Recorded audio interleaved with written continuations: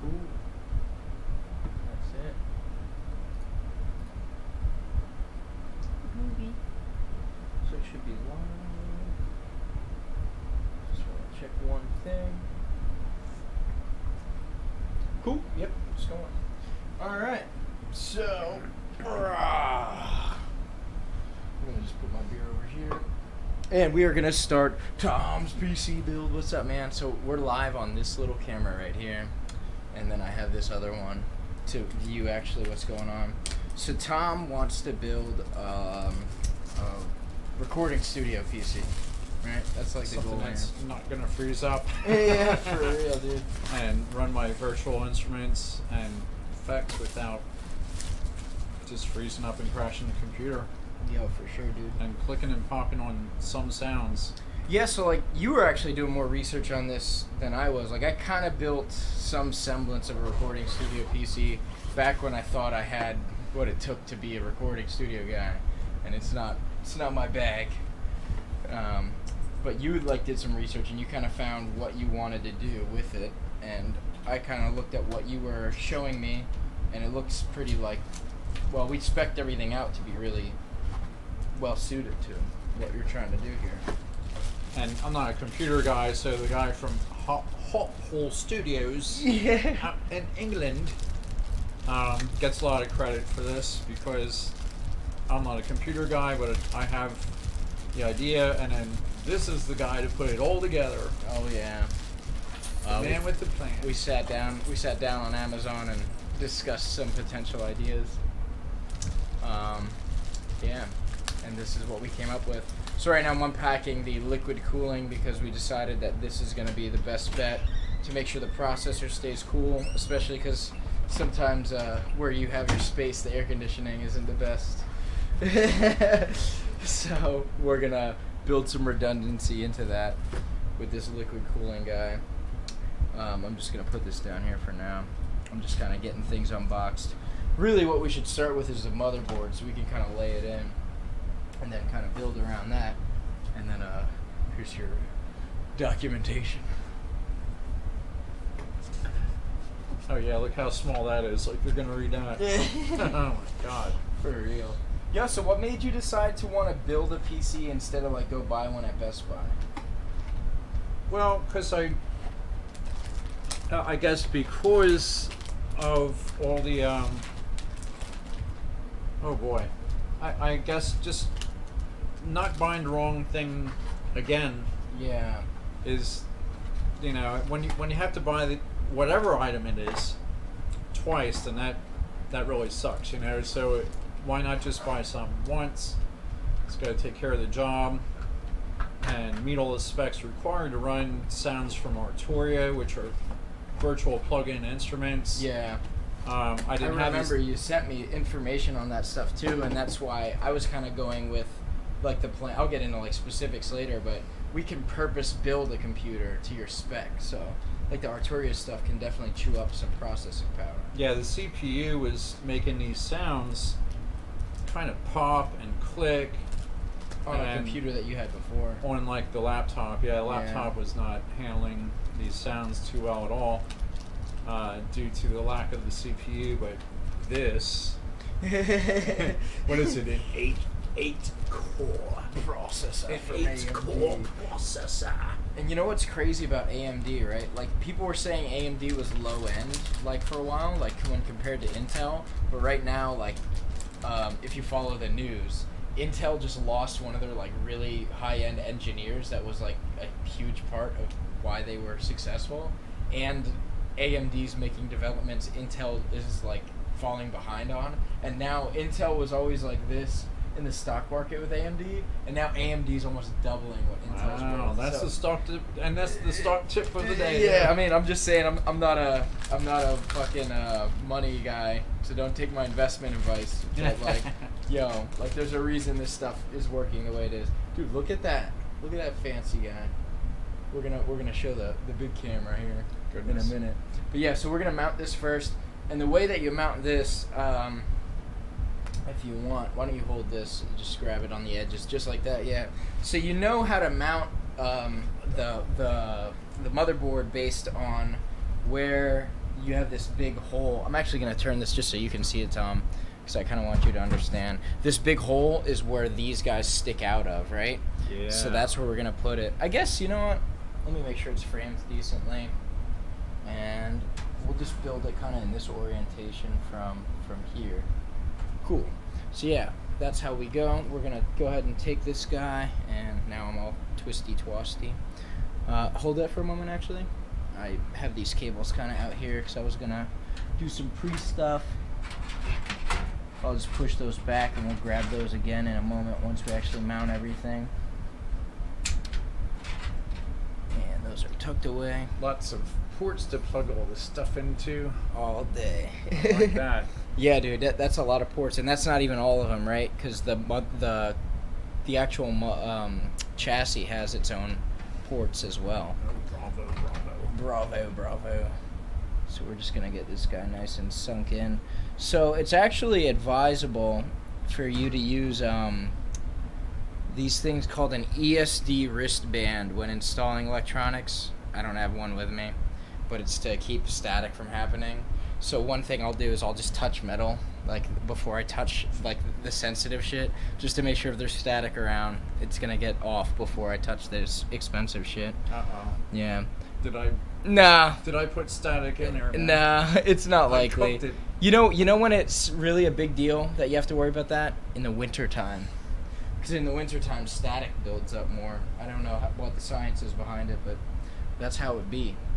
Now this should have came with mounting hardware, but I don't see any. And then this guy goes over here to make it look all pretty. There's some standoffs. That's not what we need though. So in one of these boxes, there's got to be some hardware. And if there's not, I have some. So that's cool. In fact, I might just grab mine because I don't feel like looking around wherever the hell they have theirs. Yep, that looks about right. So I'm actually going to slide this guy back so I can fit this in because I kind of did this a little backwards. Doot. So what's the difference between the 8-core processor and the 4-core? I guess there's what, a 2-core? Yeah, this dual core, single core. And I'll explain that stuff in just a moment once I get this guy in here. It's being a pain in the dick. There we go. Be good. There we go. Stay. There it is. It's like a little snap together model. Yep. It usually behaves pretty good, but this one's kind of being a dick to me right now. Don't be a dick. Don't be a That's dick. nothing nice. Yep. Just got to get the bottom part again. Yeah. Let me just move the motherboard back just a little bit so I can get in there. Well, I guess it's in. Oh, there we go. I knew it looked a little off. All right, there we go. Now we're good. Now we're cooking with oil. All right, and probably help if I guide myself with this. There we go. That looks better. Doot. All right, yeah. So you had a question about what's the difference between single core and the multi-core processors, right? Yeah, this is an 8-core, correct? This is an 8-core processor, 3rd gen Ryzen processor from AMD. And so basically what it means is inside the processor, these cores allow different strings of orders to happen, right? So like if you're a dumb guy, you're a single thread processor. You're a single port. No, I don't think it's you, but like I think we can think I'm of a half-core yeah, processor. Oh my god. I think we can think of a couple guys that are like single cores. But if you're a multi-core guy, you're like Elon Musk, you know what I mean? You can think of like, oh, I'm going to run Tesla, I'm going to run SpaceX, I'm going to run the Boring Company, all these fucking crazy things. You can work on a lot of different things at once and not let it detriment your ability to do so. Like a crazy short order cook. Exactly. Eggs, bacon, steak. Exactly, dude. Hamburger, french fry, fish platter. I just thought I'm gonna grab like a knife quick, just so it's easier to open these bad boys, and I'm not like cramming keys in there. Cool. All right. So yeah, next we'll throw the the old processor in there. Yeah, man. So I like AMD, and I've liked AMDs for a long time because they were always cheaper than Intel, and you could get the same bang for the similar buck. You know what I mean? And I never went for the super high end because once you got to the super high end, Intel beat AMD at that point. And I wasn't trying to spend thousands of dollars. I was just trying to make a little gaming computer back in the day. But now AMD at the high end is winning, and they're still cheap as hell on the like low end. Like we got this is a super beefy. Like this isn't the highest end you can go for the processor, but for what our purposes are, this thing is so strong. Like this is a super beefy guy. So what this is right here, this is actually the heat sink, which we're not going to use. But you can look at that thing. That thing's huge. The processor is actually right here. Oh my. Yeah, man. The heat sink. Ooh. Yeah. But we got a liquid cooling system, so we're going to use that instead. Yeah, the one guy on, look at that thing, that's beefy. Beef. The beef. Ooh, made with real plastic too. Yeah. Yeah, the one guy on the one video is like, yeah, these are really good to get, but the liquid cool, this looks like it has like a radiator thing. It looks like a radiator. Yeah, basically that's how all of the heat sinks work, right? Like there's even you can think of like even in cars they have them. Like if you look at the inside of the engine, they kind of have things that fan out, like in the engine to actually cool it. That's not something that's unique to computer parts. But yeah, here it is. Here's the old processor. What are those? Oh, those are some cables to connect the fan. And additionally, we won't be using those. But you can hang on to it if you decide to use them again in the future. So right here, we are just going to plug the processor in. And one thing you want to keep in mind, this is just a funny thing. Do you see that really tiny little triangle in the corner, a little arrow? Yep, so that's designed to help you indicate where you're supposed to place the processor. Because what happens is, and I used to work in IT, so I've seen this happen. Someone will go fuck around with the processor and they'll put it in wrong, and then they'll fucking ruin it. So the company needs to buy a new one. Don't let your people open the computers up if they don't know what they're doing. So yeah, you just look at the socket where the processor goes, and it looks like it's got its own little triangle right in that corner. So that's where that's gonna go, in that orientation. And this thing right here, this is called a ZIF socket, or zero insertion force socket. So you place this guy once that lever's up, just like this, and it should kind of fall right in place, just like that. Kind of feels like it did anyway. And then you just... Sounds like it did. Yeah. It looks kind of off, actually. Let me look at that. There it is. And now you click this guy down. And it shouldn't really have much resistance. And it should click right back in. And now that guy is cooking.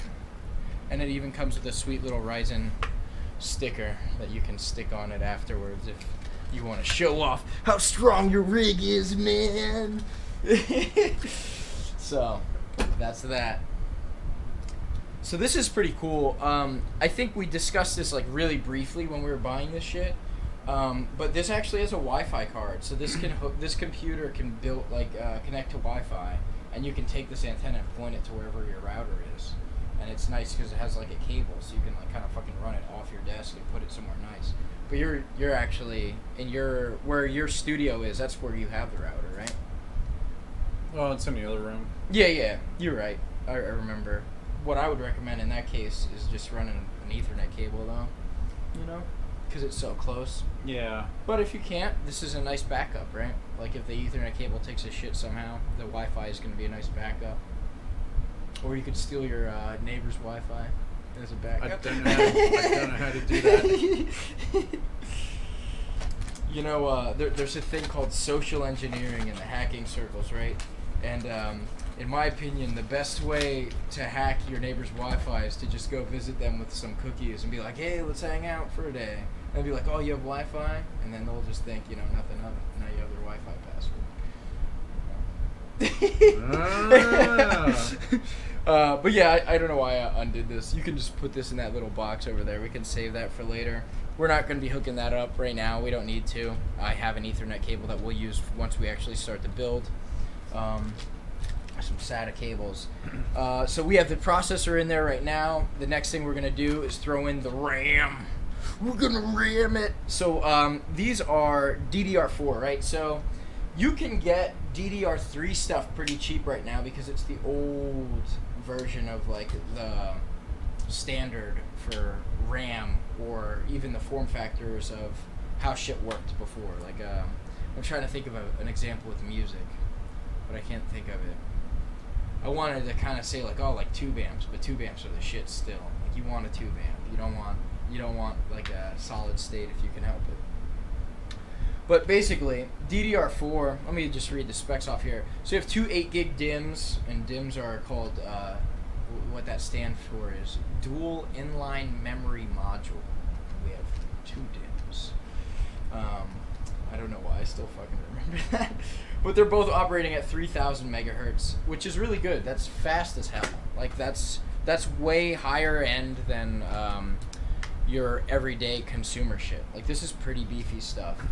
And because of how beefy these are, we're not going to have to worry about having multiple things running at the same time on your computer, right? Like if you want to run your plugins while you're running your recording shit, while you're on Facebook, and then while you're on like, you know, Pornhub or whatever you're doing, you can run all that stuff and it's not going to be a problem.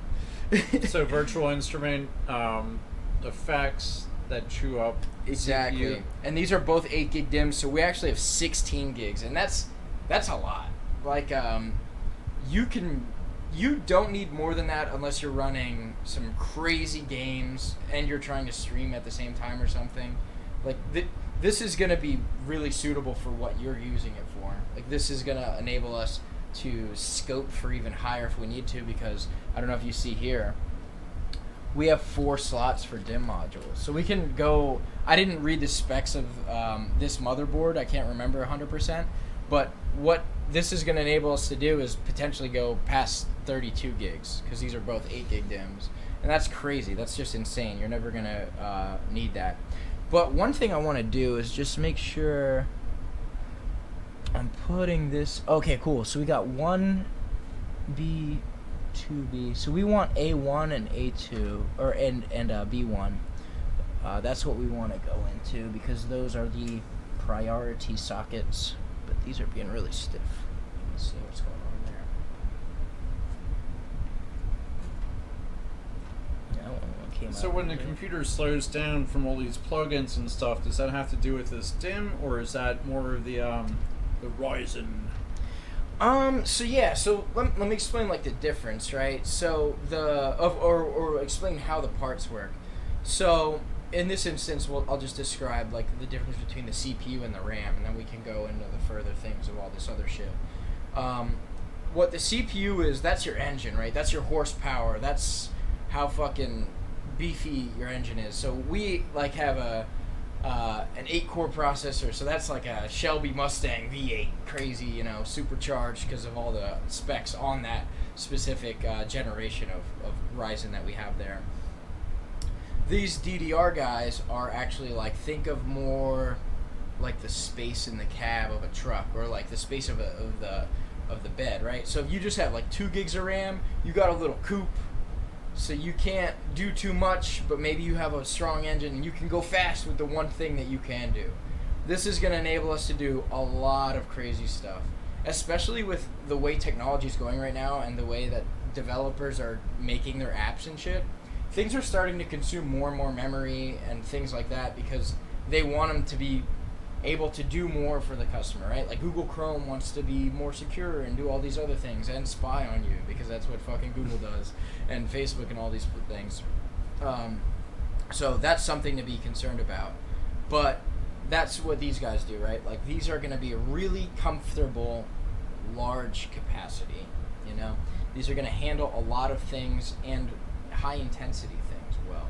And they tie really well with the Ryzen thing, with the Ryzen I think this is a 3rd generation 8-core processor. So we're just going to drop these DIMMs in one at a time. This is pretty interesting because the back one's not moving, so I think these insert differently.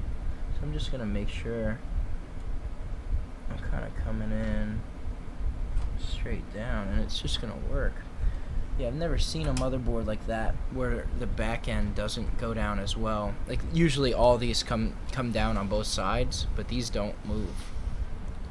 Yeah, so just this side moves, which is interesting. I've never seen that before, but that's cool. It fit in just fine. So we're gonna grab the other one. Once again, made by Corsair. Yeah, yeah. I guess that's the make of the motherboard, right? Corsair. Is that what we got? The motherboard was the Asus or something. Yes, or? Asus. That is correct. Asus. And then we have Corsair RAM, which is actually a popular brand for RAM. And Corsair is the cooling. Liquid cool. Yeah, we do have a Corsair liquid cooling system as well, and that's down here on the floor. We'll get to that probably toward the end. So we also have some cabling and shit. I'm actually going to grab my hardware so we can start screwing these guys in, or the motherboard in, just because that's kind of one of the first steps that we should do before we do much of anything else, and we're getting pretty far at the moment, so I'm just going to go over here and grab that shit quick. Go in.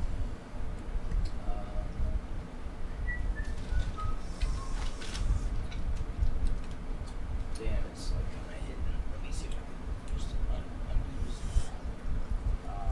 This is crazy.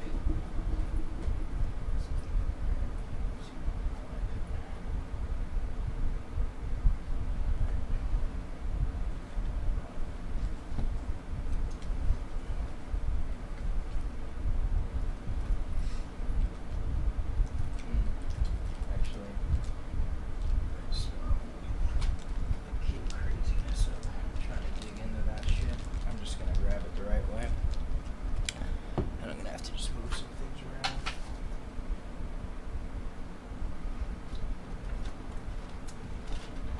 Got all my tech stuff stashed over here. Ugh. And some of my film things.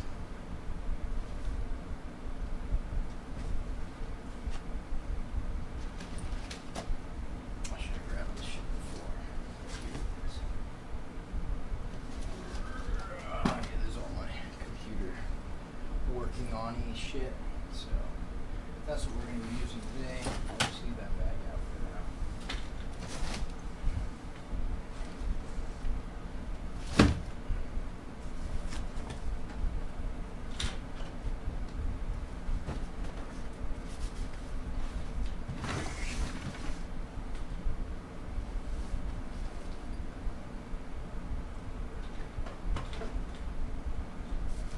Alright.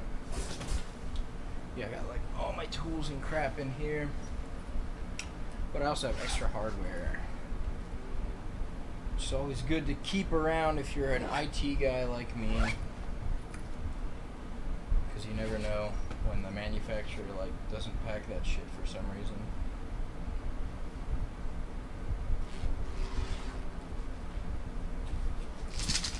There we go. What's this stuff we read? So on the floor there, Tom, we have the liquid cooling system. Oh, the two fans. Yep, those big ass fans. It actually looks like there's already some fans on there, but this is probably where those mount. This is where the CPU goes, or the power supply. So we're definitely going to want to do that. Wonder how you get this up. Yeah, this is a big ass chassis, man. It's one of the bigger chassis I've seen, actually. We'll get to that step when we get there. Let's get the motherboard in place. Tie your mother down. Tie that mother down. Elite brother. So I probably need 6 of these screws. Let's get those down there for now. And I should have a screwdriver here.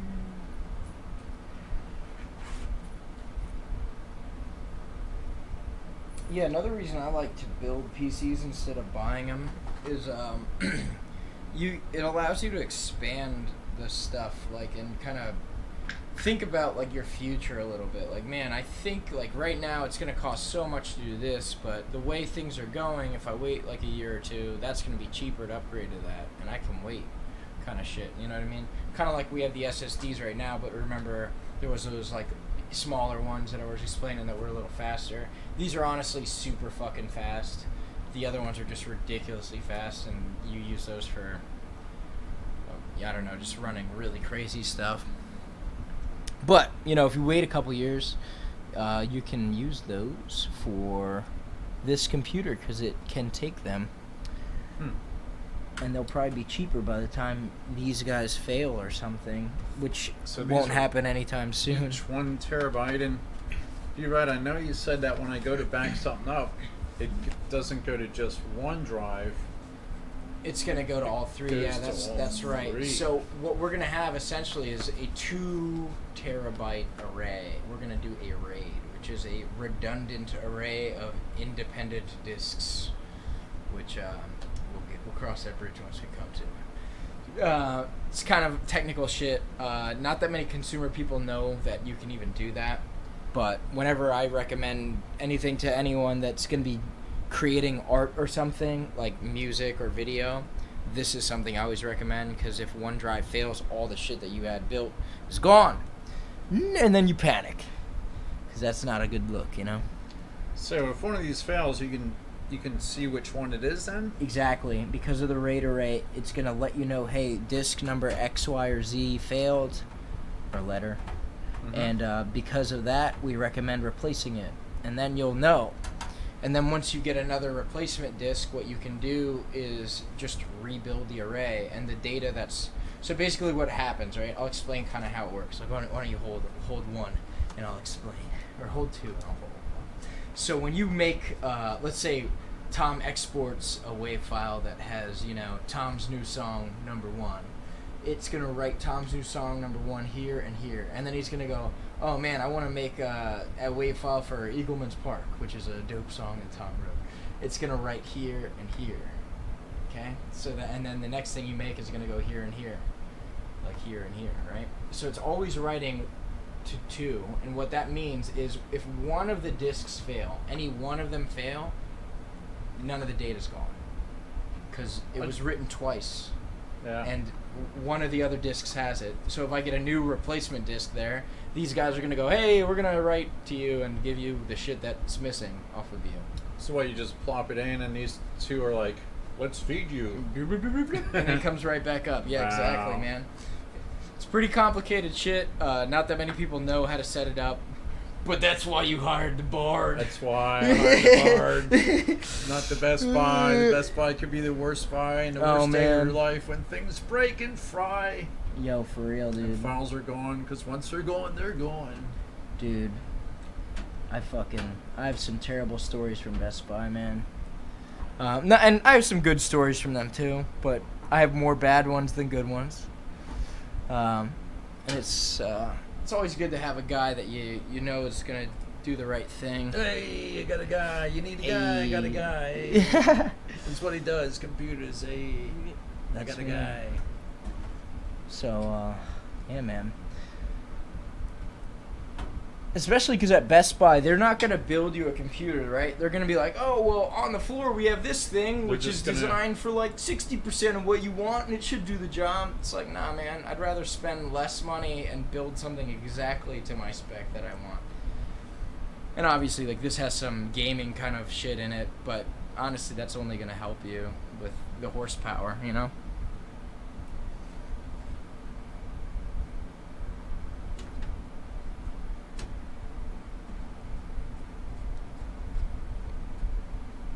But yeah, man.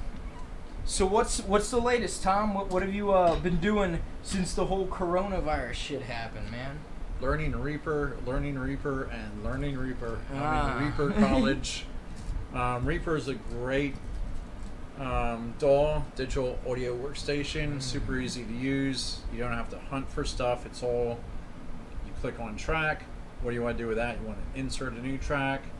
You want to insert a new track with a virtual instrument. Done. Super easy. That way you can get to the music, and you can go down way inside the rabbit hole. You can stretch notes and snap everything to grid and make everything real tidy, and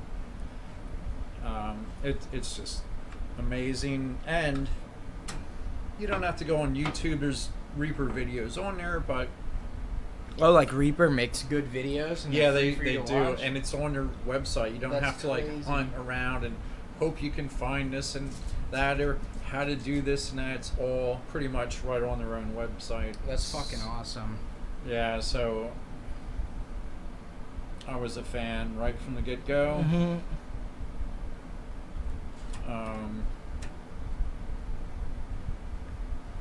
So I wanted a nice interface, because right now I have this, you know, to get started. I had a laptop, and then I bought this off my buddy, which is okay, but you know, yeah, you can't run 2 1/4 or 2 XLRs. It gets kind of wonky. So yeah, I had to upgrade, and looking around for that with a company, you know, like Oratoria, kind of new to the interface scene, but I have the yeah, what is it called now? My God, the Audio Fuse Some more stickers. 8 Pre, and on inserts 1 and 2, you can actually run right on 1 and 2. There's an effects loop, so I can run a compressor.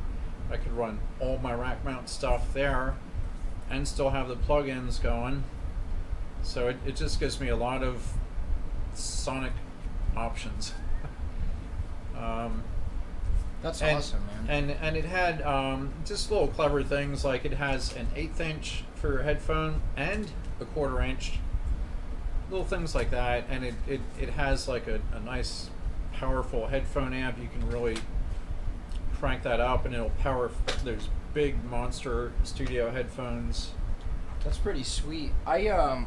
I had the Scarlett 2i2, which is the one that takes 2 interfaces. Yeah, the one But up from this. I think you showed me the Arturio when I think I was at your place, right? You showed me it. That thing is beefy. I like that thing a lot. Also on the Arturia, you have a meter on each one for your level. You have a pad which can cut if the signal's too strong, and unlike the Scarlett, where you have 1 through 4 is on with a 48 volt phantom power, and this is individual, so nice. it just gives you, it's just a well thought out interface, and it's nice and clean, it's quiet, it's I think I ran into issues with that actually. Now that you mention it, that 48 volt thing, it sucks when you can't isolate which channels have that, because if the mic doesn't need it, if one mic needs it and the other one doesn't, you get some hissing out of the one that doesn't need it. Yeah, you get noise, and it's really not good to your microphone, sending voltage to it when it's like not really A passive mic. Yeah, man. you don't. Yeah, if it's not made for voltage, it doesn't want voltage. So that's the Yeah. way that is. And yeah, I guess you could technically cook that microphone. So not good, not good. So that was a deal breaker with the Scarlett series there. I was like, man, I can't really hook everything up, and I don't know. And the Audio Fuse was, you know, something in that price range, something of that quality in the price range would have been, I don't know, it would have been over $2,000, you know. So this was under $1,000, or it would have been,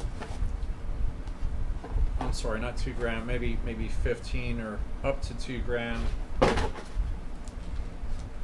So I looked at interfaces for 4 months before I really decided on this one. And the other thing with that is, if I do want another interface, I can use this as an expansion interface as well. So that gives me a lot of options, and it won't be outdated, kind of thing. And so That's then, awesome. yeah, and then the Arturia, that company started out making keyboards. So their keyboard, their virtual instruments are slamming. I mean, they are slamming. And hopefully they won't click and pop after this. This computer should be able to handle the requirements for making these things really sing. You know, there's some sounds I can't use right now because of the clicking and popping, and that was due to lack of RAM. Yeah, I'm gonna just take a look at something here. I think I need to take this back panel off to install the power supply, but we're gonna find out. So one more plug on the Arturia, and I'll shut up about it. The Mellotron, like used in Beatles and King Crimson and all that stuff, 60s and 70s. It's basically like they took a flute, they took an orchestra, they took a choir, they took this, that, and recorded on like a little tape loop, which spins inside the Mellotron. And There's some hardware. anyway, long story short, Arturia has the official Mellotron stamp of approval sound on their virtual instrument Mellotron, which is unbelievable. And I believe there's about 64 sounds on there, and man, oh man, I had to get it. This even came with like some audio cabling in here. That's interesting. Looks like a mic splitter kind of thing. That's interesting. Alright, so let's have a look here. And it's beyond like a TSR, because there's another one. TSRs have 2. This has 3. Don't even know what that third one is. Yep, that's how she goes in. Interesting. That's the way she goes. Let me know if you need a hand. Yeah, definitely will. I'm just gonna tilt it back down. Yeah, you know what? Why don't I just hold it while you screw it in place? Why don't we do that? That might just be easier. So here's the hardware. So there's 4 screws. Yeah, you can probably go around the other side of the table for this exercise. So we got 4 screws there. I'll give you the screwdriver there, brother. And this guy has like 4 holes here, here, and here. And just go ahead and hit those bad boys. So it really is super easy. Everything's falling right into place here. Yep, we made sure to do that too on the day that we met before to spec this out. And one thing I was really looking at before I said, yeah, we should get that is this going to be compatible with every other part that we have that's relevant, right? Like the RAM obviously is going to work in any DDR4 motherboard, but is like the power supply going to fit in the motherboard? Is the motherboard going to fit, or in the chassis, is the motherboard going to fit in the chassis, etc.? Is the power supply going to fit in the chassis? Everything's going right together. Yeah, man, everything's this is really nice. I've had experiences with other devices where they don't play that nice with the motherboard, and you gotta do some. Hole here, yeah, exactly, and man. that out there, I've been there, man. I've been there. Bring the Dremel and just cut things out. Sometimes you just gotta do it. I wonder what these are. This is interesting. I wonder what that's for. There. These look kind of like they're SSD mounts. Why would you put that on the bottom? I kind of want to, I don't know, whatever. This is nice though. These like little grooves and shit here, those are to take all the cables and run them through the back so it looks nice. We're not at that step yet, quite yet, but we're gonna get there shortly. So all these are for what? So those are different things that the chassis does, right? Like all these are, like this right here, I can tell you right now, these are gonna be USB 3.0 ports that are probably right here. Nice. Yeah, and maybe some on the side that's facing the ground right now. But yeah, so what I'm gonna do right now is actually just start kind of routing these guys around, and let me just take a peek at this. I kind of want to see where it's gonna look the best, because you can strategically route each cable based on where it is on the motherboard. And okay, we can go one at a time here. Looks like this guy can actually maybe come out one of these holes here. Jeez, clumsy. And one thing I always kind of like to think is, if your PC looks good, you know it was built well, because it was intentionally routed, and you know everything was placed nicely when it was built in the first place. Probably help if I put that the right way, though. Cool. So that's one, and that's gonna be right here, and that's gonna be for, oh jeez, that's gonna be for the, like I said, the USB 3.0 ports that are on the actual chassis, and I see there's some up there, and then the rest are routed around, so we can kind of do that one at a time here. But one thing I want to do also is kind of get these power supply cables kind of ready for the GPU, which is going to be one thing that's going to need power. I usually do the cable routing last. I just kind of wanted to show you that while it was there. One thing about the GPU and everything else that we have here, like the liquid cooling, I mean, is these things are going to require routing of cables as well. So I like to get all this shit installed first, including the hard drives, and then worry about the cabling, because then you know what you're going to have to wrap around instead of trying to plug shit through the cables and everything like that. You know what I mean? Not his first time at the radio. Right, and what's his rain? This is a beefy boy. I like the Dragon. Yeah, it's cool, man. MSI. You can check the briefcase there. I like the way MSI packages their stuff. It's always pretty cool. I want a Dragon sticker. I think you get one. It's in there. Open that up. Yeah, boy, you get one. Goodie. It's like Christmas. Yeah, man. Get that Dragon sticker. MSI hooks it up. They keep it real. Oh, man, you probably got a couple stickers in there. Oh, yeah. Now you got some shit to put on your guitar cases. So what's fancy about a lot of these bags that come here, like you see how it's kind of like got that tinny look? Yeah. Oh yeah, that's awesome. It's got a little comic book in there. But these bags here, like the one that the motherboard came in, for instance, and the graphics card here, these are called ESD bags, or electrostatic discharge bags, because they're resistant to electrostatic discharge. Wow. And they keep static from fucking the parts while they're being shipped around and all that good stuff. So now we have the graphics card there. Look how fancy that guy is. This thing has to come off. That's not okay to leave that there. Yeah, that's a beefy looking guy though. Good quality. So we're gonna have to take this. So the off. graphic card, yeah, if I want to do music to video. Yeah, I mean this is literally gonna be like where your video interfaces are. It's got HDMI, DVI, and a display port. It's got a bunch of shit. But honestly, like you were saying, like if you're gonna do any video editing or even like watching nice, like if you have like Netflix, like you can watch it on a big TV and it's gonna handle it really well. If you decide to route like a nice TV up there, might be a good idea. No, not for this one. But yeah, that's what that's gonna be for. But right now, what we're gonna do is we're gonna have to bust a couple of these guys off first, and then this guy's gonna fit in there. I don't know what I do with my screwdriver.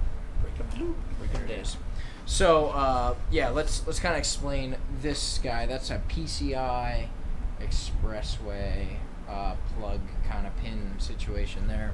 So we got to make sure to plug it where it's gonna get the best reception here. So it looks like this is the primary PCI port right here. This guy, that's all metal looking. Oh yeah. Interesting that it's like different looking. So we're gonna, this guy takes actually 2 slots, so we're gonna remove these 2, and then it's gonna go right there.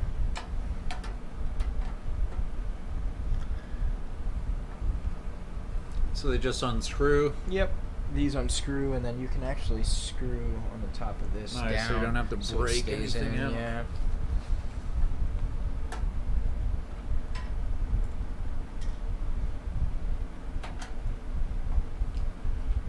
True gaming. Hell yeah, brother. Do you do any gaming, Tom? Nope, I suck at video games. Hey man, it's I'm better. still- It's better to be good at guitar. Trust me. I suck at that too. Yeah, this fucking guy. Oh my god. I'm working on it though. Yeah. I'm working on it. I'll drink to It's- that, brother. it's hard. I'll drink to that, brother. It's hard. It is hard. And Guitar's the studio's really hard. 'Cause it's not like, Dude. you know, open mic or you're jamming out with a gig. And the studio, you're like, man, it's just you gotta get everything sounding the way you want, and it's just right. you're just like immortalized in the studio. So if something sucks, you just hear it like forever.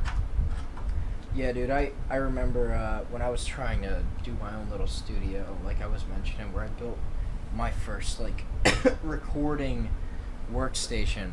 I couldn't do it, man. I like trying to the pressure of like, all right, let's sit here and all right, hit record and I'm gonna play my lick, and now like all the pressure of doing all that shit at once, it wasn't for me. I was making way too many mistakes, and it was just sounding terrible. And I was a way worse guitarist at the time too. Well, you guys, then what I do then is just write something easier. Now, Now, that's actually a good idea to practice like the recording part, right? Well, nowadays I'm trying to write melodies you can hum to instead of going and seeing how fast I can play or whatever. Yeah, man, it's definitely a blend, right? Like you gotta have something that's easy to digest. Oh, I misdid something. I gotta go one to the right. That's interesting. I don't even. Why the fuck does this even have that one there? That's weird. But yeah, I agree, man. You gotta play what's tasteful. Trying to make melodies that are memorable, that are singable. Yeah, singable. So they're not just going over people's heads like I'm playing lead guitar and here it comes at you.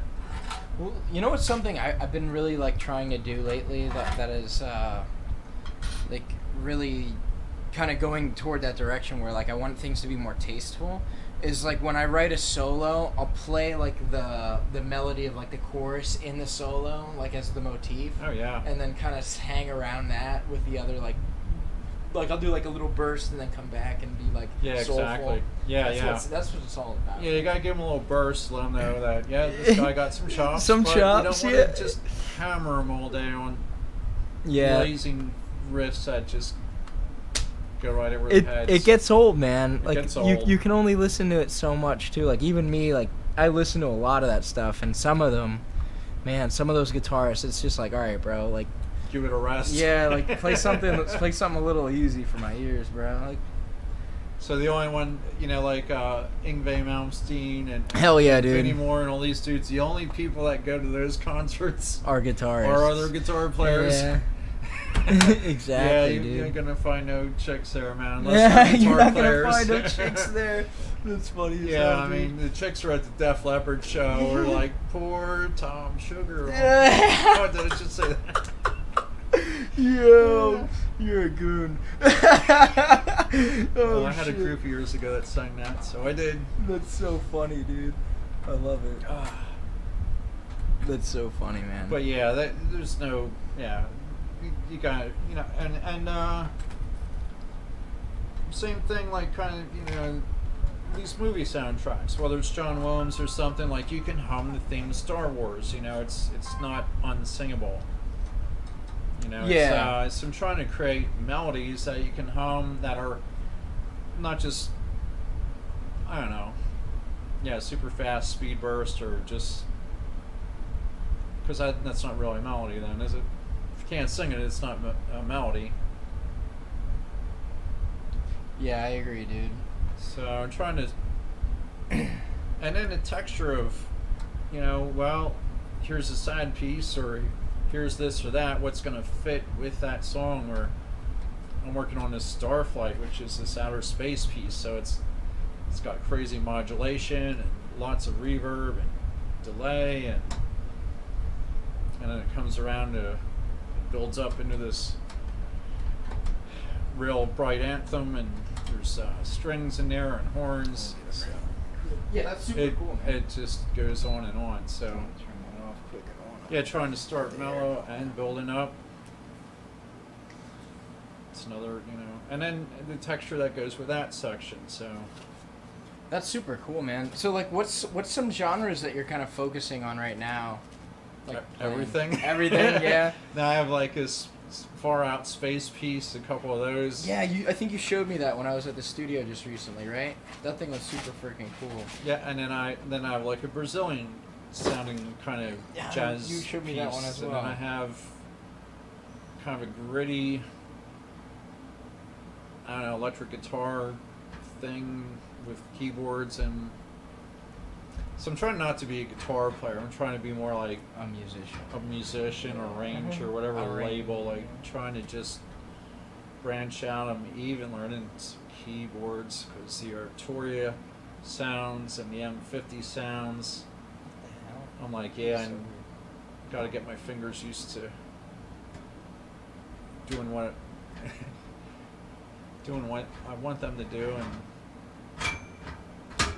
but the Yeah, keyboard man. offers voicings the guitar will never have, so Yeah. you got to go with that. You know, there's the keyboard was real appealing. You know, I got that initially because I want a flute sound, and the guitar's not going to do that. Mhm. But the M50, Korg M50, just on its own sounds really good. So this interface allows me to run sounds out of the M50, and then on other channels I can also record virtual instruments from the Arturia all at the same time. Yeah, that's And if freaking you sweet. record a MIDI track, then that MIDI track isn't really a sound, it's just information, so you can apply any sound. Like, well, this was a string thing I recorded, but no, I want it to be a synthy thing. Or like vice a, versa. Yeah, So- or even like a chorus, like Yeah, it could be a you were chorus showing me sound. one of the pedals you had too Yeah. that was turning my guitar into some shit that I never Oh my even. god, yeah. Your pedal collection is getting awesome, man. I fucking The dirty every time I robot, come over, I'm yeah. looking at it. Yeah, the dirty robot. Yeah, I that's- fucking love that thing, dude. That shit was so That's cool. a synth pedal and It's so cool. beyond, but yeah. I think that was probably the coolest synth pedal I've ever played through. That And thing then- was so weird. Then there's the Electro Harmonics Synth 9, which is 9 synth sounds that you get to mess with. The parameters on there. If you're playing up high, you can tweak things, or if you want a low growly synthy thing, you can tweak that. But yeah, between the pedals and the M50 and the Arturia, I mean, just keyboard sounds alone, I'm probably up close to 2,000 sounds there. Jeez. And then with this and that pedal combination, with this and that amp combination, or blah blah blah, there's probably endless sounds with that. Just probably 1,000 or more at least. If I was a math guy, I could figure it out exactly how many sounds, but yeah. I think with the keyboard sounds, by the time I'm done, I should have well over 2,000 sounds. And I can't rave enough. I know I keep talking about Arturia, but they have a whole library of sounds you can get. And it's just like, man, it's ridiculous. Like, so you don't have to buy them all. You can buy like this little library, and they're affordable. They're like $7 or $8 for this sound, and you get like 30 to 50 sounds there. It's really cool. Yeah. Just to kind of get nerdy again, really quick. Yeah, we want tech. Yeah. Well, I forgot to mention what was special about the power supply, right? So it's a 750 watt power supply. It's going to power anything you can imagine that you want to actually integrate with the system. That's not going to be like USB powered or external powered.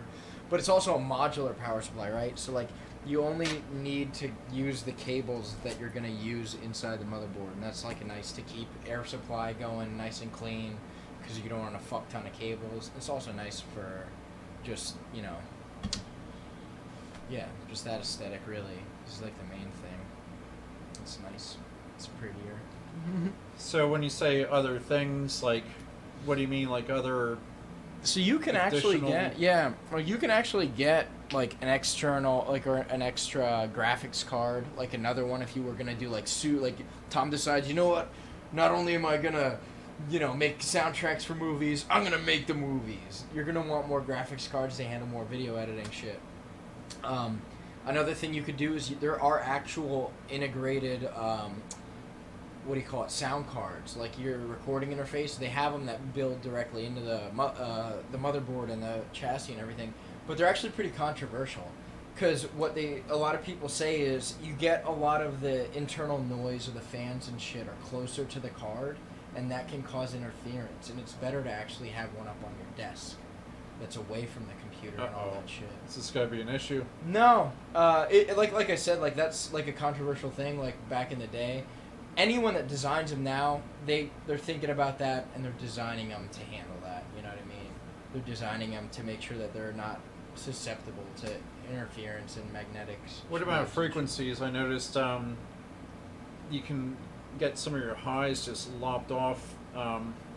Just with the interface and stuff, does the sound card in there, is that really good? Like is that gonna cut frequencies? It depends what you pay for, right? Like it's if you have $100 like Scarlett interface, it's probably not gonna do as much as like these, you know, $1,000 interfaces that are built right into the motherboard that are, you know, like super SLI, like fancy. That's a graphics card thing, SLI, but. Like they probably have some super crazy protocols that work specifically with like some aspect of the motherboard or the, you know, other components. But yeah, I just wanted to mention that. So the sound is mostly just bypassing that and then going off the interface, you mean? Mm-hmm. Yeah. For the most part, that's what I mean. There's other specific shit that they can be designed for. I'm not a specialist on that stuff. I've never actually built them with those super crazy integrated cards, but I did research them when I wanted to build mine. And I ended up using the Scarlett, and, you know, yeah, for my purposes, the Scarlett was okay. Yeah. Especially now, like with the interface that I have over here that I was showing you, that one's awesome. But it's not the best.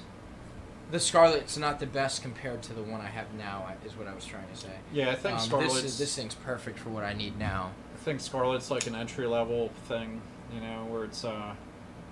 And I didn't want to spend a lot up front. I wanted to see how this was going to go. I was switching over from the Cord D3200, which I bought back in 2007, 2008. So I've been old school. I'll never switch the computer until I got into my Starflight composition, and you start running out of tracks once everything's in stereo with the M50 keyboard, left and right stereo. Now you're 32 tracks at 16 track. It just keeps getting cut in half. And it starts getting you mad. Yeah, yeah, and then it's like, oh, okay, well, I hear more parts, so I guess what do I do now? Well, I need unlimited tracks, and that's why I had to go with the Reaper. And back in 2007, you had Pro Tools and you had Ableton, I think, and you had just a handful. Now everyone and their little brother has you know, a DAW that they're doing. So it's not this you know, Cubase empire. Yeah, I used Cubase at the time too. Yeah. I fucking was trash at it. I'm not saying it's a bad software, but man, it sure shunned me away from wanting to fucking learn how to do this stuff. Yeah, and like it came a long way since then. Now Yeah. it looks like you can have a mixing board, and you can get rid of the mixing board and have all your transients there that you can edit and view, and it goes on and on. And then you can bring the mixing board back. That would be nice to have another screen just for the mixing board. The Reaper can do that as well, so that might be something I look into. Be right. Yeah. How many screens can I hook up to this thing? A lot, probably. Yeah. You could probably, let me see, how many screens can you hook up? I'll tell you right now, actually. Assuming that these are all independent interfaces, you can probably have at least 4 or 5. Wow. Yeah. Your PC's gonna hate you if you do all 5 of Yeah, those. don't do 5 You don't be screens, that it's- guy. But like My you room could will look comfortably run 2 or 3 easily. Yeah. Yeah. What about 2 in like a little mini? You ever see those little mini screens? Yeah, I mean, you know what's another option you could do too is like there are USB like graphics cards, so you can like have it like dedicated to a USB port instead of to one of these, you know. That's mostly a laptop thing though, because laptops don't usually handle that shit. This is gonna handle like what I recommended to you, right? Like, so the way your studio is kind of set up is like you have a room in here that you kind of do like your computer shit, and then you have like the drums and all the pedals and everything in the other room. So what I was saying is like you could actually route a cable from one room to the other to control all of this stuff.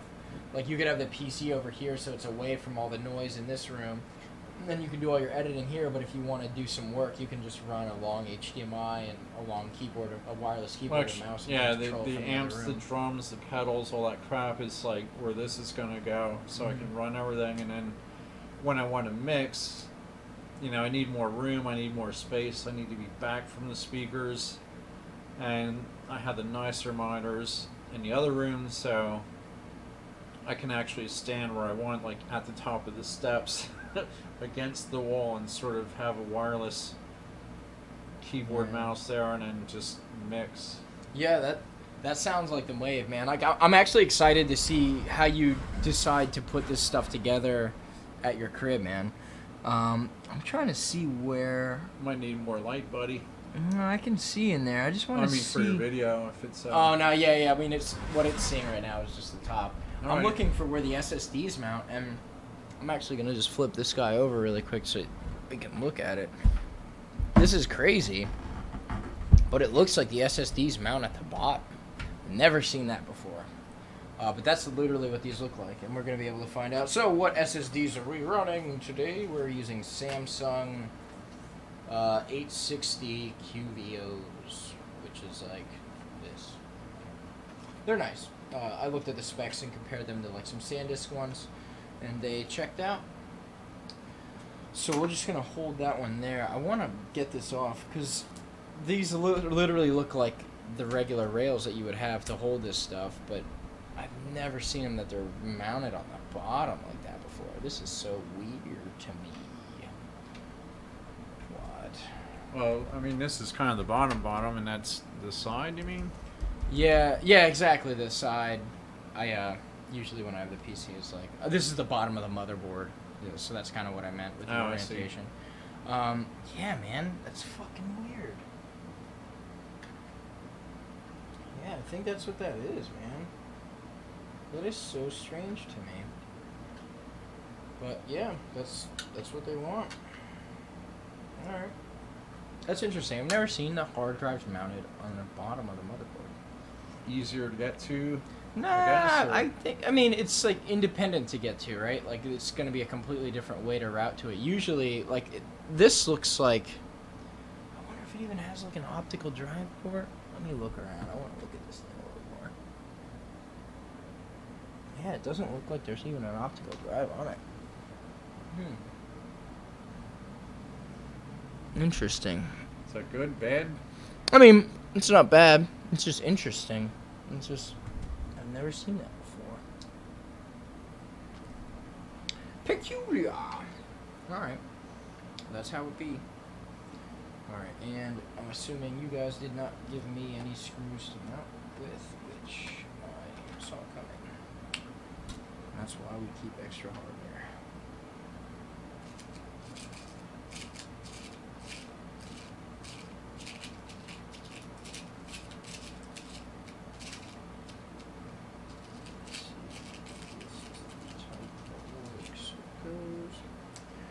Yeah. Yeah, they're changing the way that you build computers all the damn time, man. They're always developing new stuff. That's why honestly, I'm happy you kind of hit me up to do this, because I like to know what's the latest shit, you know?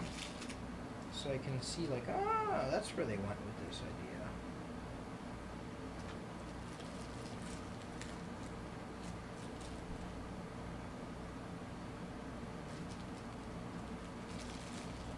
Is this for anything to be read? Yeah, I think that came with the actual motherboard. Bunch of screws and shit in there. Yeah, I saw. But we already used some of mine, so it's no big deal. They're already in there. But maybe there are some. Just saying. Yeah. These are interesting. Got some standoffs and shit in there. Yeah, some decent stuff to hang on to, but I already have a lot of that in here. And that was just motherboard stuff. The actual hard drives, or SSDs rather, didn't come with it, which is crappy. But we got a couple of options in here. Just gotta shuffle through.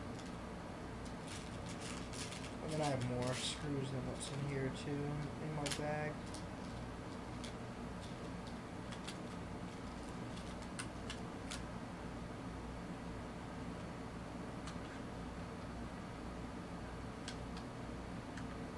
Yeah, I think, let me think, how many PCs have I built ever? I think I built one, I built mine, and I built a recent one for a friend of mine, and then I built probably 3 more than that, besides any that I like Frankenstein together, and those are just like outside of work, because I'm not counting anything that I did for work, because the number would be crazy then. I'm trying to think of like personal custom computers. That's about right. That number's about right. How many like work computers? Dude, hundreds. Hundreds. Yeah, man. And just like specking them and stuff, because a lot of times it's not that I put the PCs together like this, like what we're doing, so much as I built the software out and I deployed them and shit like that. As much as I have done this for my job, like my old job. I don't work during that. But yeah, interesting. Interesting to think about. Yeah, that should be good. Let's run that bad boy in there. So that's one. So we actually have 3 SSDs, don't forget, right? So we're gonna have to find another place to put that, which over here looks like a good option in this little bay. It looks like there's a way to mount in there, and I might even have another tray to mount that onto. So we have the options if we need them. And then these are some SATA cables that came with it. And if we need more SATA cables, I have them. SATA. Yep, SATA, which stands for Serial Advanced Technology Attachment, I think. I think that's right. Yeah, quote me. That's what it is. That's what it is. That's right. Yeah, because then the PATA, which is like the old school one where it's like a fucking bunch of pins in a long row, that one is PATA, or PATA, which is Parallel Advanced Technology Attachment. And that one sucked, so it's not really around anymore. If you put an I in there, then it's PETA, and that's pain in the ass attachment. I'll drink to that. Or if you what about PETA for the people for the ethical treatment of animals? No animals were used In this video. Let me think if that's true. Yeah, I don't think there's any animal parts in here. Yes. Confirmed. That's funny. But yeah, man. So what are you planning on making with this, man? What kind of music can we expect from the Tom Shugar studio once we get this guy rolling? Super diversified music that hopefully doesn't sound like anybody else, kind of thing, but isn't too far gone. Something that can be used for trying to do different categories, like little 30-second clips could be used for like a TV commercial. We had some stuff on the television, and that was nice. For the Pottstown Carousel. Oh, you actually had that up before? That you Yeah, we wrote a little jingle, That's and sweet. not on the computer, of course, on the old school stuff, and the quality's still nice on that, and got all mixed down, and it's kind of nice having something right for my little nook and cranny, like 12 by 12 or 12 by 13 room, and then having it on Comcast, or something like that. So that was it. It was just a local TV show, but still, it's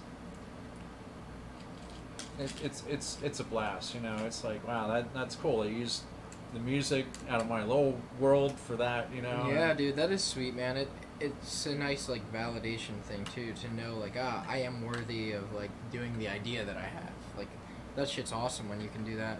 And my buddy Pete had stuff on the John DeBella show, 102.9 WMGK. Yeah. Philly. And he had it on That's some epic. prime time, like 8:30 in the morning, when you're all sitting in traffic on 76. They ran that for about a year and a half. Damn.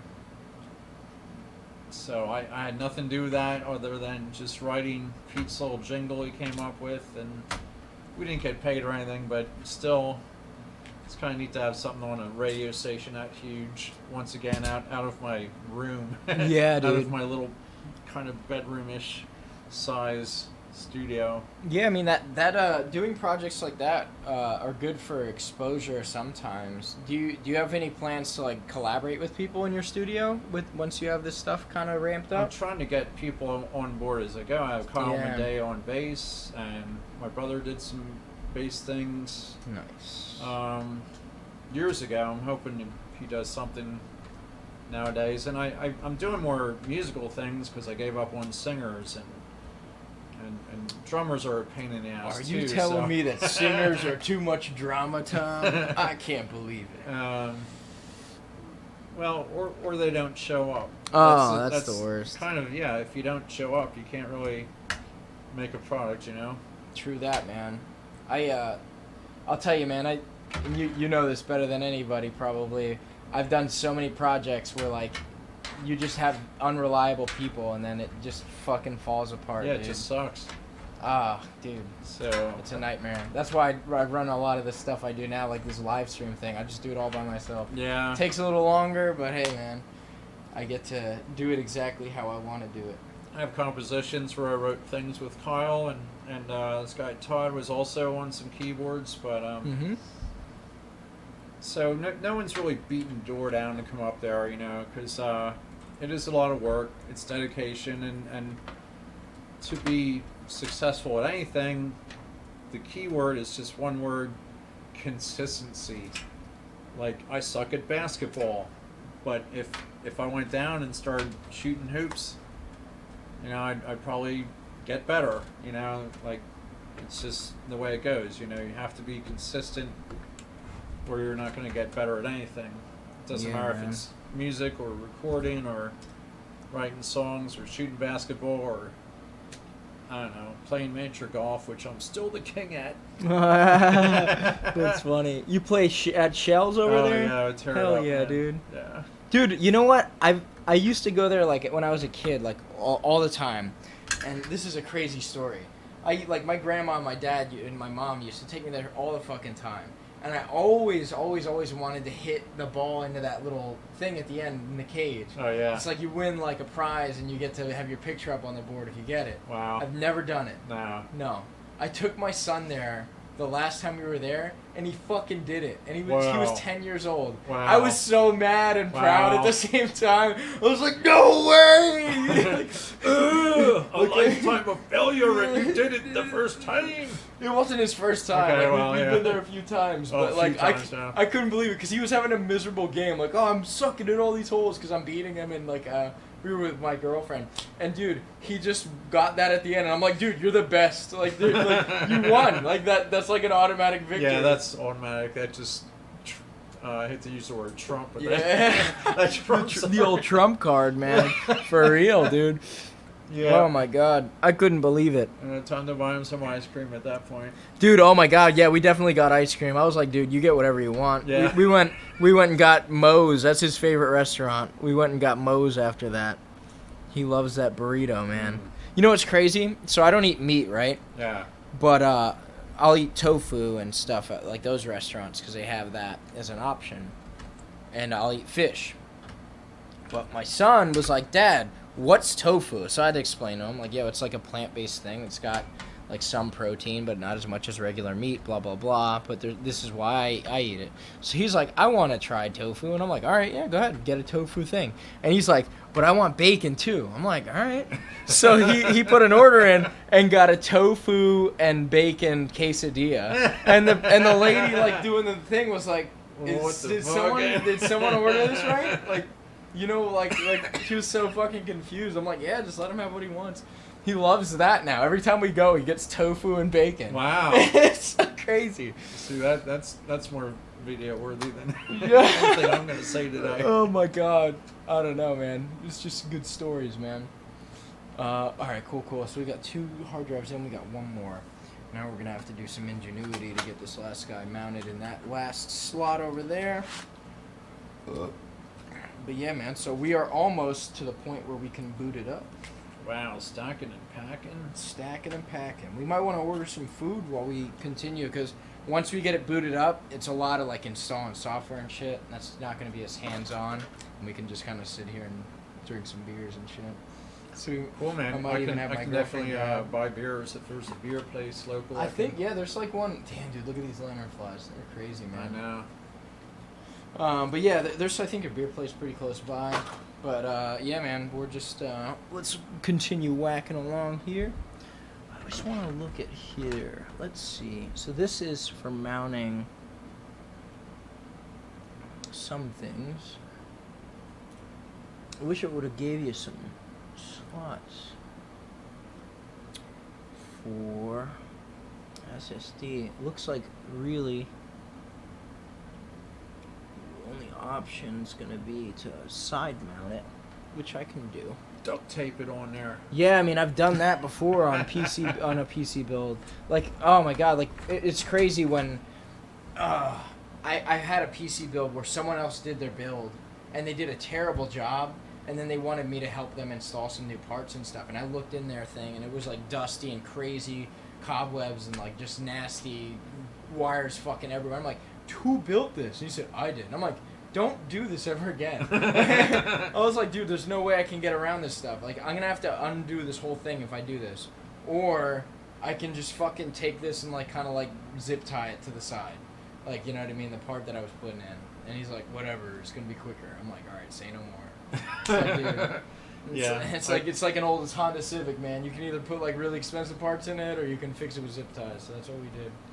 I've done guitar rewirings where it was like that, where it's like, yeah, it's not working. You plug it in, and then you take it apart, and there's like all these wires, and there's wires that shouldn't even be wires. Like I've seen this already. Wait for it. Our bread twisty tie uses as a wire. As a wire? As a wire. What the hell? That might be problem number one there. Yeah, dude. Yeah, I think I know where you're getting some buzz, man. So yeah, Yeah, no, looks like no that's sound at all, no signal coming out of the guitar. Let's have a look. Yeah. So yeah, I got that. Just unsolder. Where should we start? Unsolder everything. That's where we start. Yeah, for real, dude. It's like, all right, you're gonna pay me to do a lot of things, and you're gonna take this to somebody else. Yeah, yeah. And there's big globs of solder on there, like just massive globs of solder. Where you're going there with the iron, and you're like, okay, it's gonna melt soon. And then you gotta have somewhere to go with that. Thank God for the solder sucker. No soldering required here with this build now. Just snap together and. Yeah, man. Everything goes right together with the computers, man. Wow. I'm jealous. There we go. Yeah, it's honestly, as long as you understand what you're doing. Yeah, as long as you understand what you're doing, it's honestly pretty easy. Especially if you've done them before. Like here, obviously, like I've never seen this before, right? Where the hard drives mount on the bottom. So that's something we're gonna navigate. That's new for me, but it's nothing I can't handle, baby. And then this is going to be a situation where we're going to have to side mount this SSD on that little thing, and we have a screw that'll fit. So I'm going to just get my right angle screwdriver, so it's going to make the job easier. And then we'll move on to the next phase of the build. What's the next phase? The cooling fan. Yep, we're going to put the cooling in, and then after that, I think it's going to be a good time to do the wiring. Wow, lucky guess there. Not that. We're going to do the liquid cooling, remember? I'm just saying. Yeah, that guy's just hanging. Oh, you're just doing a comparison. Oh my god. I got a fan club here. For real. No, this is crazy though. Look at this. Radiator fan compared to radiator of doom and liquid cooling. Yeah, it's crazy, man. That did. You know that there's actually PCs that you can do, where they have like basically a fish tank full of this mineral oil, and they liquid cool the entire thing. What? Yeah, like the whole thing is submerged. The whole like circuit board? Yeah, yeah. It's not water, right? It's a liquid mineral oil that's not Jesus. conductive. It's really weird. I've seen them do it before. It freaks me out. I would never do it.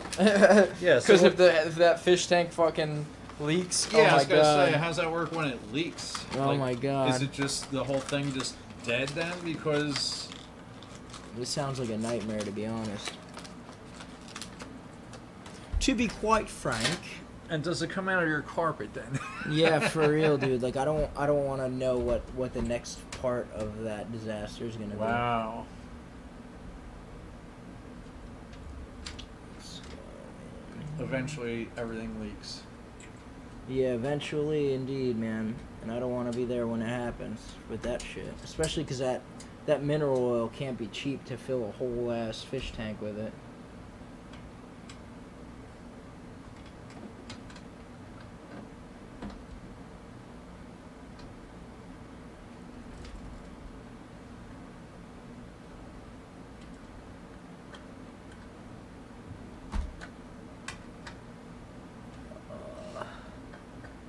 It's a pain in the butt. I might actually bump it up here. It's too tight in there.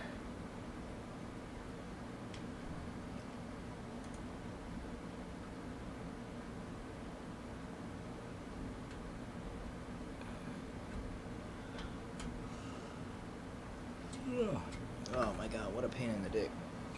It's hurting my back. Just make sure this is going in.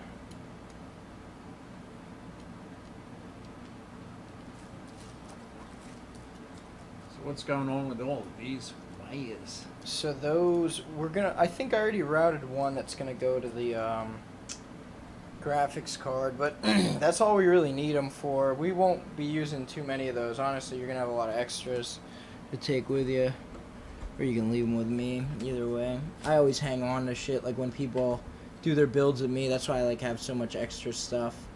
It's nice too, like when people leave that stuff, because they'll call me back and go, oh man, like I need this, that, or the other thing. It's like, well, you took that stuff with you, so I don't know where it is. You should have left it with me if you wanted me to use it at a future date. You know, I always save that stuff. Oh yeah. I do that with guitar parts. They're all Yeah, labeled, man. and I pack rat the stuff, and then It's not a bad thing to do, man, because it saves you a lot of fucking headache later once you need that shit and you know where it's at, because you got a little fucking bin in the basement, you know? yeah. That shit's so convenient. Yeah, the worst is, and this is why I'm super organized, I know I have it, I just don't know where it's at. No. No. Yeah, dude. No, I know that You feeling. gotta know where everything's There we go. at, That guy's. Or you gotta just buy it again, and that sucks, because the day you buy it again is the day you find that fucking Oh man. button. Now I know where it is, The fucking worst. and it's the 31st day, so you can't return it. Oh no. That's the double whammy. Yeah, that's a good way to ruin your day. Would not recommend that one. Don't buy it twice. Yeah, dude. And that's why I came to be rat. Don't buy it twice. Buy something you don't have to upgrade. Yeah, I mean, we're not gonna need an upgrade for a long time. That's for sure, dude. This is gonna do everything you need it to for a long Time before like Reaper decides they need a super computer before you use it. I doubt that's coming anytime No, I soon. don't think that's the case. For me. For real, dude.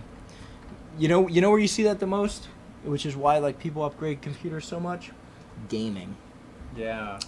because they're always trying to push the next thing. Like, oh, we got these cool new guns that look like lightning happening, and you need fucking a crazy graphics card to get the thing to show on your screen correctly.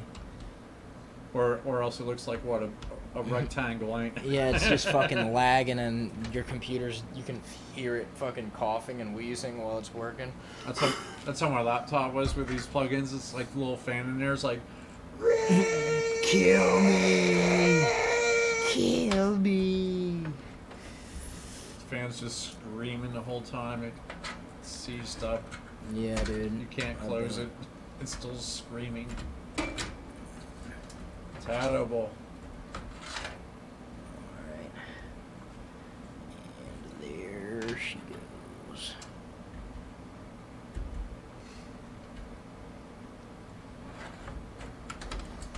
And let's send some of this excess down there. Yep. All right. Cool. So, guess we will. Next, let me just take a gander at this shit to make sure I'm not missing something. We're moving pretty smooth right here. Just gonna throw some of this crap out to the side. There's some stuff there. And all right. So where are we at here? Hardware. All right. let me just move a couple of these guys. I'll leave these wires with you, but I'll take these wire ties. Yeah, definitely do that, dude. I have a million of these. What do these things be around? So I'll tell you exactly what they are. This looks like a standoff. These were screws. Yeah, they're probably for like the motherboard or something. That's literally what I just had in that little tin. Just one of those specific, what do you call it, threading. So this is standoff, right? What that is like for the motherboard. The chassis came with these pre-installed, and the motherboard sits on top of this, so that's not touching bare metal. So metal to metal is exactly. Yeah, that's exactly what that's for. And this looks like, oh, this looks like it's to help you screw in the standoff. That's neat. Let me take it off. It's just a little screwdriver kind of thing. It's pretty neat. I'll never use them, so. I'll definitely hang on to it. Yeah, take all that shit. It's all you, man. Do you need these yet for stuff? I don't know. I wouldn't throw anything in your pocket just yet. No, You never know what we'll need. I'll just keep like all this stuff sort of Yeah. to the side here, little screws and shit. Cool. All right, and we are gonna flip it over, and we're gonna look at this liquid cooling situation.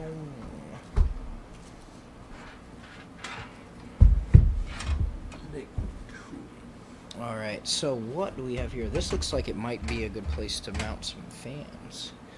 The liquid cooling fans, that is, which actually look like this might come out to accommodate that. Don't you have those big ass fans over there yet? Which big fans are you talking about? The They're already inside. the Corsairs? Yeah, that's right here. Oh, that is the Corsair. Mm-hmm. Ah.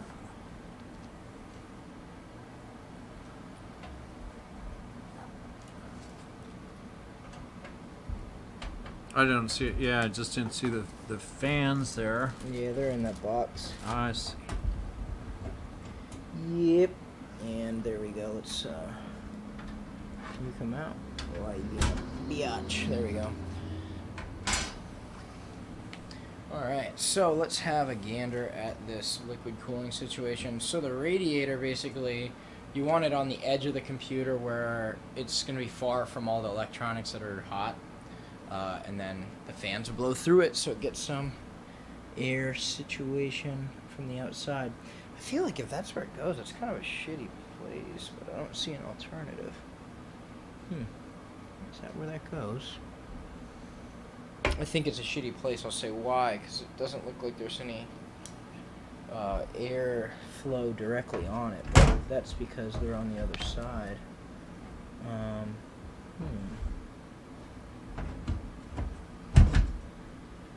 Yeah, I don't know. Let me see here. I'm curious what it says on that mounting of this guy.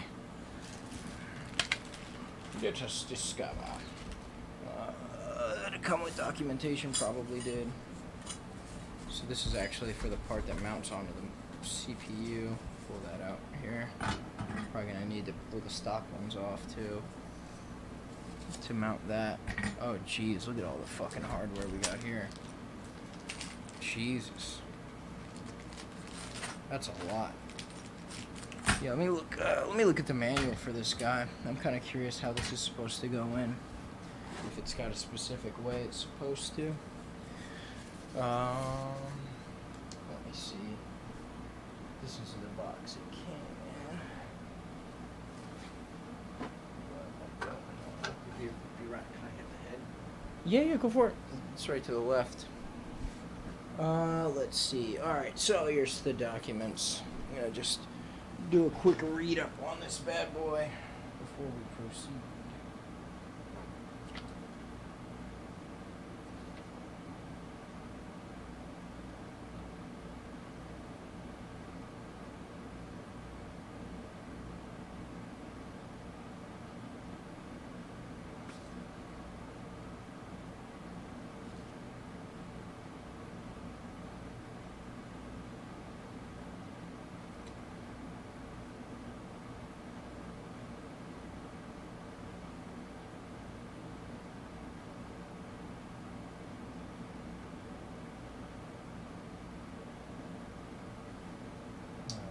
Doesn't really say. It's not helpful with the motherboard we have. Probably not having documentation on how to install a liquid cooling system, but we'll do some reading really quick.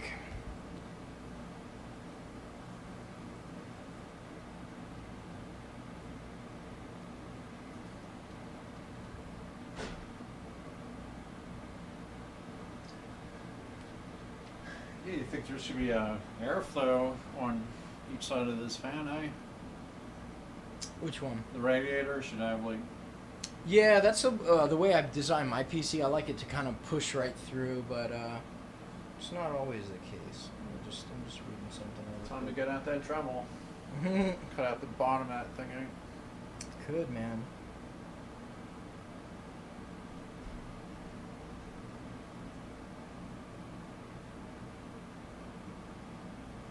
Oh, this is interesting, actually. It's saying reverse the RAM. It's saying B2 is the primary. B2 and A2. So I'm actually going to do that really quick while I have this out.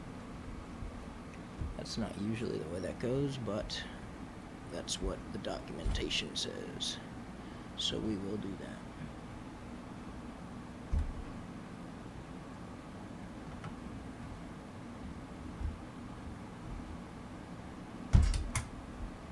Yeah, I think there's a good pizza place around here too. I don't know if you're getting hungry at all, but Yeah, whatever. we could make some plans on that, because we are only halfway done by the looks of it here, especially with the software configuration part. I want to make sure that shit's all good, so by the time you get home, you can literally plug this guy in and everything works, just like when you left here.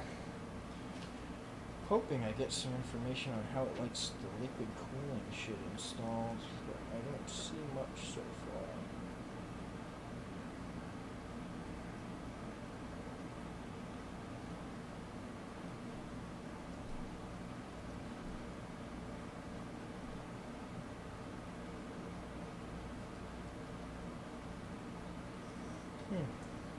Let's just take a look. So I think one thing this is saying is that you mount these guys basically right on the back plate, and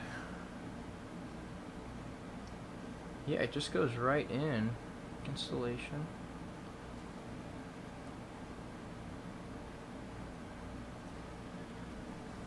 Oops, it doesn't need any vents on the side, or? No, it actually, the way it showed it a minute earlier in this document was, it's just right in there, you know? No Just, shit. yeah. Alright. Alright. I believe ya. Let's see, so actually it looks like we could probably just mount it directly to this and then slide this guy in to place, but I think what the document said also is that you get these guys all attached first. Get them attached to the radiator. Yeah, exactly. Yeah, that makes sense. Made with real plastic. Yeah, that's good stuff. BeefyComponents.com.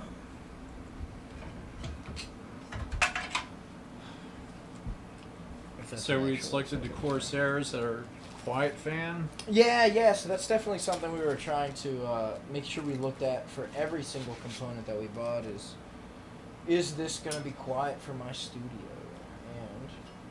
And through some recommendations, like your British guy that had some PC building tips. From Hop Hole. He had some good recommendations. Super nice guy, and he got back to me. I actually sent him a message on Facebook, and Really? got back to me. I sent him a couple. I was probably getting under his fucking fingernails, but Oh man, that's funny. no, it's been really helpful, and really helpful with the whole. I guess he did two different builds. So we kind of took, and they were like what, a year ago or so. So we kind of took what he had and I guess upgraded those. And that's where Mr. Spec guy over here came in, right? He's That's like, oh, we should get this and that. Yeah, I looked at a few of the things. You sent me a couple videos, and some of the things were a little dated, but you know, it all makes. It's all about understanding what your end goal is. So we were able to make sure we got all the right shit. So this actually says we're gonna install a back plate here, but let me get these fans mounted first, and then we'll take a look at that. Where are these coming off of? Keep all the cables generally in the same area. Okay, guess not. That's on that part.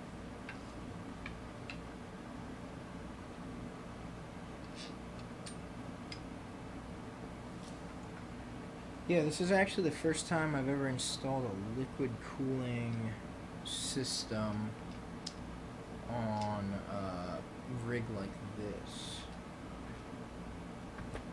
I've worked on computers with liquid cooling, but I've never actually installed it myself. But this thing has everything you need for it, so. Again, just understanding the process of the build. And from there, it's pretty easy. So the liquid cooling should make this last a long time, correct? Is that what the Yeah. whole point is? I don't know if I would say that, right? But generally speaking, the higher quality your components, the more well behaved the system's going to be, and the longer it's going to last in general, right? Those are just good principles to keep in mind in general. What this is going to do is it's going to make it perform better longer during high intensity tasks.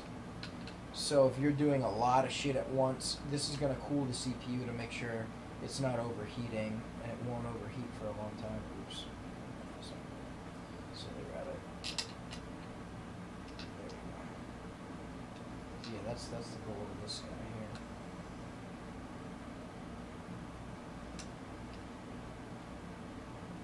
What size fans are those then? These here? I don't know. I knew when Maybe I like spec'd it. 5 inches or so? Yeah, they're thick boys.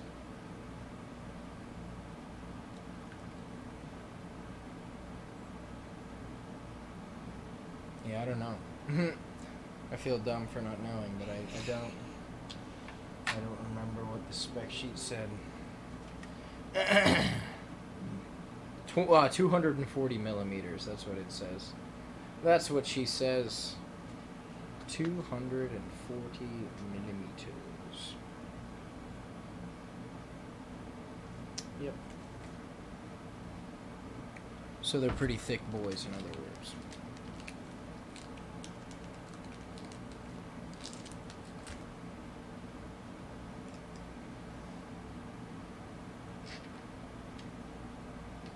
Yeah, PC building's pretty cool though. It's a pretty popular hobby, honestly. People do this shit for fun. A lot. I'm sure you can imagine of a couple of things that are more fun than this though. This isn't the funnest thing, but it is nice. Like, the reason I like PC building is because it makes me remember this shit that I have learned a long time ago, and keep my knowledge relevant. So you went to school, you mentioned? I did actually go and get a degree in computer science. It was actually a networking degree. But I learned a lot about PC building and shit like that, like just general hardware in there. And then after that first class, I was like, I want to build one for myself. And then that's where this guy came in. So this guy's like 8 years old. Wow, still chugging along? Yeah, I mean, it's definitely got some problems, but it does what I need it to do for the most part. Yeah. It needs some upgrades, but like I said, like, that's 8 years old and it runs. Like, if I need it to work, it'll work.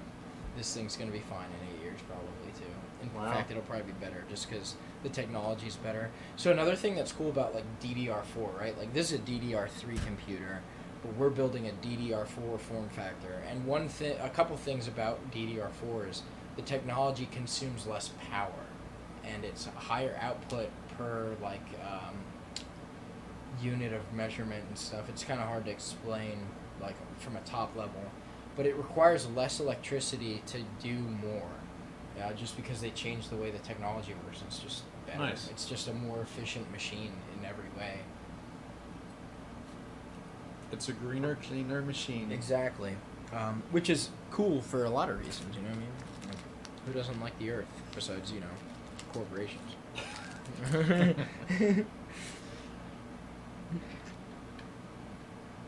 So this fucking what's going on in Reading right now with like cuz I'm not living in Reading right now. Like what's Lucky the you. Oh my god, dude. It's not much better anywhere around here. Yeah. But what's the situation with like the coronavirus there? Like are there a lot of cases? Like what's the situation with the businesses?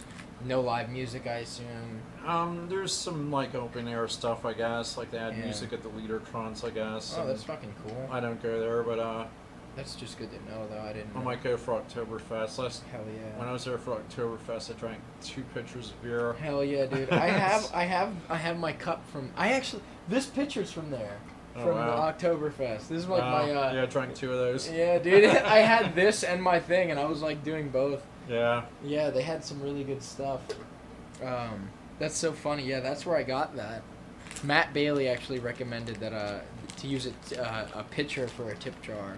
'Cause, Nice. it's a good idea. Like it's kind of unwieldy when like you're trying to put things away, but it's a really like it's an eye catcher. So it was a good move in my opinion. Yeah. So now, what school did you go to? Give me the rundown on that. Like, Yeah, sure thing. So I went to BTI, Berks Technical Institute, in Yeah. missing. And yeah, I think I made the dean's list and shit. Wow. I was pretty high on my class. I'll get a little technical. I got a couple certifications while I was in school. Like I didn't even have a job yet. I was just like looking into the certifications that you can get with the knowledge that I had. One of them that I got was like I think it was a requirement actually for you to get this specific one while you were in the school, and it was the CompTIA A+, which is the hardware test, like for knowing the internals of a computer. Another one I got was the Network Plus, so I know how the internet works. Basically, is what that says. At a basic fundamental level, or not even basic fundamental level, at a pretty advanced level. Like I understand the protocols of how shit talks to each other, and like what devices do what, and shit like that. Let me just see if this like lines up. But yeah, that's basically the story of my IT information gathering, her education. That's the word I'm looking for. And how long was that then?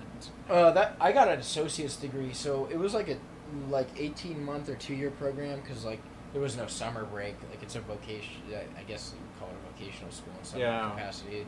Like there was no summer break. Like you just fucking went until you graduated. You took all the classes, and I, like as you know, I had my son, so I was like, I need to get a job as quickly as possible. I need a school that's gonna give me a degree quickly, and I got pretty far with things. Like I had almost a 7-year career at a company in Reading. That's honestly a great company.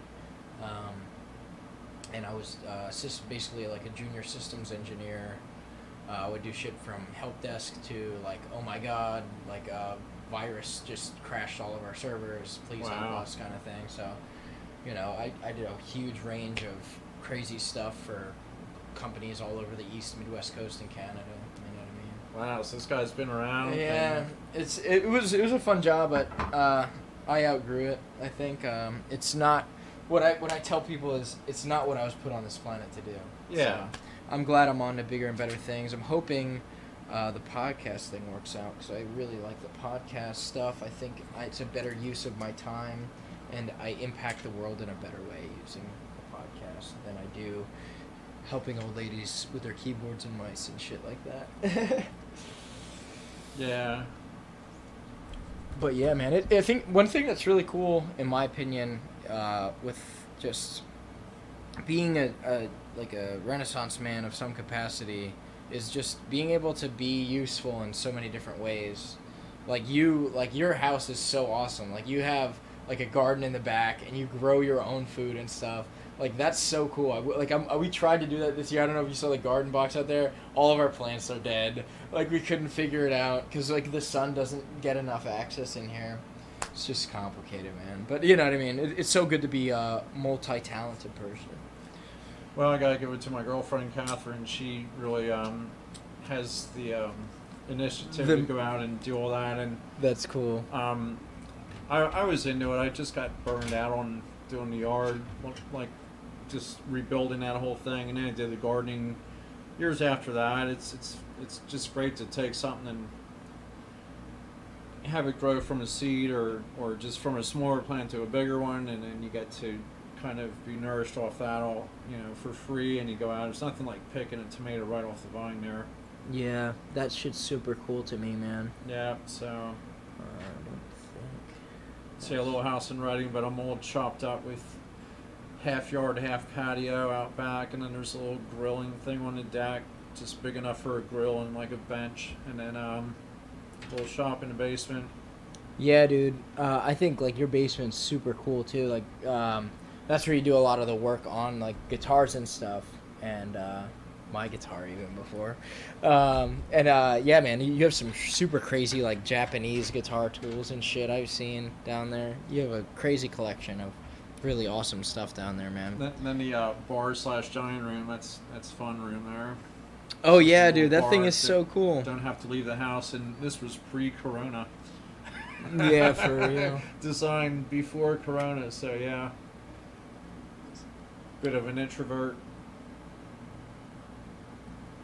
Yeah. So I'm not really impacted by the Corona because I'm at home most of the time anyway. Get out for a bunch of hikes, that's fun, but don't need to be out and be social anymore. I'm over that.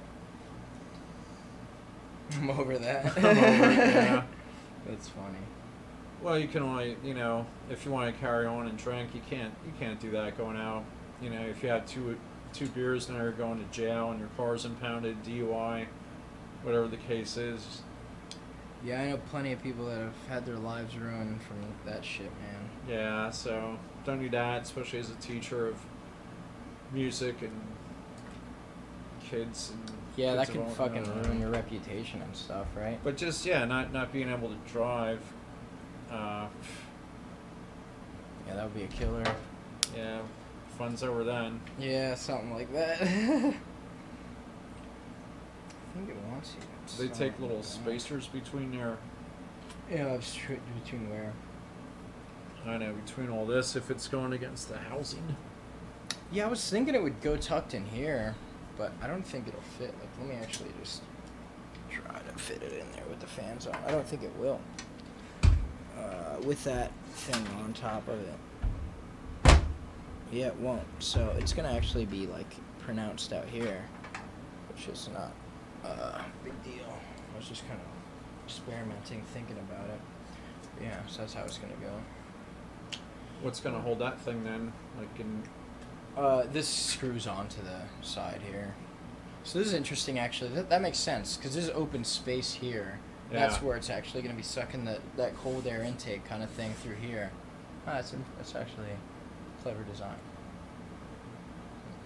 So there's no need to cut a big hole in the side of it. No, but I'll show you this one then. I'll pull, once we get this one fired up and like I'll stood up on the side, I'll pull this one up. I have like a cut hole on the side of this with a cold air intake like thing. Yeah. It's pretty clever. It's ghetto, but it's pretty neat, man. I like ghetto. Yeah, dude. Ghetto sometimes is better than industrial or whatever you want to call it. It does what you actually need it to do instead of what looks pretty to do. The Mad Max computer. Man, those are some interesting ass. And speaking of Mad Max, yeah, 2021 was the year of Mad Max, and yeah, with Oh shit, the way dude. shit's going. Don't even say that. I don't know. You're gonna give me nightmares tonight, Oh dude. my god. Yeah, dude, the world's like going to hell in a handbasket. Did you see that thing that happened in Beirut, man? Oh Jesus. Oh my god. Man, I mean, it looked like a fucking nuclear bomb. Dude, yeah, it was crazy. They had the whole mushroom cloud from that explosion and everything. And the shockwave. This guy was driving over a bridge, like, I don't know, it looked like, miles away, and it blew his freaking car over. Like, because That's crazy, dude. yeah, he was like trying to film it, I guess, and then you just see like.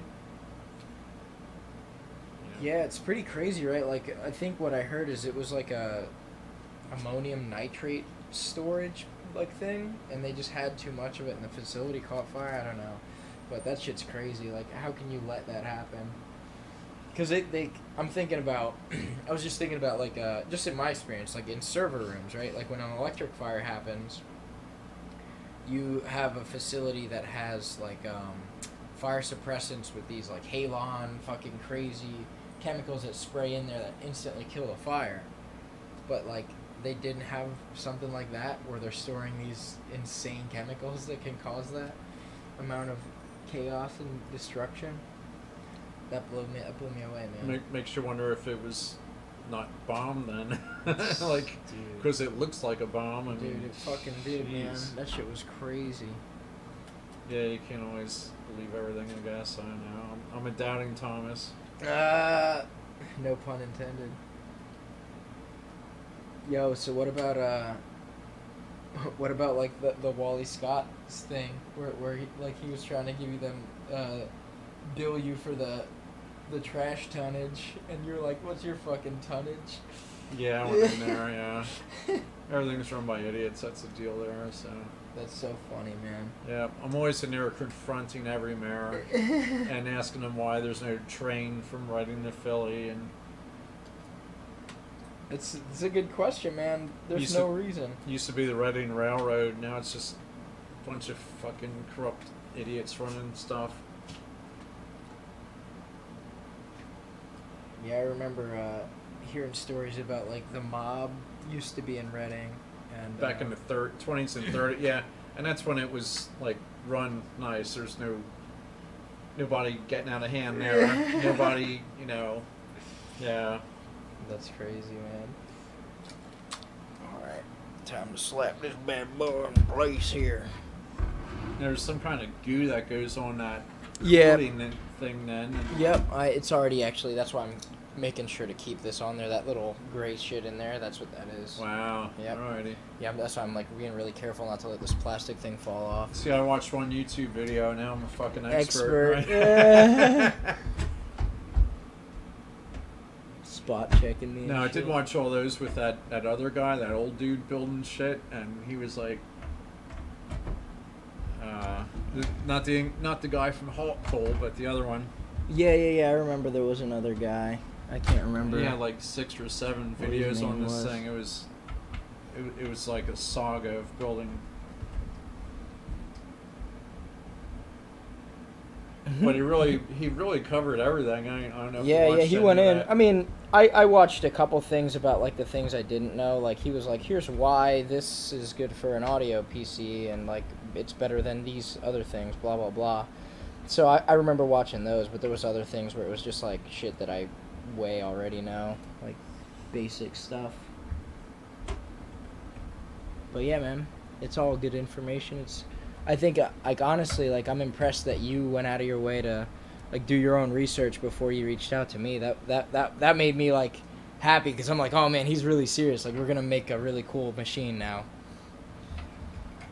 Yeah, well, I hate when things don't work, and, you know, clicking and popping and crackling with these sounds they're great sounds, but you can't use them if they're clicking and popping and distorting and crackling, and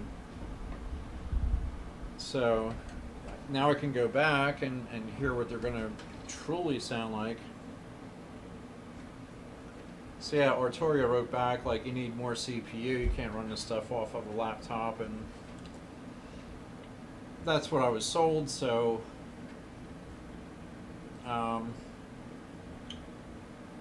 and I got 2 of them, so and neither of them would run anything, so it was time to do something drastic here and get something that's gonna work.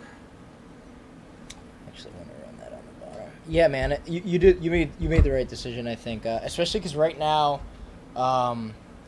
for some reason, parts are honestly not that expensive for building right now. It's a good time to build a PC. Like, right now, I don't know what it is about, like, the stock market or whatever, but the parts were pretty inexpensive, especially compared to like, even before. Like, this PC is, like, way stronger than mine, and it's the same price, maybe even a little cheaper, especially considering what we got out of it. Like, I didn't get 3 drives to do mine. Wow. You know what I mean? So what makes the video different than this one? Like, what's the video's even got to be beefier, I guess. Bigger CPU, perhaps, or well, the guys in the video, their stuff was a little older.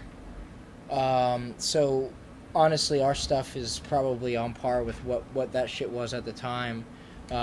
Maybe even a little stronger or cheaper, relatively, but I don't think it was a far stretch in any direction off of what they were recommending. The only difference is like the RAID stuff, like with the solid state drives that I recommended with the 3 of them. Let me just flip this guy over. It's annoying. But yeah, that's the only thing I can think of that was like much different.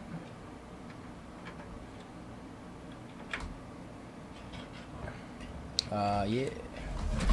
Oop. Slip.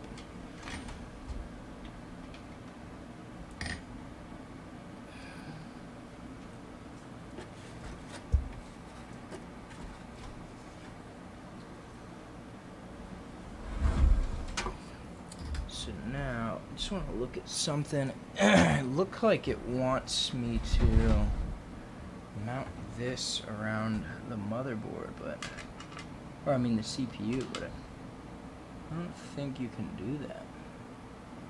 So I'm gonna take the plate off here. I'm curious, like, there's gotta be alternatives to install this on the CPU.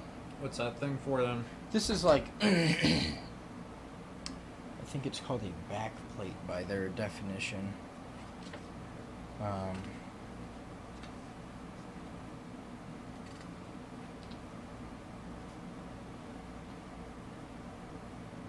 Yeah, they want, the back plate. Oh, Intel.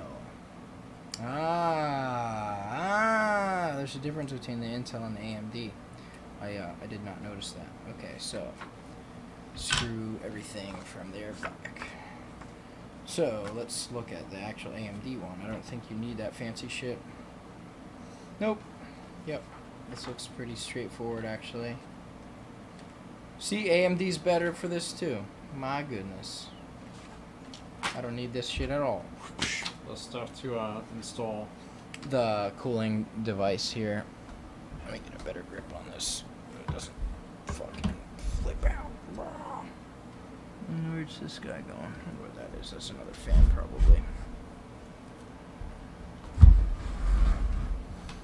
Alright. So, yeah, let me just look at this one more time. So this actually goes around the cooling device, I think. Let me just take a look at it.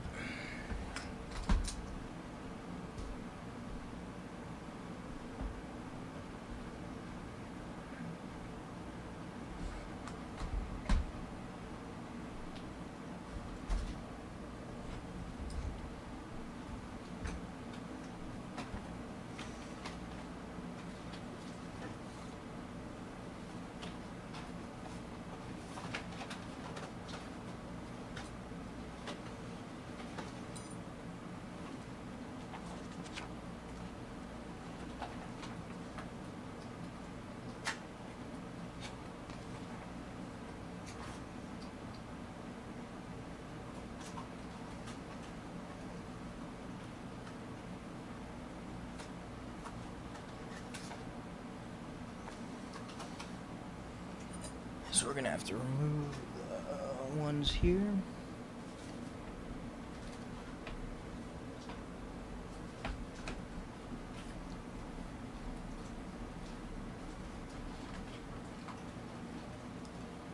Do you want me to say, will the stuff be around? Some of it is worth keeping around. Alright. Like I could probably use a couple of those boxes for some shit. Yeah. I'll just you can just carry all the shit back. Yeah, no doubt, dude. I can definitely throw that all in the dumpster. Stuff, yeah. that's fine. Anything that you want to take though, feel free, dude. It's all yours.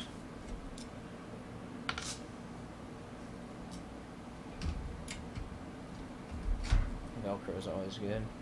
Like that.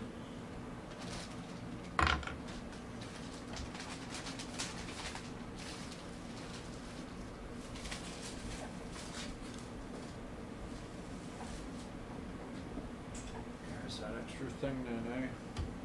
Yeah, I would keep that with your rig, just because it's really specific to yours, and honestly, the likelihood that you're ever gonna need that again is close to zero.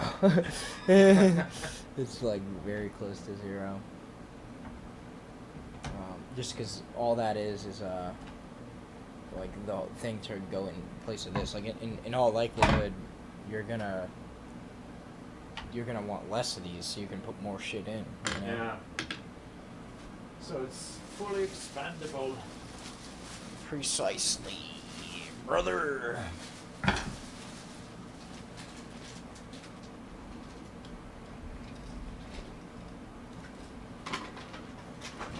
me see what's gonna mount in place of that. Trying to get some of this under control for you. I appreciate you, homie.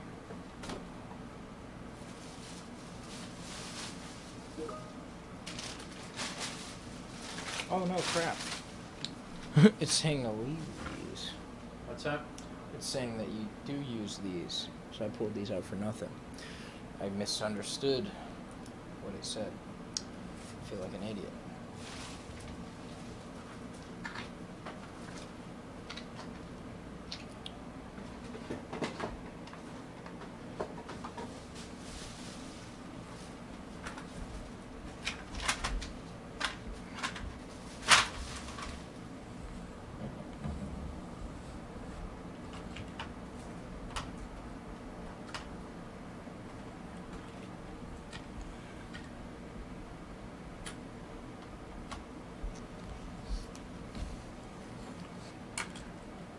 Do I need all these little pamphlets and stuff here? Warranty cards? I like to keep that shit, and this is something I'll recommend, right? So the first 30 days, I always keep my boxes and shit, and here's why. Because if you need to send it back, they want you to send it back in the original packaging, or else some places are gonna be fucking assholes to you, you know? Yeah. So I like if you want me. If you don't want some of this stuff, like, I'm not going to throw any of this out till I know, like, a couple weeks go by and you're like, dude, this is the coolest fucking thing in the world. Thank you so much. I'm going to hack into the government now. You know, whatever your goal is with the thing. Until I hear that from you, I'm not going to throw any of this shit out either. Because I like to assume some responsibility for the work I did. Because at the end of the day, I built this PC for you. You know what I mean? You just bought the components. Not every dude at Best Buy is going to have the same opinion as me on that, but, you know, I think you should stand behind your work. Yeah, that's nice. That's something I believe for everything I do. Yeah, same here. Whether I'm, like, fucking trimming hedges or building a computer, whatever it is, I stand by my work.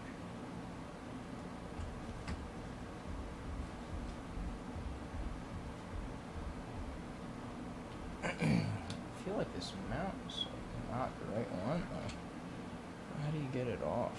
It looks like there's gotta be. Let me double check something. I'm saying to use some other mounting component.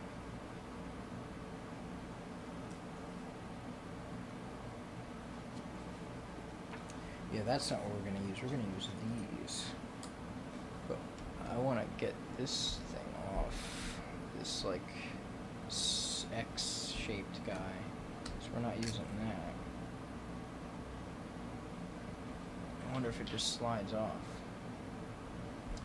It looks kind of like it just does do that. Maybe not.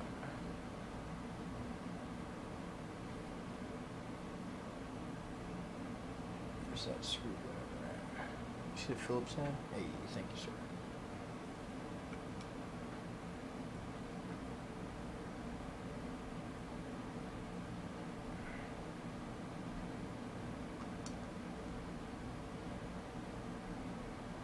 I'm trying to take that bracket off. Yeah, this bracket comes off, and then that one goes on. You see how it's like two pieces here? Yeah. Yeah, you gotta replace it, I think. You just gotta loosen this a little bit, and it goes right in place of that. Pretty sure, but you can read. Read ahead for me, brother.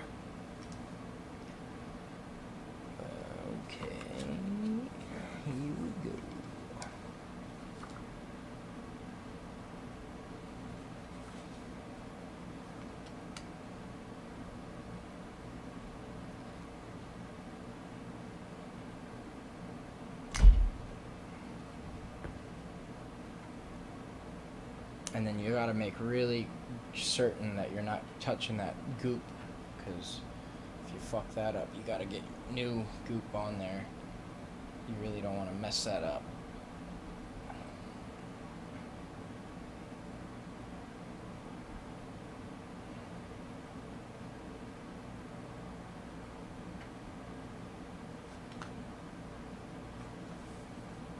So what's the difference with the two? I guess the one's what, higher perhaps? So it's just different. They're just different brackets for different things. Like the mounting hardware that we have uses this instead of the X thing. It's gonna hook on instead of using this. It hooks on what, just differently? Yeah, exactly. It just attaches differently. It's like using a bridge pins or a Floyd Rose. You know what I mean, brother? Let me just look at another thing. I just want to see if they go up. Yep, they go upward. So,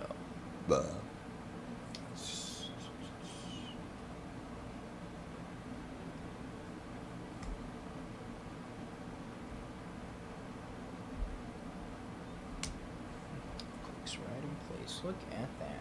Wow.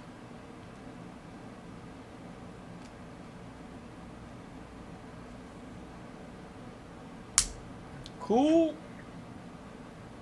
How nice.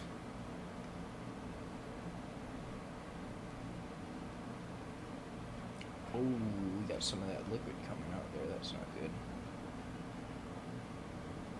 What's that, liquid cooled stuff? Yeah, it came out. I'm pretty sure it's like, I don't know what it is. Let me see. A little bit of it came out though. It smells like water, honestly, like still water. But yeah, I'm closing it back up now. It's not coming out anymore. It's kind of fucked up. You have to. Loosen it to do Yeah, is that, there like man. a seal there then? Is this Maybe there's like a little gasket in there, but we're stopping it now, you know? Yeah. Is it going to get hot and blow up now? Nah, not like it's like a whole ass radiator, you know what I mean? Yeah. A couple drops trickled out. It's probably because I tightened it too hard on one end first. It kind of opened up on the other end. It's good now. I'll just take a little paper towel and squeegee that shit up. Yeah, it smells like what a cup in your attic smells like after you eat there for a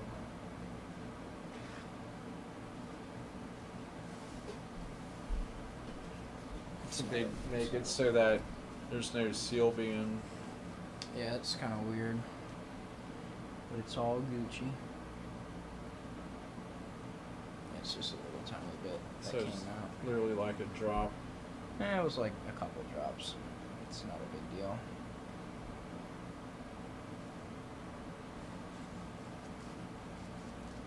That ain't hurting nothing. If we wipe it up here, it ain't gonna make contact on anything.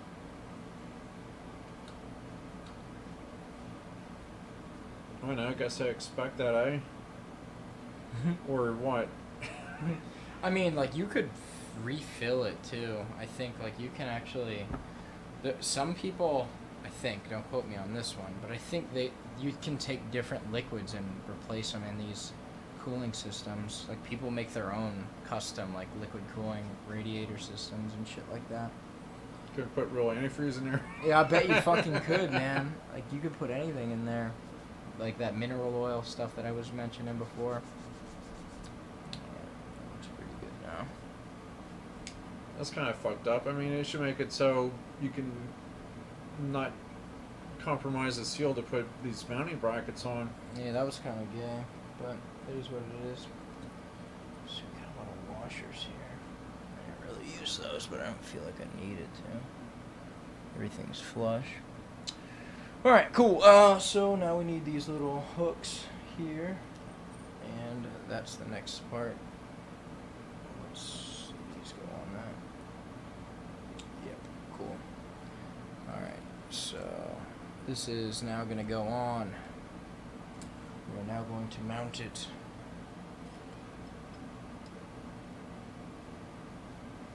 And then after this, That's it. Just gotta finish cabling it up, and then we start doing the software. Yowza. Yowza. Alright, here we go. So one thing I always try to do is I'll make sure like my orientation's like super right out the gate. I want to make sure that this shit's like behaving before I press on. Because once you stick this guy, you're supposed to never pull it back up. And if you do pull it back up, you're supposed to reapply that liquid or that gel shit. What about these and like you want these lined up? These hook onto underneath. These guys. Yeah. So you gotta get like what, those in place first, or? I'll try to get one hooked on, and then the other one I'll line up, and that'll kind of help me press it into place. And I make sure like these are nice and out of the way. So here we go. And we'll tighten it right down. And there you go. And that should tighten the goopiness. Yep, exactly. You want it to do like a nice even spread of that peanut butter jelly situation. And there you go.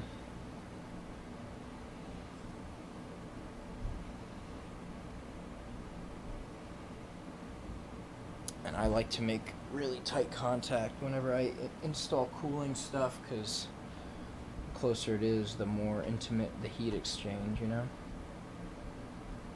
That's what she said. Hey, Oh. ho!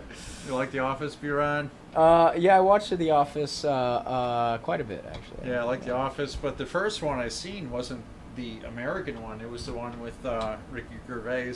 Oh, there's like a British one, right? Oh, it's and that was the first time I watched that guy ever, and that guy's fucking genius, man. His stand up and all that. I don't think I've ever seen that one. Yeah, it's on the Netflix, and then it has the nice shiny. You can peel that off and make it nice and new. And Yeah, you can do that. I think that actually glows like a fucking fancy color too. ooh. Yeah. Super cool. He has the Afterlife on. That's a pretty emotional thing. That's on the Netflix. There's geez, what's the other one? Geez, I can't remember.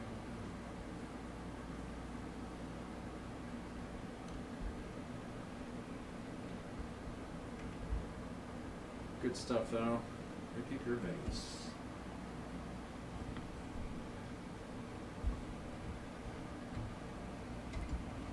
Pain in my ass. Just trying to line this up here. Did they give you extra glue and shit if that doesn't work out? No, Or? but I have some. Really? Yeah, it's called thermal paste. That's what that Wow. shit's called. That's pretty exciting. It's pretty exciting. Thermal paste. Alright, and now we get to do some cabling. I'm actually going to stand it this way, just because it's going to be easier for me to see what's going where. Let's see. Let's go a component at a time here. And let me see the primary power supply situation. I want that main plug, which is somewhere out there.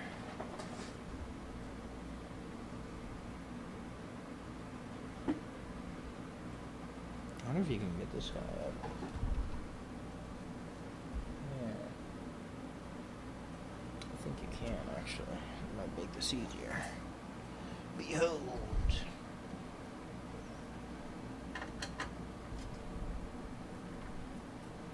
Oh no. Don't tell me it's got like a bunch of that.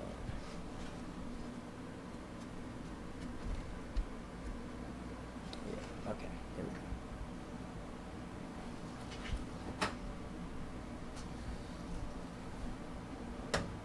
So how long you been doing recording, Tom? Since I got my first little 4-track years ago. Geez, I guess about after the band didn't work out. Once again, quitters. The drummer quit. Pussy. After I got the big show for Pussy. pussy. Oh, Yeah. that's So shit, fuck me. I don't know. So anyway, after that, I was like, you know what? I'm just gonna, once again, not rely on anyone. I'm just gonna write and record shit and learn how to record, you know. And Yeah, it sounds like quitters really shit on cramped your style a lot.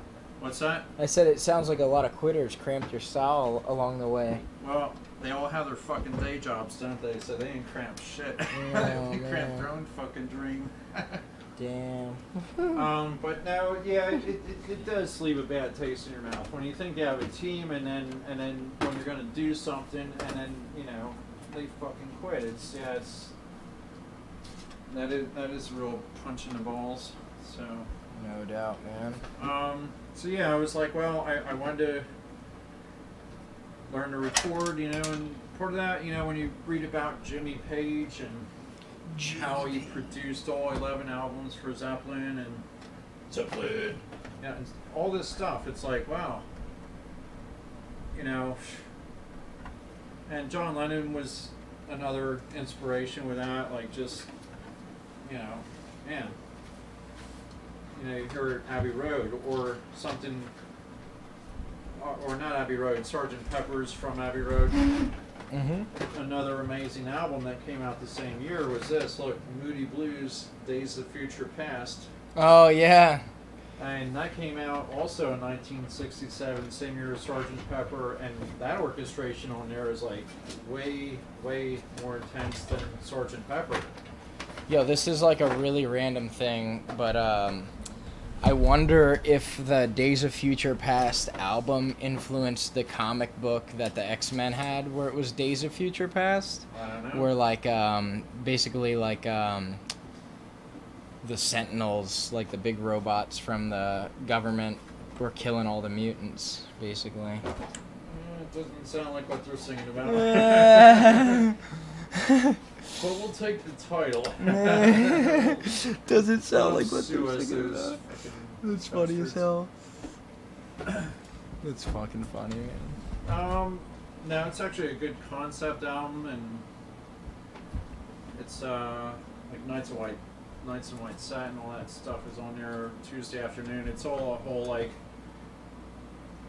The whole concept is basically like morning is new and it's like early in life, and then you have the midday and the evening, and then the evening is like the lights are going down.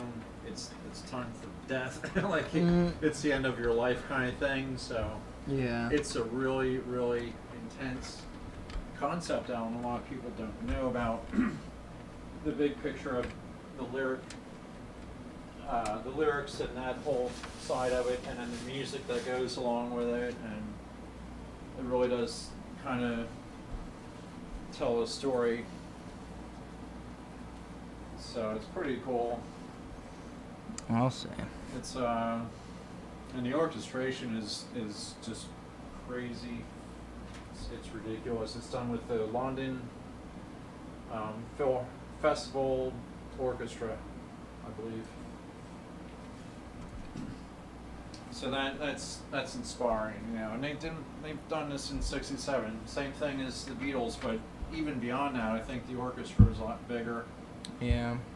And taking that and blending it with drums and bass guitar and vocals and backups and on and on and on. So Yeah, it's all about the layers, right?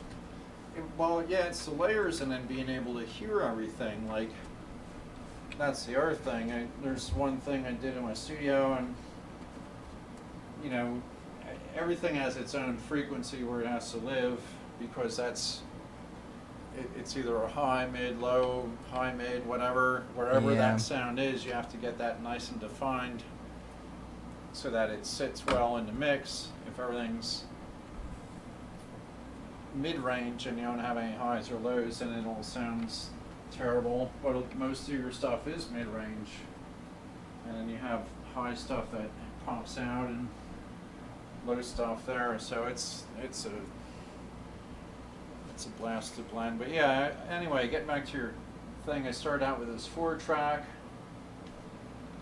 and Rob Runyon showed me how to use that, and that was really frustrating at first, and I was like, oh, is that all there is to it? So then I recorded 60 of those little cassette tapes, over 60, Nice. between me and my friends. You could only record one side, but still, that's a lot of music there. Then I wanted more tracks because I had the fever, and then I got a 16-track, half-inch reel-to-reel Fostex B16D, and that was great for a while. And then the reel-to-reel needs a lot of work. It needed the heads relapped and everything calibrated, and the meters. It needed meters in there. It needed all this work.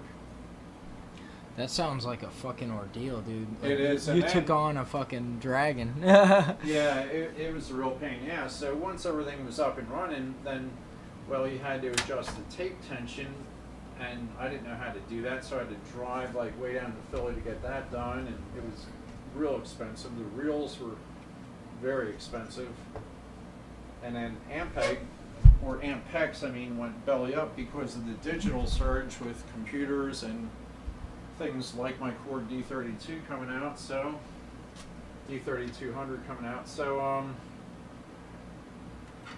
then I guess they went belly up, and then they were just gouging you for these tapes.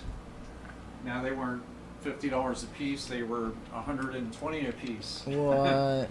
Yeah, so that became like. How could you fucking afford that? You couldn't.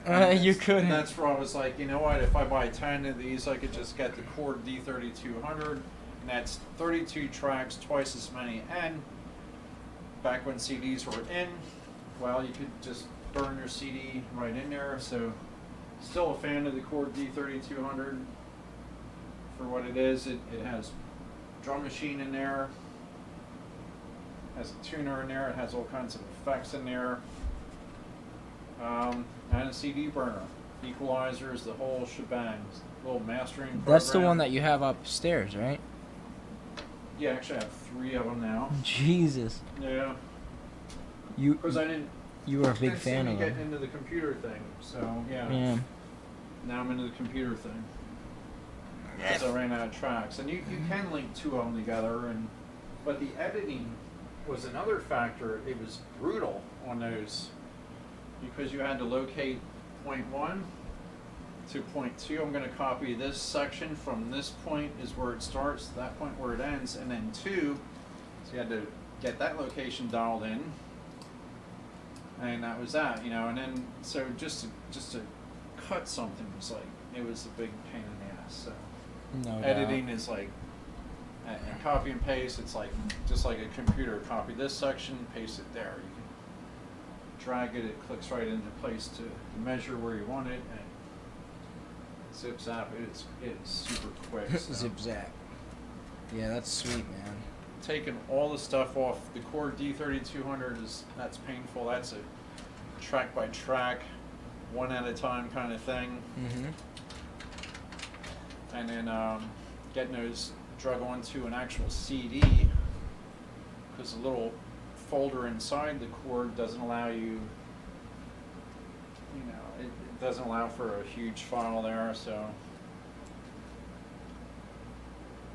it's brutal, right? It's brutal, and it's taken a long time, but the time will be made up with the editing, so the speed of the editing and Reaper, quick. Yeah, it's fucking night and day, dude. Yeah, so it's appealing. And you can geek out, you can color code tracks. Yeah, it makes the process more fun. Like, that's kind of why I wanted to start doing it. It's like, oh man, this looks like it actually might be fun. It's a nightmare for me. I hated it.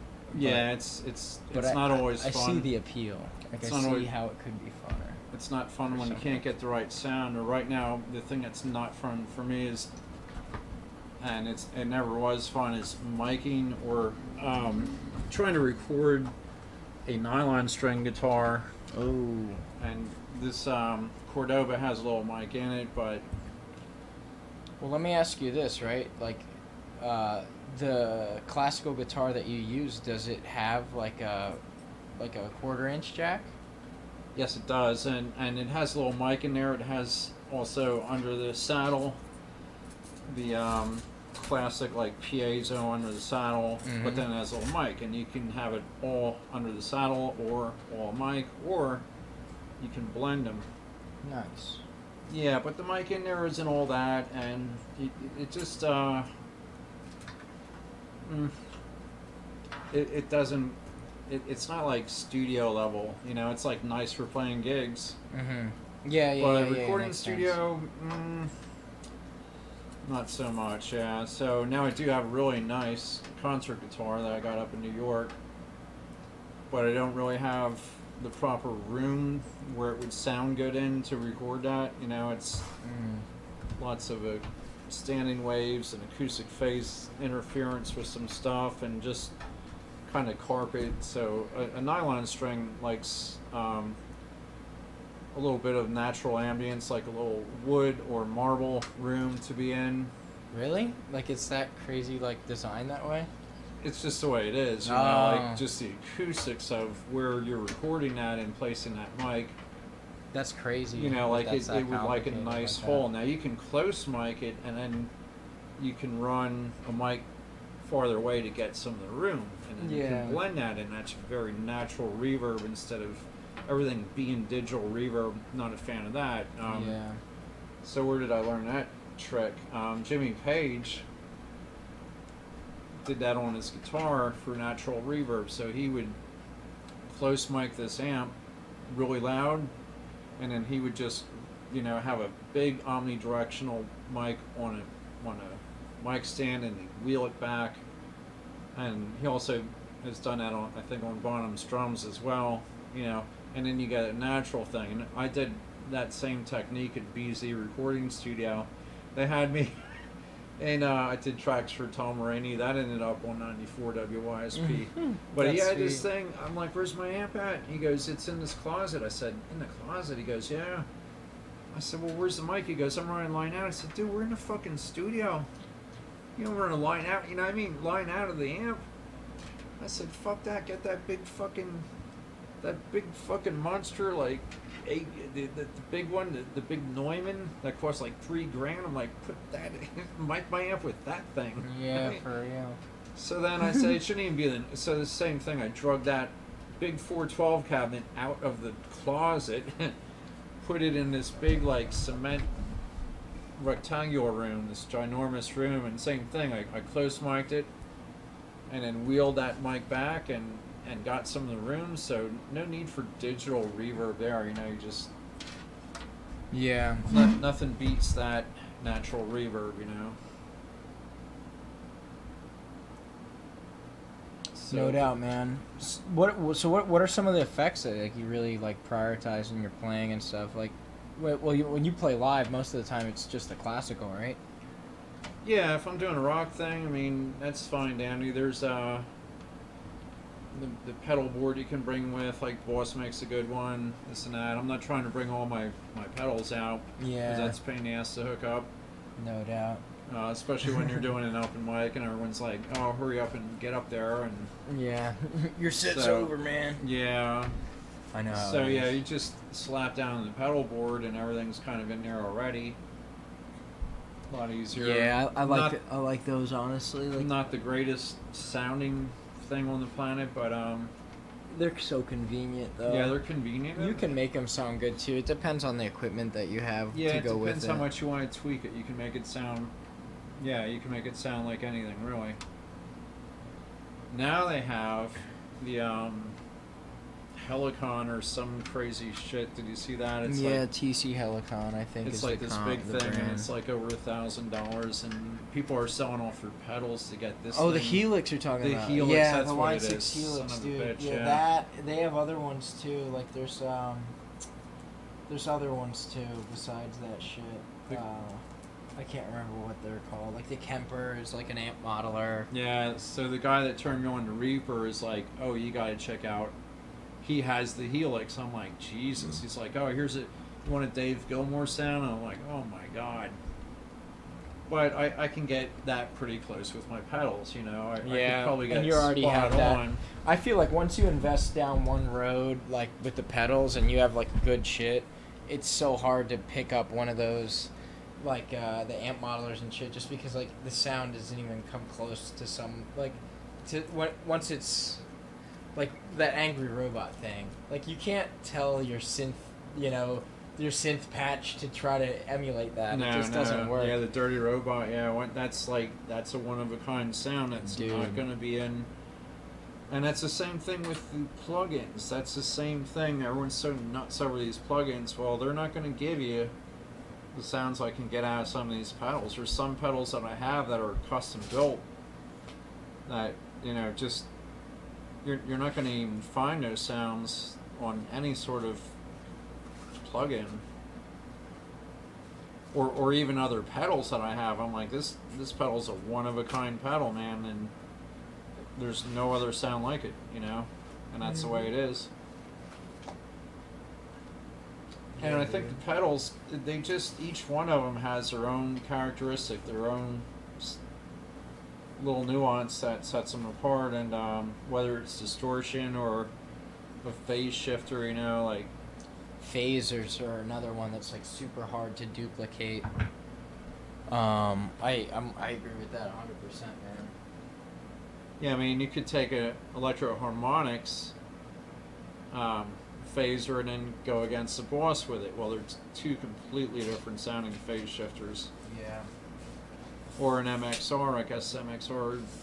I have an old Systech from 1974. That phase shifter, that doesn't sound like anything else. That's a one-of-a-kind sound, and there's no plug-in for that, Yeah, dude. And Steve Howe used that Systech. I didn't really realize that, but he used that on some recordings, so that's good to know.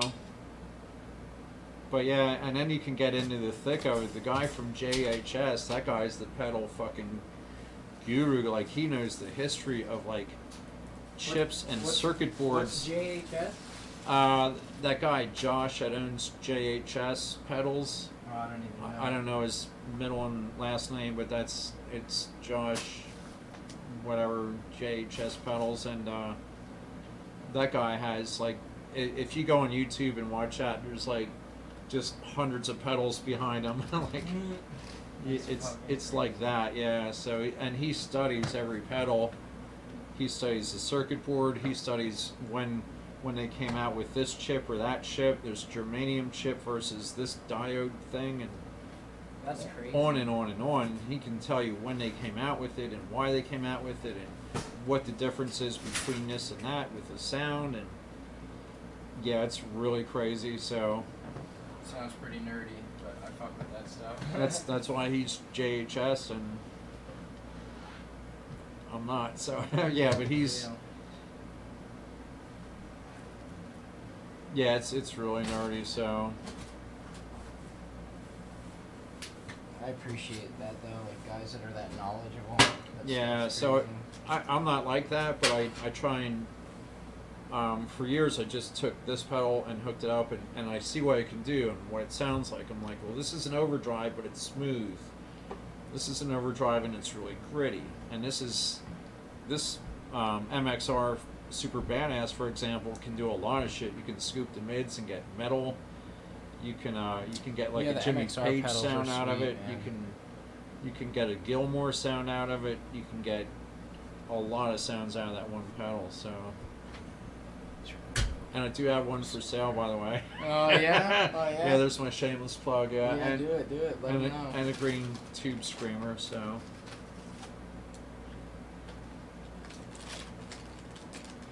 This is my box of cables galore.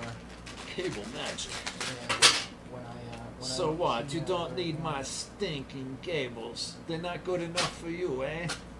No, not in this specific instance. They're not, Tom. Really? Look at that thing. Yeah, that shit's crazy. That has 3 instead of not 1, not 2 like stereo, but 3.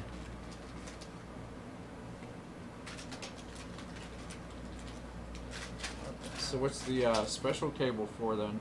Which one? The one that you're gonna throw in there? Oh, it's just at a better angle. Ah. Yeah. It's just a nicer. Just gonna just distribute it in a prettier way. I'm pretty stingy about my configurations, bro. I like it to look good. Unless I can come out the back, which I can't. So yeah, I want to be really specific about how I'm doing it. That's why he makes the big bucks, people. That's why you should come to B-Rad for these builds. Man, I wish I made the big bucks. Unfortunately, I make the medium bucks. Oh.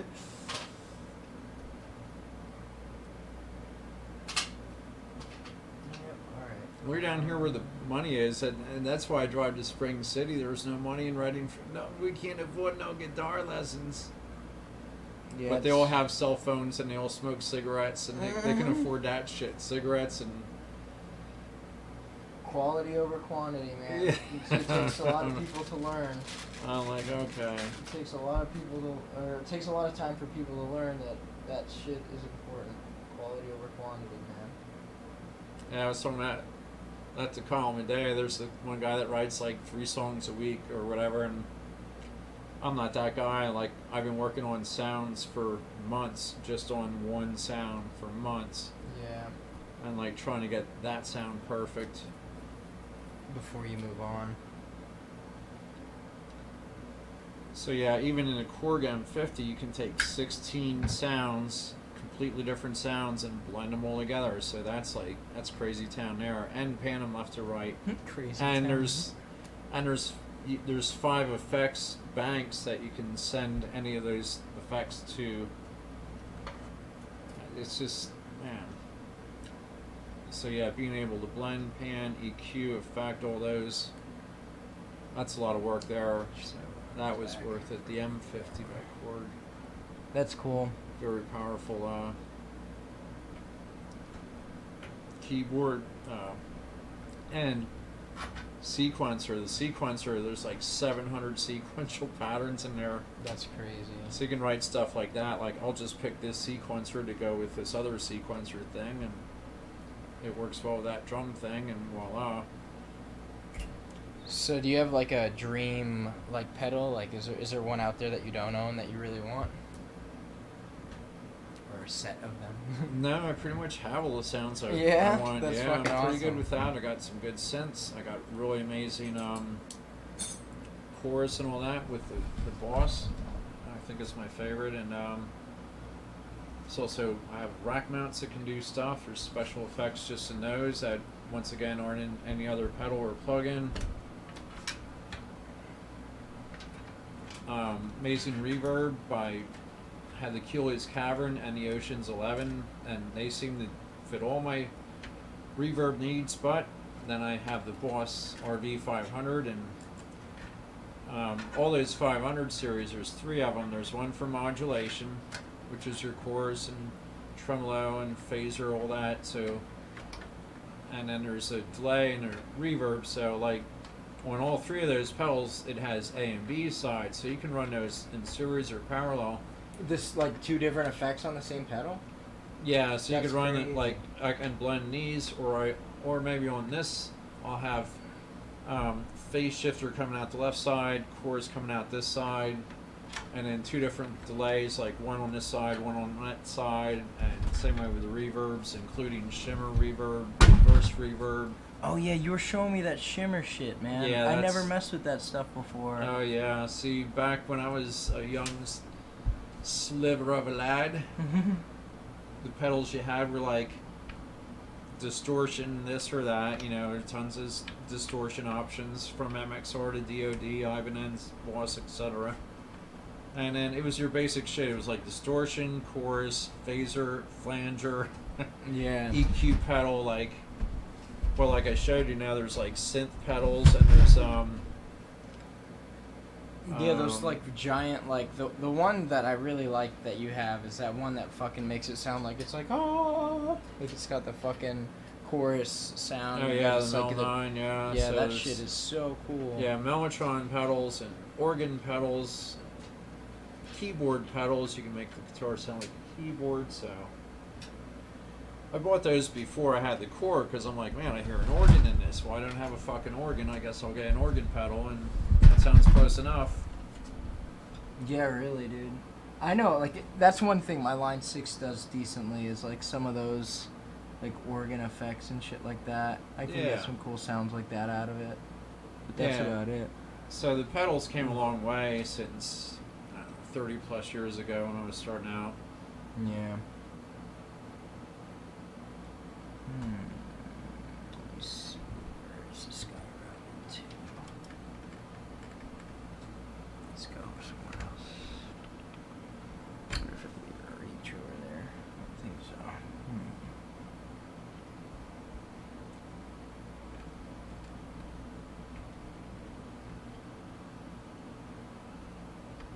Yeah, that's sweet, man.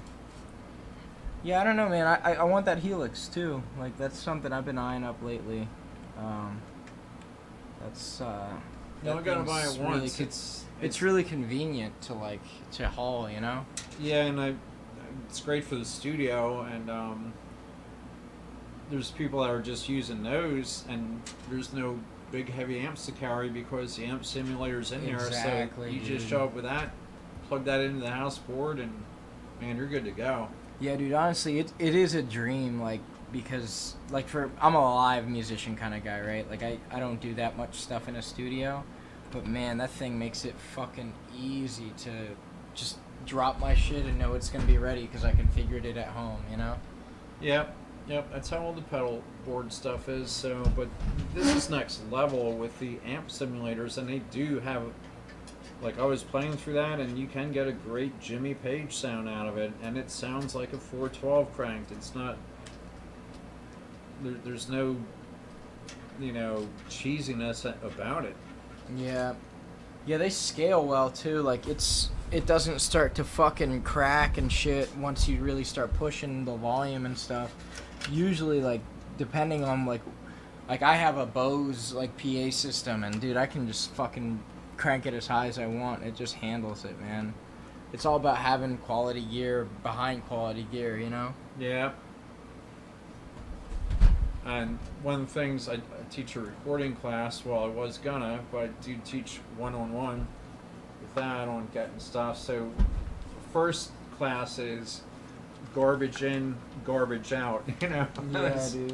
And that's what I'm saying about trying to record this classical guitar. It's like, oh, it sounds like shit, so that's my biggest challenge right now. Dude, I think you're like super like perfectionistic too. Like, Yeah, that doesn't help. you do not allow like any problems in the stuff that you do. That He will said not it suck. doesn't- Yeah. This it's- will not suffice. It's funny, but I think that's a good way to be, man. Like, especially with how competitive music is, you know. Well, that competitive, I think, I don't like to think like that anymore. I like to think that if you have a good product, no matter what genre or this or that it is, if it's nice and polished, that It'll sell. someone's gonna like it. Yeah. Someone's gonna like it sooner or later. So then it's 50-50. You have this product, and then it's 50-50. They're either gonna like it or they're not. There's no real middle ground about it. There's no real like, oh, the odds are stacked against you, so why even fucking try? If that was the case, you wouldn't have any new artists coming out. That makes a lot of sense. So too. fuck that. Don't worry about. And this I got from my old boss who didn't really get along with. He ended up firing me. I quit. I got laid off or something happened. But yeah, he said, check this out. Chase your dreams, not your competition. So don't think competition, B-Rad. That's a really good way to think about it. Yeah, and and that it's hard to look at a lot of creative jobs as a competition too. So it's good to even change your frame of reference, because I feel like the capitalist dream or American dream kind of capitalist structure makes you think of it in a competitive way. But really, it it's does. not. Yeah, and you're brought up with Yeah. that from sports to what you're into, chopping people up. Oh, it's not so much. It's more like choking them to death. But choking yeah. them, bashing them, Brazilian kicking them, jiu-jitsu. strangling them. Yeah, there's not too much chopping. It's more like, shh, it's okay. But yeah, dude, I totally feel you on that, man. I don't know. It's a so- completely different thing. I agree, man. It's not a competition. Yeah, music shouldn't be a competition. I mean, go watch fucking horses run or something. That's a competition. Or throwing the javelin or something, I guess. I don't know. Yeah. I don't know. But even that, I mean, that should be fun if that's what you're into. But no, it is a lot of work, and it is a lot of discipline, and it is a lot of tedious shit with the studio, and but yeah, it's all to create a product at the end of the day, and you know, whether it's death metal or you know, like a Taylor Swift thing or a movie soundtrack or a happy jingle for puppy dogs, you know, it's all about, you know, does it sound good? You know, is the sound quality there? You know, if it sounds like this, and you know, it's like the sound quality's got to be there. Yeah, 100%. I agree, dude. If it doesn't sound polished, then what are you doing? You know, you're wasting more than just your time. That's for sure. Yeah, and people want to hear a polished, finished product, but yeah, I think. So I'm going into it like that. I'm not like, oh, I got to compete. Oh, it's a lot of competition. Oh, it's this and that. Well, yeah, it is. But if you focus on that, then it can be disheartening, I guess. Yeah, enjoy the journey. Definitely can, man. Yeah, enjoy the journey. And if no one likes it, no one buys anything, then fuck it. You still have some cool music that you produced and polished and got everything nice at the end of the day. And yeah, sometimes it's not today that it's meant for, too. Like, I know I've written stuff that, like, before it wasn't the best, and then I kind of modify it a little bit, and now it's, like, good. Because, like, I wrote it outside of when it was supposed to be ready, you know?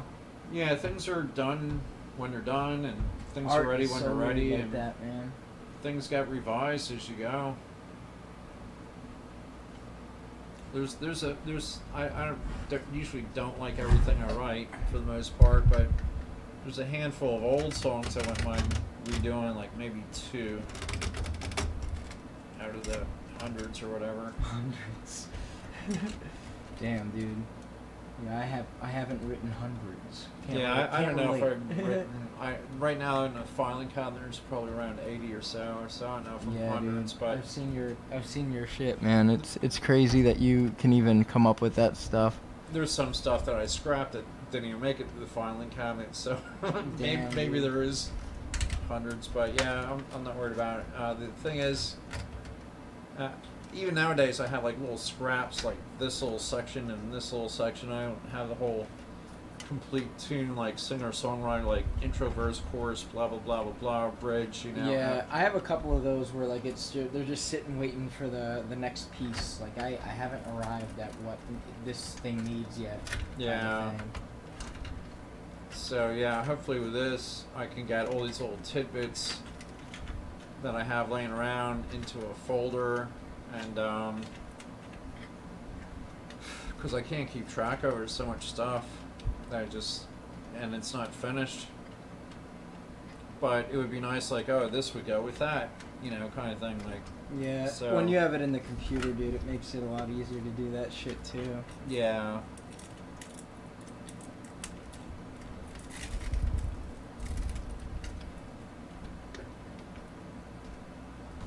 Alright. So I'm just trying to clean up the cabling a little bit here. I'm not going to be too crazy about it, but I want it to look better than it does here. You know, there's a saying I remember hearing about doing the job right the first time and kind of like documenting it, making sure everything's clean in the process. And you're not doing it for you, you're doing it for the next guy, you know? So, Well, like, there is no next guy. it's just gonna be me. You're the guy. I got a guy. But I'm saying, like, if another guy's got to come in and do the work, like, you want to make sure it's easy for him. If you did a good job, it'll be easy for him. You know what I mean? That's what I'm saying. Like, when you inherit these fucking shit projects that people do, you're just like, what the fuck did you do? Yeah. Why is this way? Oh my god. But you know what I mean. That's what it's all about. You know what I mean? It's just a good philosophy to have. And Alright. Votech, they used to say, why is there never why is there never enough time to do the job right the first time, but always enough time to do the job right over again, you know? Yeah, dude. Oh my god. You know why? Because there's more money in fixing the mistake. I guess that's fucking what it comes down to. And it makes me mad, dude. It takes 2 or 3 times longer than just... Because the client wants the easy way out. Like, oh no, just let's skimp here and there. It's like, no, we really shouldn't do that. Oh, I guess we're gonna do that because that's what this fucking invoice says. All right. See you in a month. Down at George's, when I started doing repairs earlier, this guy comes back. He's like, when is that going to be done? I'm like, I don't know. He's like, what do you mean you don't know? I'm like, it's done when it's done, man. Like, there's no time limit. This ain't a car wash. I can't tell you it's 3.5 fucking minutes. It's done when it's done. Yeah. I don't rush anything. So. This ain't a fucking car wash. Yeah, that's what I told him. I said, so they didn't like that too much. I said, well, send the guy back. Send him back. I'll chat him up and show him what I do back here. And if he wants to take his guitar out and take it somewhere else, that's fucking fine and dandy too. And I guess they didn't like that too much either. So, but by the end of the conversation, it's like, no, man, just do whatever, man. Just take your time with it. I'm like, yep. Because if I don't take my time with it, you're not going to be happy. I'm going to look like a fool. And so it's, you know, like, no, it's just lose-lose for everybody now. Yeah, man. Like, I look like a dickhead. I look like I don't know what the fuck I'm doing. And you're not happy as a client. And I think that's so important, man. And another thing that sucks is when, like, the client doesn't tell you, like, yo, these are time constraints that I have. So I need this, that, and the other thing by this, that, and the other date. It's like, man, well, it would have been fucking helpful to know that when you gave me it. Alright, man. Ready to fire this bitch up? no way. Yeah, let's, I think, the camera's seeing it. I'm gonna put the, last piece on here. I wish I could, stream the start screen and everything, but I think it might be cooler to see all the RGB shit going on. RGB, what's that? Red, green, blue. Disco lights in there. Yep, you know it. Alright, let's see how this fag thing went in there. It just went like this. Get down, boogie, oogie, oogie. I think it goes under that first. Ooh. Like that. There Goodness. we go.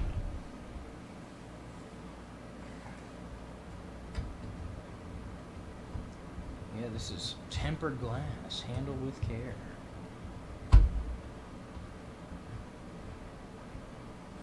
And there you go. That's her. Let's just slide this guy on. to the machine. Yep. And let's just tighten that bolt.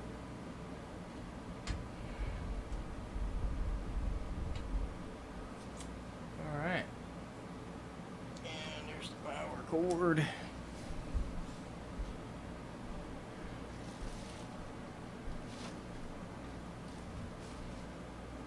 So we're going to take the power, plug that in, and then we are going to need an HDMI cable, which I have right over here.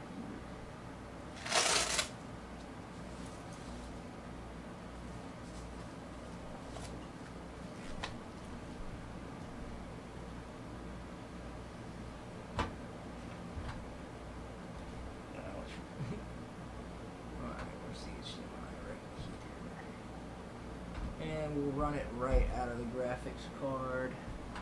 See if it grabs the plug and play. Oh, this isn't long enough. Or we could run it out of the motherboard directly, which might actually be a better idea, come to think of it. We'll install the drivers later. Let's just do it like that. That way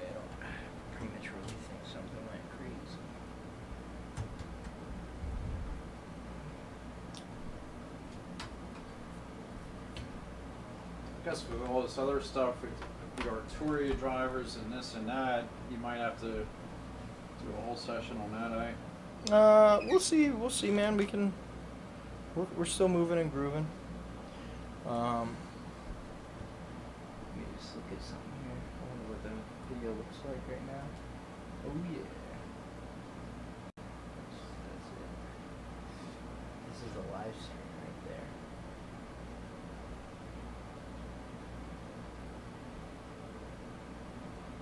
Oh man.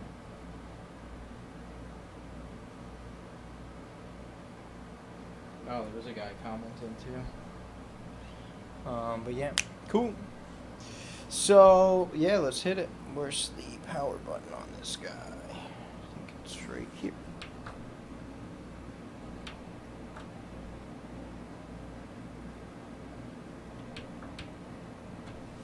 And make sure that this is on. That would probably help. Oh, there we go. You see some of that RGB going on?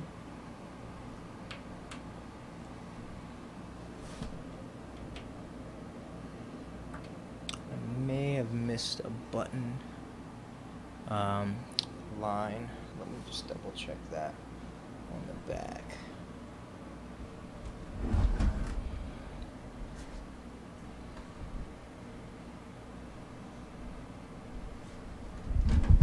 Yeah, sometimes they're not integrated and they're just hanging out. It's possible that I missed it.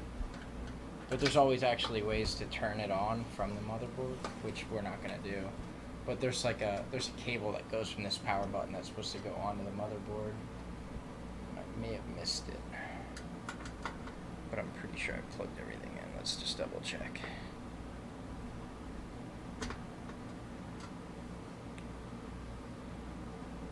You have to unplug it, turn off the power and all that. You don't need to. I just want to look. If I see that is the case, then we will unplug it and stuff.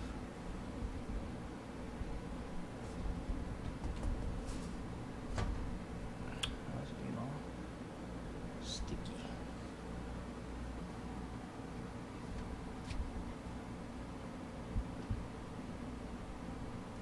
What's this stuck on?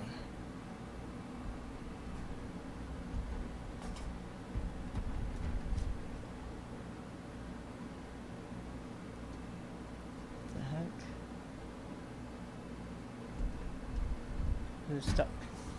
What the hell? There we go. Jeez. That's weird. Let me just double check if they're not tucked away somewhere. It's entirely likely that they are, though. But yeah. Just turn it off. Just yank these guys out again to make sure they're not hidden in there somewhere. Where's my flashlight? But yeah, that's probably what we're missing here. I don't see one back there. Let me double check a couple of these other lines. That one's in. That one's good, I think. And this is routed from over there. And that's like a black and white kind of guy. So where? That's this one. Yeah, so let me look at where that guy's running. It's this cable here. That sucks. I just put all these things back on. Ooh, time to take them off.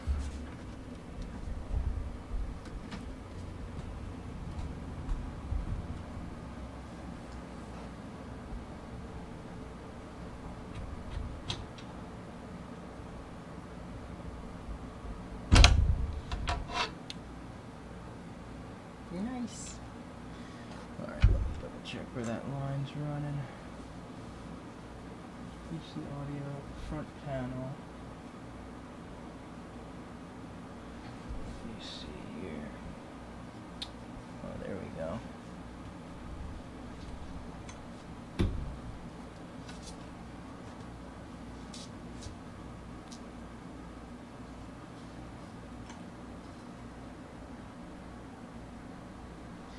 I see where I think it might go.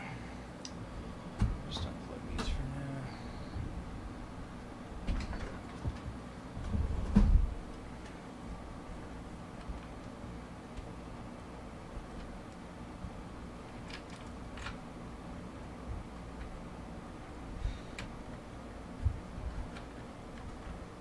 I think I was in the like auxiliary department instead of the panel slot. That's why I didn't work, but now we'll be in the right place.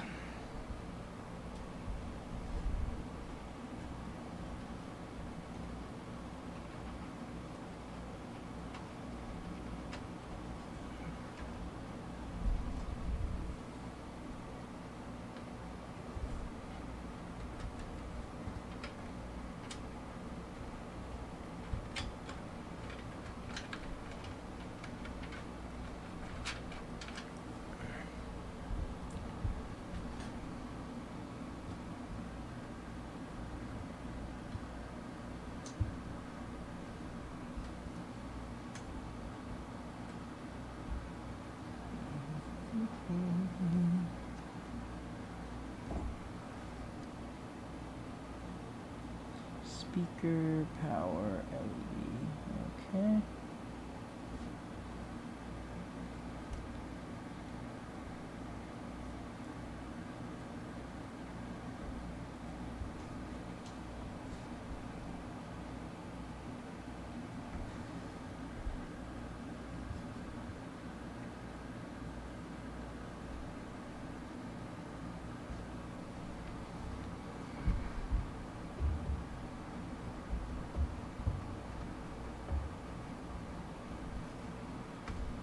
Actually,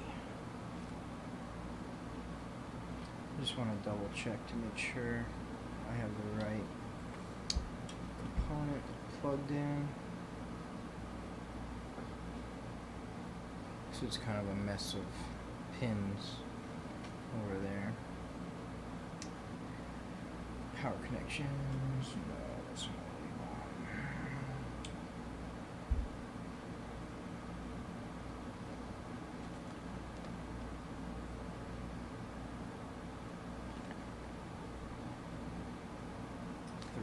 That's what I want.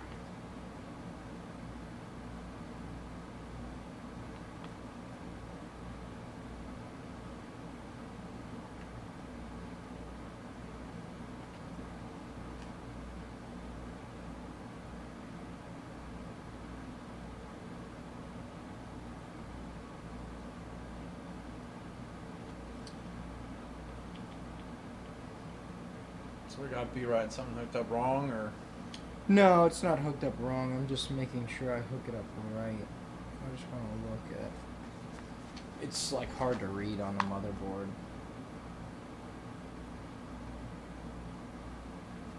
Alright, there we go. So, hard drive, power LED, speaker, power switch and ground. Okay.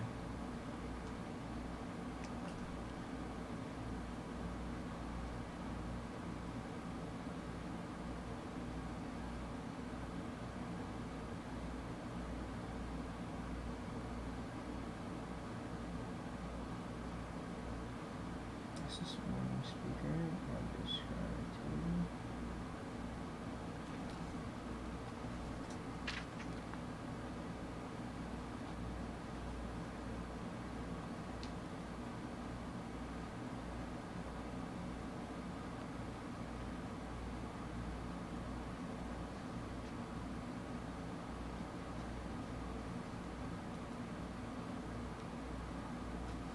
there we go, that's what I'm looking for.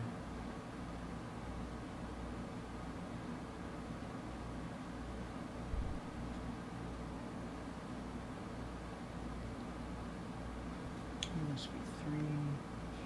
That's not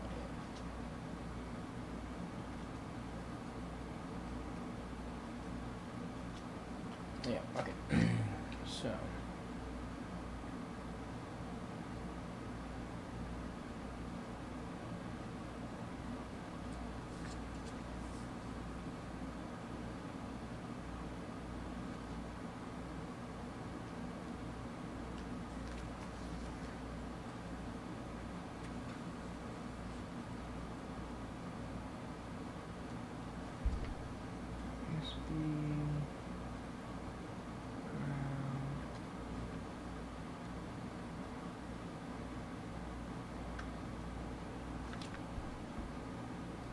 Where's the power? Oh, that's that one. Suck it up USB 3.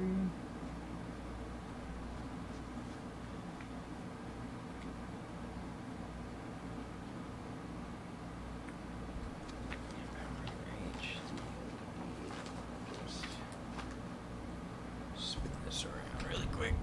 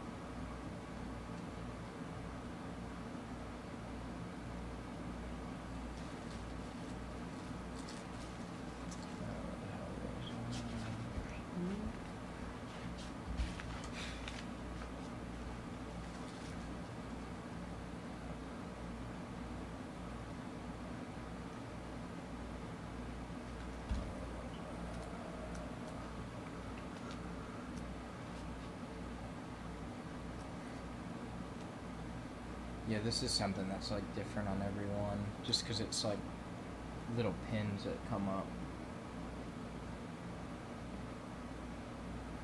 Power ground. Yeah. Power switch. Yeah. All right. All right. Yeah. All right. I got it. I'm right. Let me get that glass. Yeah, they arrange those different on every machine, which is kind of annoying.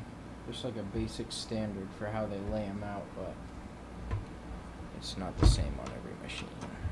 So what did you do there then? I just had to read which pin lines up with which hole for the power button and make sure that I had it oriented right. It's weird.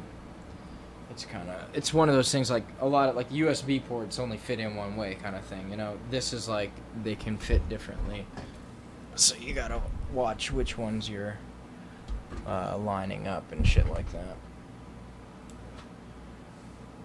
Jeez.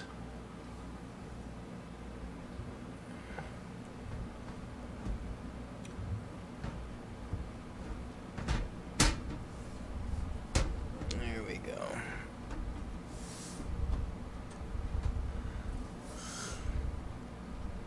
So yeah, man, like how did you decide that you were gonna like make music your life and just have a studio and be a teacher and shit? How did you grow the balls to like not have a job and just make that what you did? Well, I had jobs that I hated from day one, like Yeah. you know, really bust ass jobs like out of high school. Mhm. For example, I was 18 and my dad got me this job at Dolan Construction, and there was this fucking foreman there, and he's like, "All right, kid, what do you know how to do? You know drywall? No. Electric? No. Plumbing? No. All the way, you know, carpentry? No. All the way down the list." And he goes, "All right, here's what you're gonna do." And he takes this can of fucking bright orange spray paint and just starts walking down the fucking lane, and then goes up the other side, and he hands me a shovel, and he's like, "Start digging." That's funny. Start digging. He's like, "Yep, start digging." I'm like, "How deep do you want it?" He's like, "We'll check on you at lunch." Oh man. Dude, I was digging this thing for like fucking 2 months, and my hands hurt so bad I wasn't, you know, it was really hard to play guitar. Yeah, dude. It was hard to wipe my ass the first day of that, like digging straight for like 9 or 10 hours, digging this fucking ditch. for sure. I can imagine. So, it was a yeah, fucking nightmare. It was horrible. And then I had foundry jobs and just, cooking for 200 people. Let me make sure you can see. That's a real Look at that. Look how cool that job looks. there. Oh, yeah, and the little disco lights too. Let me see here. I gotta make sure it's on the right interface. HDMI 1. It's probably gonna yell at us because it doesn't have any, what do you call it? Fucking keyboard plugged in. No signal. Yeah, that's alright. Let me get this. Anyway, no, and then I just really got into music, my buddy, the late Mike Nyman, got me into this, and we had the band and all that, and then that didn't work, and I always wanted to do it, and like when that didn't work out, I was into recording, and I don't know, and then I thought, well, they're, having a hit song and this and that, I don't know. So, but there's plenty of guitar teachers around, so that seemed like doable. So I needed training to do that. It's like, well, I need to learn how to read music. I should really learn maybe a new style, something like classical. And I thought if I played green sleeves, I'd be happy with that. Well, one thing led to another. I'm playing Bach preludes and Villalobos preludes and stuff like that, and etudes, and so then you can teach that shit, and you can use it when you write as well. So there's a lot of I don't know, it's a lot of work it still is a lot of work, so. But yeah, I guess just the love of sound and music, and yeah, and the other option is, doing something that, and especially like working in the photo lab after I got fired, I quit, I got laid off. Mm-hmm. Like that was the final fucking straw, Yeah. That was it. I'm like, and everyone's like, my mother, you need to get a real job. I'm like, well, teaching guitar is a real job. No, you and that guitar, it's. Oh my god. Do you know what I mean? So, yeah, dude, like, I had know to how tune it all is. that shit out and fucking do it, So I went up every weekend for 4.5 years, every weekend, probably without fail. Even driving through ice storms and shit, I went to study an hour and a half away with Joe Mixon on Saturday morning at 10 o'clock up on Bethlehem, the Hellertown side of Bethlehem, not the Allentown side. So yeah, that's a good hour and 15 minutes away, hour and a half, Yeah. And then, just learning how to read music, learning the classical. I'm glad he took me under his wing.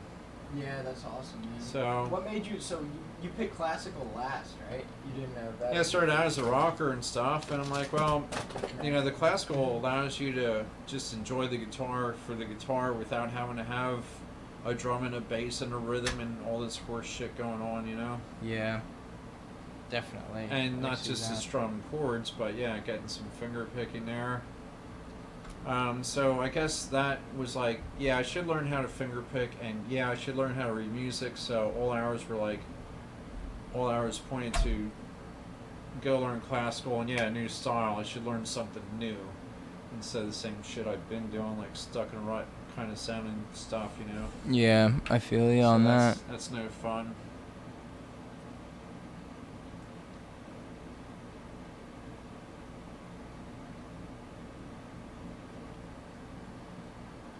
She looks like she's fired up, B-Rod. Yeah, it's fired up. It's just not getting a signal, which happens. I just have to figure out which one of these it's prioritizing as the video. And it doesn't help that we didn't have a keyboard and mouse plugged in. Oh yeah? You got all that now, eh? Mm-hmm. Should be sending something.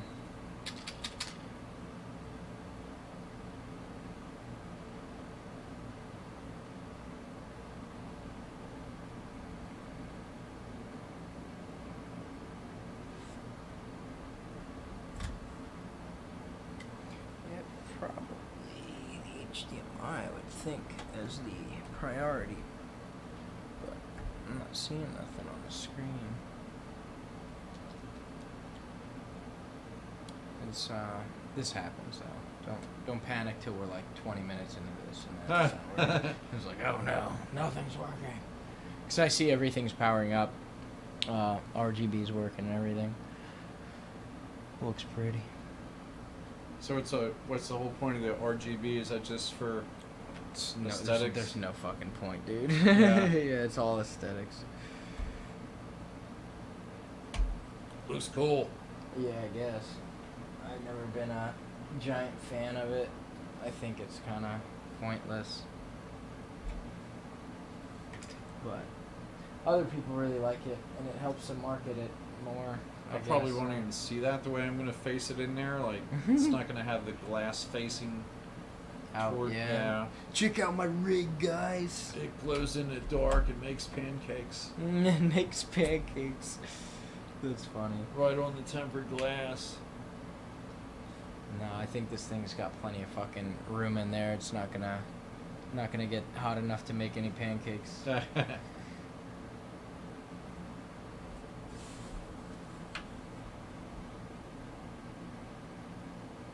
It's weird that the power button's not causing it to go into like a hard shutdown though. That's kind of weird. But like I said, don't panic yet. You should be able to turn it off from that thing now, up top. Yeah, in fact, that's what I've been doing. Like, that's what's turning it on. I'm just doing this as like a cut the power on the back here, but should be able to just get it to work. Yeah, I'm just trying to see if I get a signal out of anything.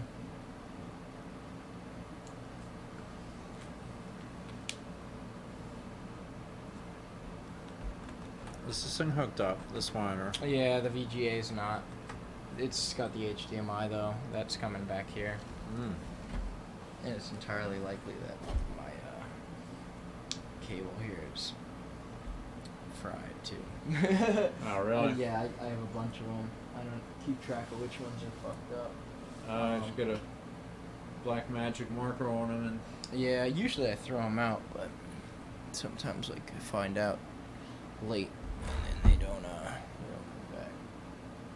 Or they make it back in my bag. I'm just too busy to throw them anywhere. So we can try other interfaces though. Sometimes this works where you just see which one's gonna work on which channel.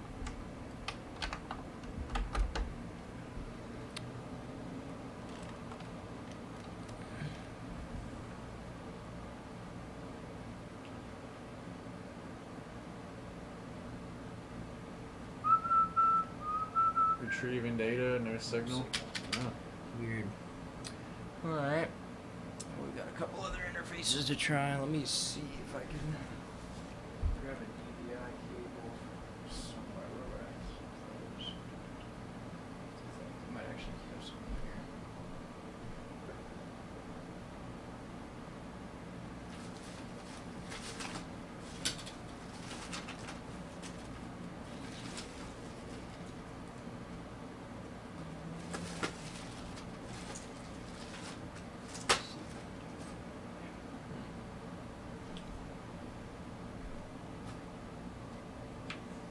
Why? Yeah, I had a similar problem on the last build I did. It just wouldn't work for the first like couple minutes, and then I like was moving the cables around and it just worked. It might tell you actually in the handbook which line it prioritizes, just so we can try booting it directly to that one. That's right.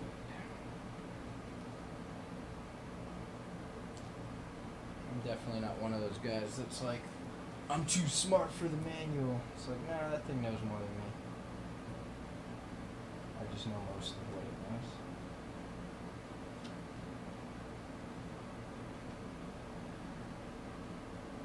Just roll from now on the connector. Switch, combo values, there's indicator on the power button is showing good. I want to do. Oh, here we go.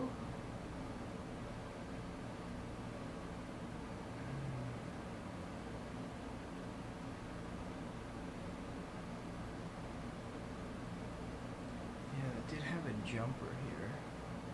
What do I do with that? I wonder if there's a jumper missing off the motherboard.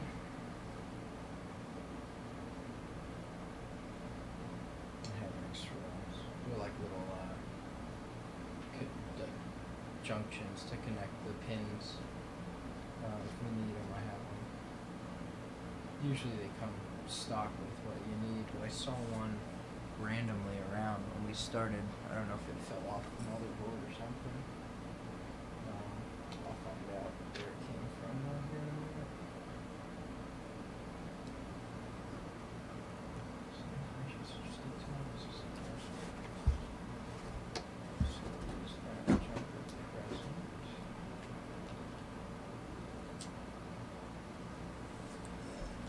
Up here. There's no jumper on there.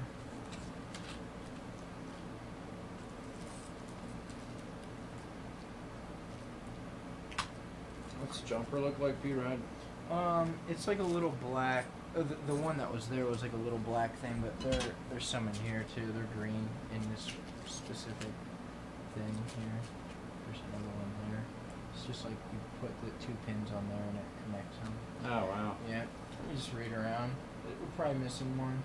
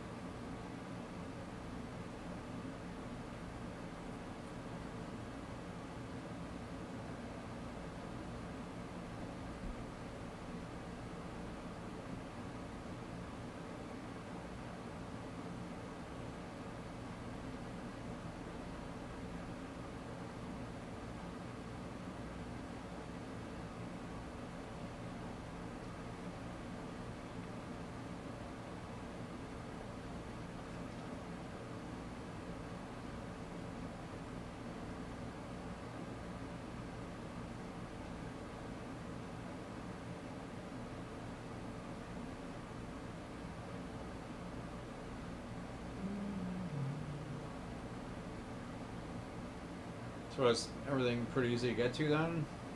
With that pin or whatever? Yeah, I just need to know if it's missing anything. I'm just like reading through here. It's easy to get to once I know what it is. You guys are still at this? Yeah, the build's pretty much done. We're having trouble getting something to show up on the display. Just doing some reading quick to make sure I got everything right. RTT's power supply.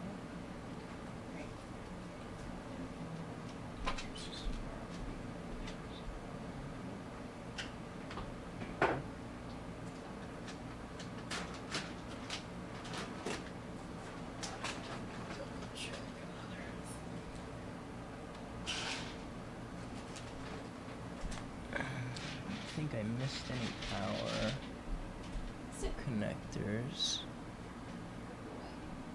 Let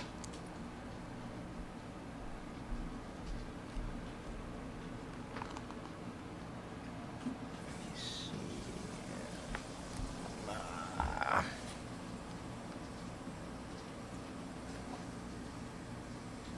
those are for the Wi-Fi.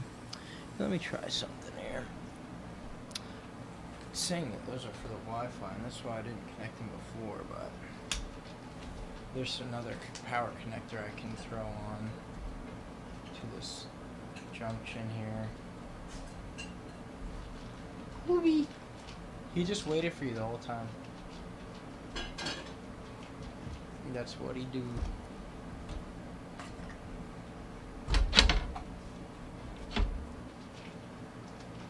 Beep.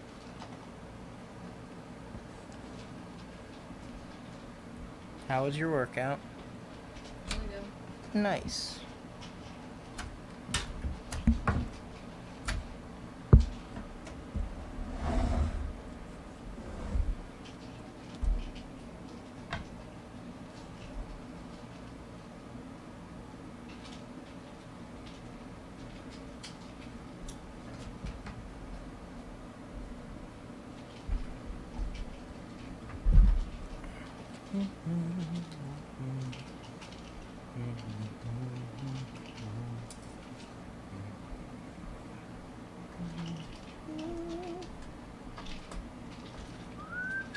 Is that new food for him?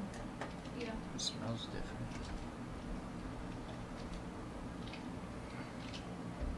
Looks like I need like an 8-pin and a 4-pin for where I'm going here.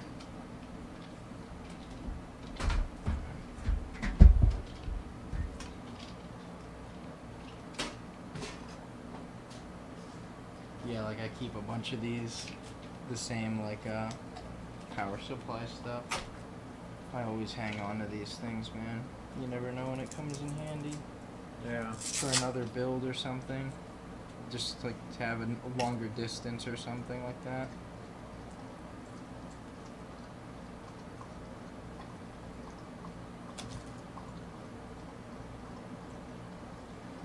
Just double check that connection.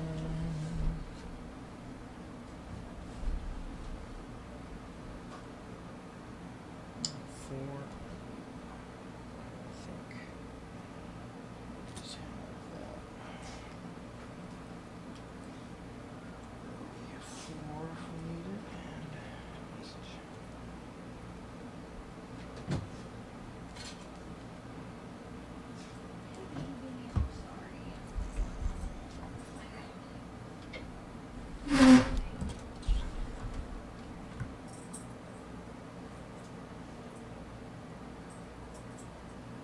Where was empty your plate?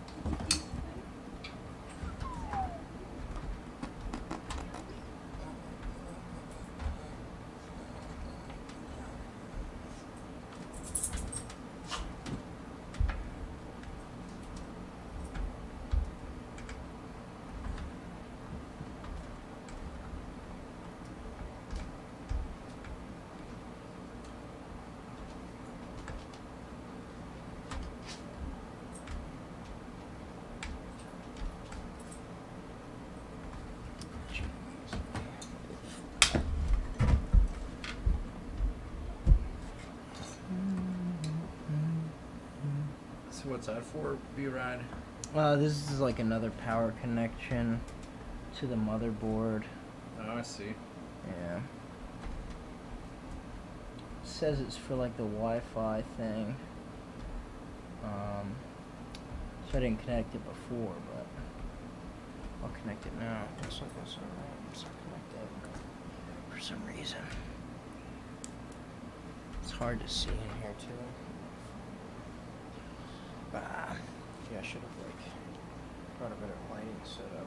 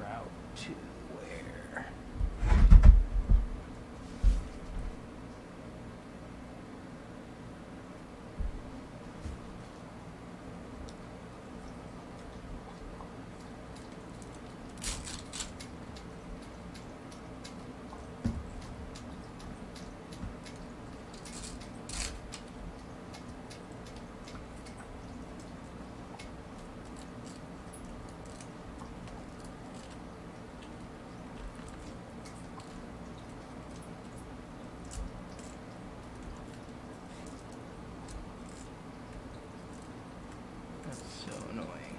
Come on. Come on, baby. There we go.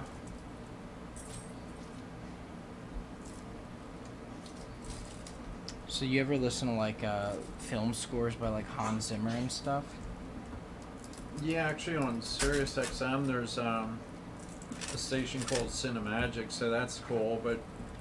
And they play all kinds of stuff I wouldn't normally get to hear, and but that gets to be a bit much too, you know. It's like Yeah, hearing that all no. day, it's like, okay. Yeah, you can only digest so much of it. It's kind of like I listen to a lot of progressive stuff, and it's the same thing. Like I need some melody kind of stuff over sometimes. You throwing up?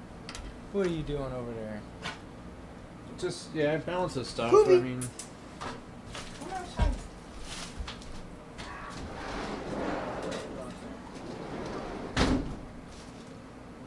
It's like making throw up noises.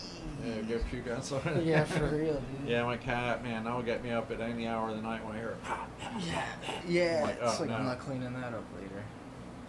Go handle that out there, dude. Terrible time. For real.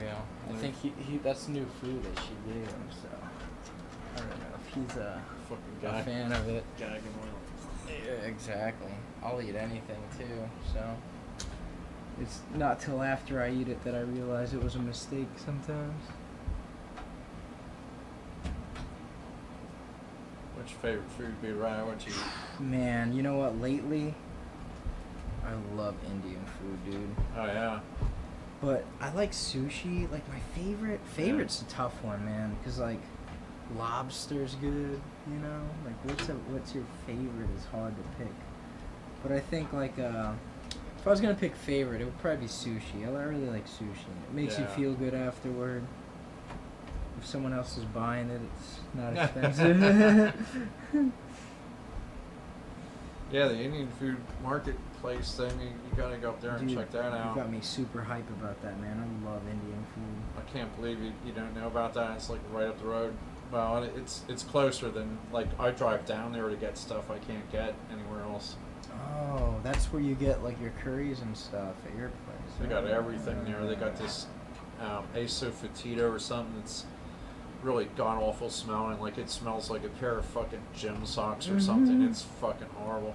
But if you don't have it to make these Bombay potatoes, then they suck. You know, like you Yeah. need that spice in there because that spice makes the whole dish. Yeah, it's like with that socks combined with other things makes the perfect flavor kind of thing.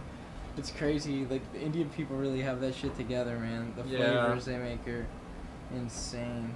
And it's also about the balance. It's like you want to taste all the flavors, and that's the art of it. And I kind of relate that back to my mixing and the music now. It's like, well, I want to hear all the instruments instead of just, you know, this sound or that sound that's really dominant. Like, none of them should be really super dominant. Maybe the vocals or something should be a little out front, and then everything gets layered. You know, you want to be able to hear everything now. Yeah, that's cool. I that's a cool analogy comparing music to Indian food. Yeah, it's like getting the balance and getting everything right. And Needs more garlic. one time well, one of the first dishes I got fennel mixed up with fenugreek. I wasn't paying attention, and fenugreek is really bitter, and the longer you cook it, the worse off it gets. But it smelled amazing making it, so I You just finally said got was it gonna be done good. was chomping into this, and I was like, oh, it was like the most god awful tasting thing ever. Sacre bleu. So yeah, don't get fenugreek and fennel mixed up. Yeah, we'll make sure to avoid that. Ladies and gentlemen. But there's some really good cookbooks, or you can go to epicurious.com, and if you need any of those spices up there, just you can get them all up there. It's crazy. It's a whole Indian like supermarket thing, and it's all amazing. The stuff they cook there is amazing, and I know there's a vegetarian dish up there you can get, like a lentil thing or something. It's not all. You know, the lentil stuff, I was digging on that, like when I first started eating Indian food. It got old because it's They Yeah. kind of always taste the same, and the texture is like not my favorite. Yeah. But there's like, you know what I really like sagwala, like the spinach based stuff. Oh yeah. Oh, dude, that's my favorite, man. That green pasty stuff. Well, all day. once you learn these spices, then you can kind of improvise your own Indian dish, and maybe it's not an official fucking Indian dish, but it doesn't matter because it tastes like Indian. So Yeah, dude. Food's food, man. Let's see. I found out this one spice I like was for pickling, but I put it in my rice, and I think it's good. Magic. You know, it's like it. I don't know. Just talking to the keyboard too, which is weird. Like I'm getting I was getting a signal there.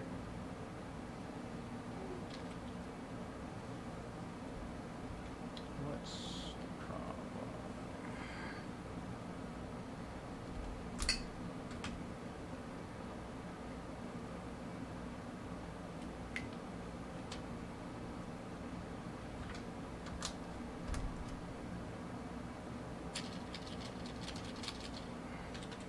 Yeah, I think it's a problem with the display. Like I have to figure out which one's sending, because it wants. I'm getting like. This is all talking to each other. I didn't know that. Well, just like it wouldn't be letting me do this stuff. The otherwise. lightning? Yeah.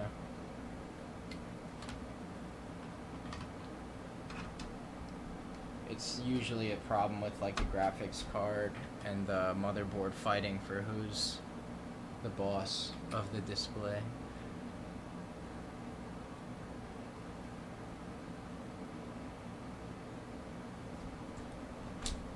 Which is fucking annoying, but that's how it is sometimes. How do you fix that then? You just gotta figure out which one it is, and then once you do it, you can change the defaults. Oh yeah. Everything's on though, like. You mean once you get the screen up and Yeah, you can just start telling it, hey, this is what I want you to do from now on. Stop doing weird stuff. Yeah.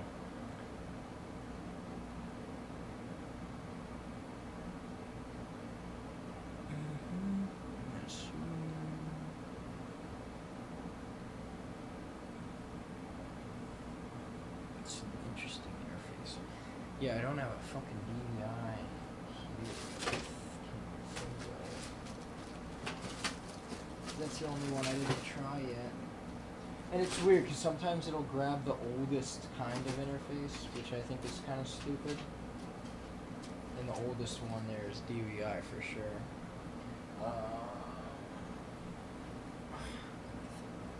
Cables are in my fucking bag. I'm not even gonna pull them out if this thing doesn't have a DVI port on it. I'll just figure something else out. Yeah, it doesn't. Give me a second. Read a little bit more. See if I can get it to do something I want it to do instead of what it's doing. Alright, so let's see what it's on.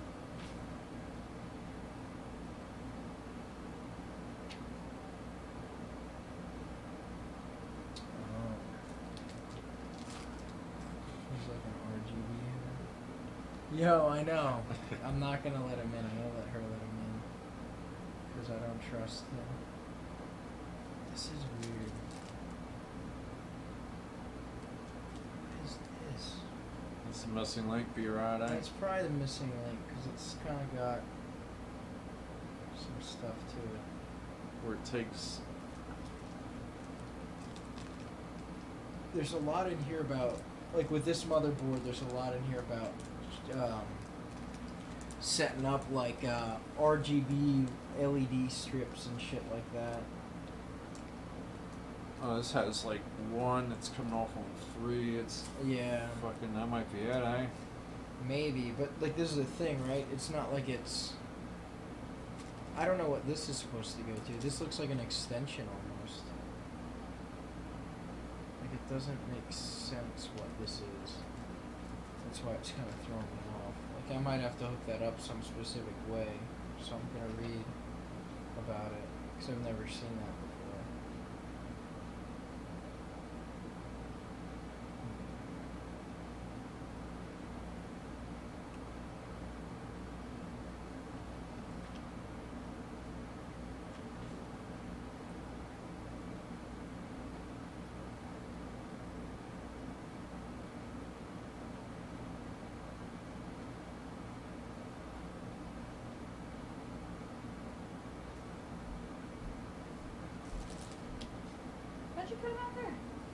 Who's gagging?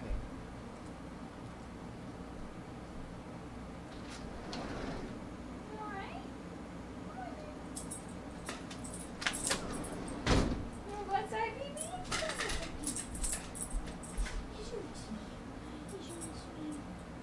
Yeah, like this doesn't even have the right number of those things. Like this is how many of those pins there are, and that's only enough to take up 1, 2, 3, 4, 5, 6. You know, it's weird. Curious. Right now I'm just trying to see what like the starting up for the first time. Here we go. After making sure all switches are off. Okay, power cord.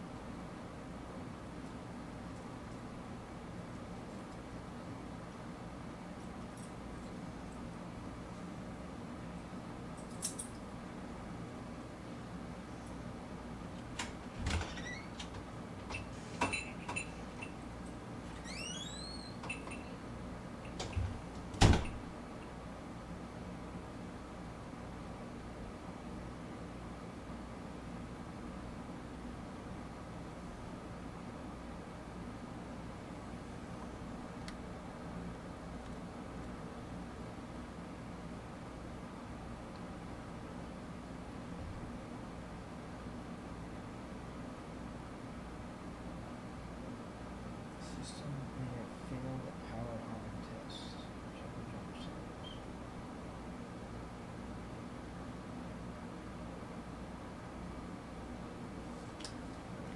Does it tell you anything specific about any jumpers missing?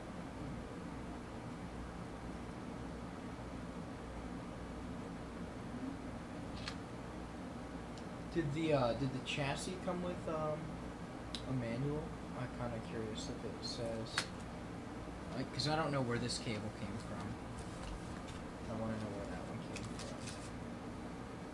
Here we get to the bottom of this.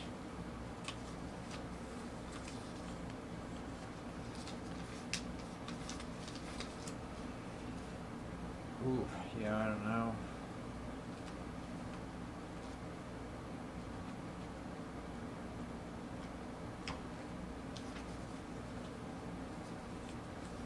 It would be, I don't know what, NZXT? Yeah, NZXT is the make of that, I think, right?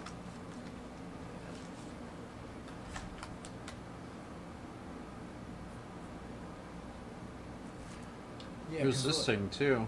Yeah, I know, but check this out. If I control alt delete, it should. Yeah, I just rebooted it. It's on. It's just not showing us. What, the screen you mean? Yeah, like, see, look, I just came back up.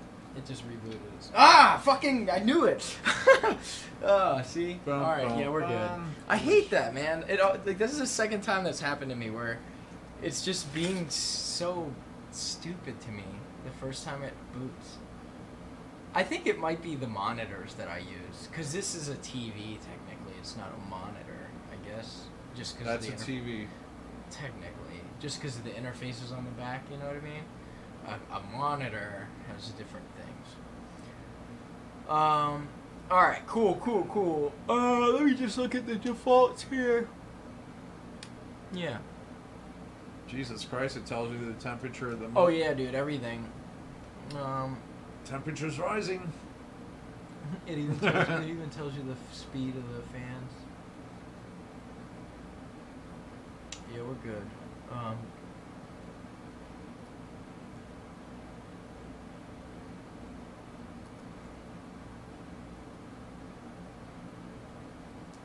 Now it said delete to get to setup.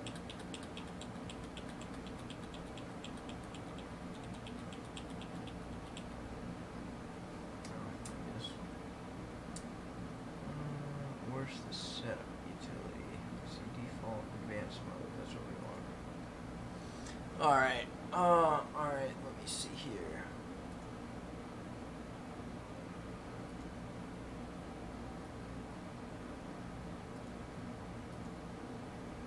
see if we can build our raid.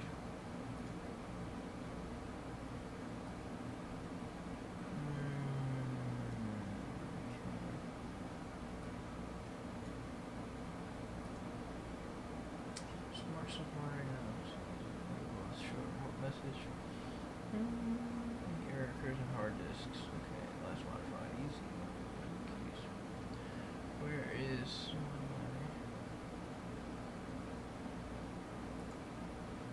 boot configuration? Come on. Alright, there we go.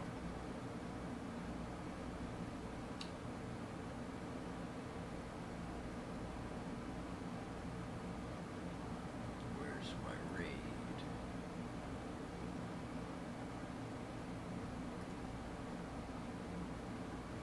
What is this doing here? Please select the BIOS update method.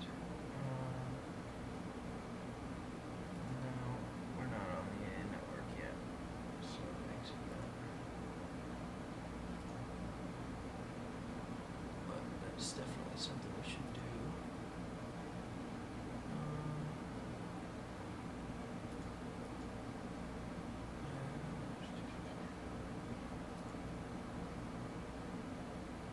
Let's put a password on that motherboard.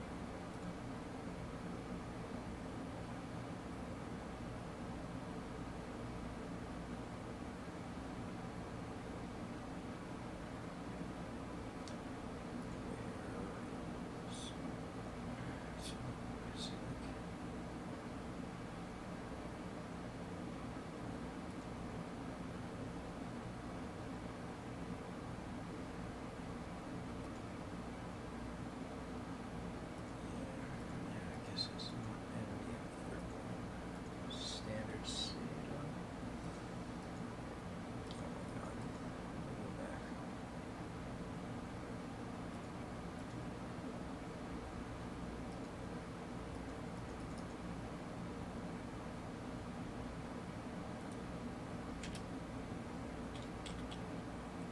Yes, easier this way.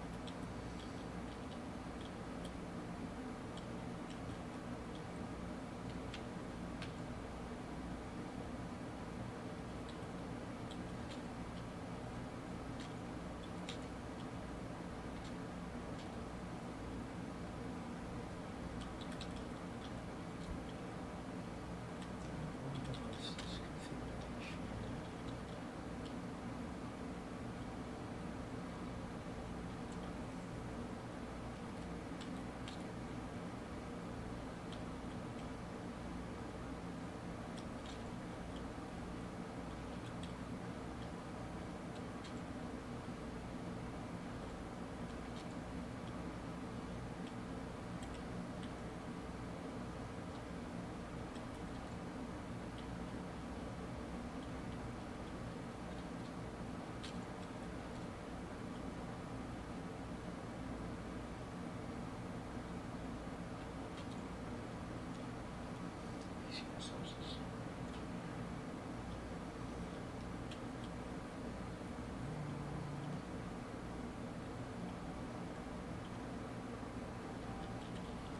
If it doesn't let us do the raid here, we can do it once we install Windows too, but it's more of a pain in the ass to do it that way.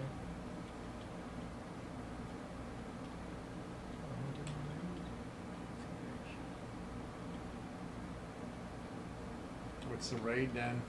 That's the thing that combines all the solid state drives and makes them think they're one. Oh wow. Yeah. It's that thing where I was saying about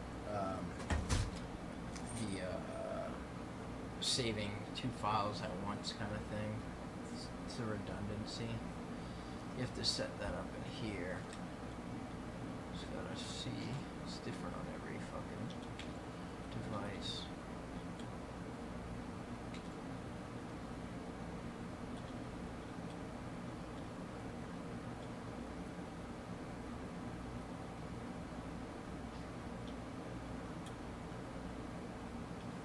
CPUs. That's where it should be. It doesn't actually let you do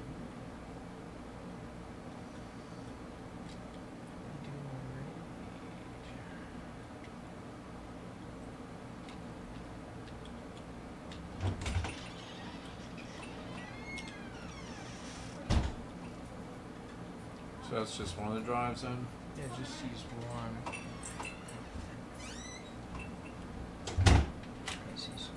Come here. You're still attached, Misty. Go.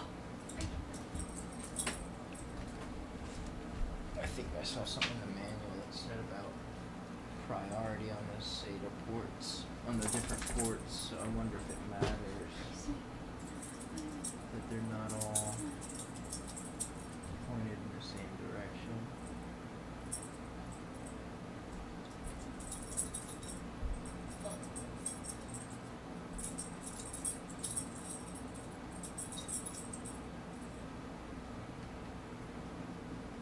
Yeah, I wonder if they're all supposed to go to that one bridge here.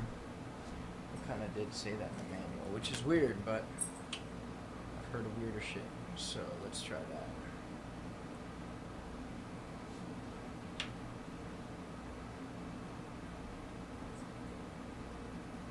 Yeah, okay, cool.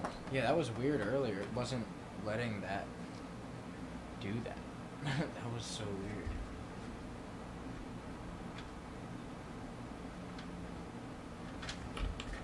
So that red, green, blue thing's still going, eh? Yeah, that's because the power's on.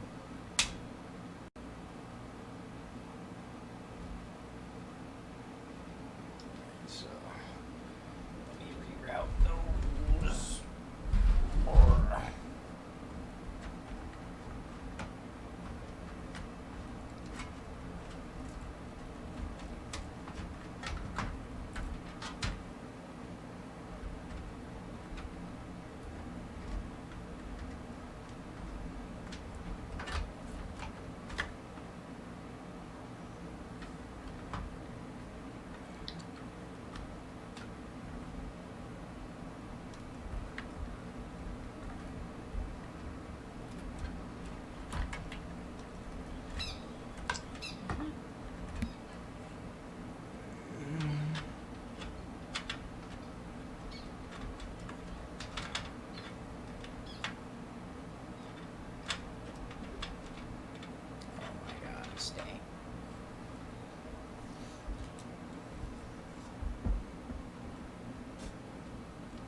So annoying.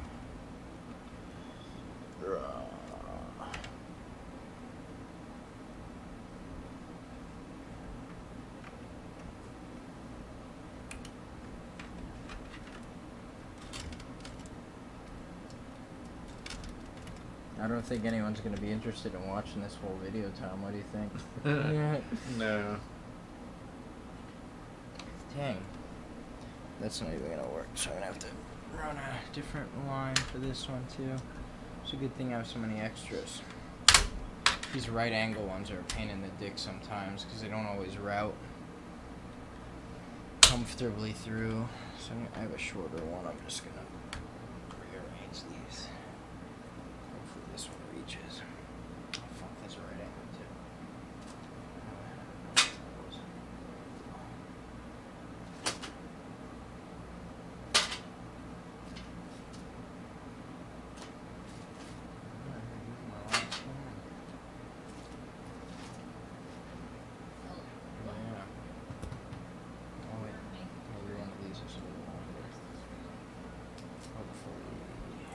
What do you gotta do? Like run them differently or something? No, it's just these are short. Yeah, I gotta run it. I'm trying to run it to a different cable thing. I'm trying to run it to a different port. That's like it's like a little cluster of these things called SATA ports, and I'm gonna have to go like under everything to get as many millimeters as I can out of this cable. Yeah.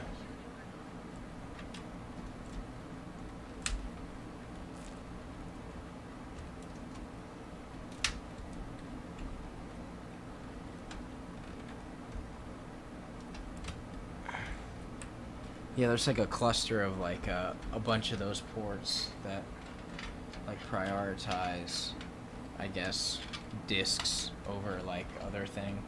Like these are discs. Mm-hmm. Yeah, I think it prioritizes these over something else or any other devices in general. Where's that red guy?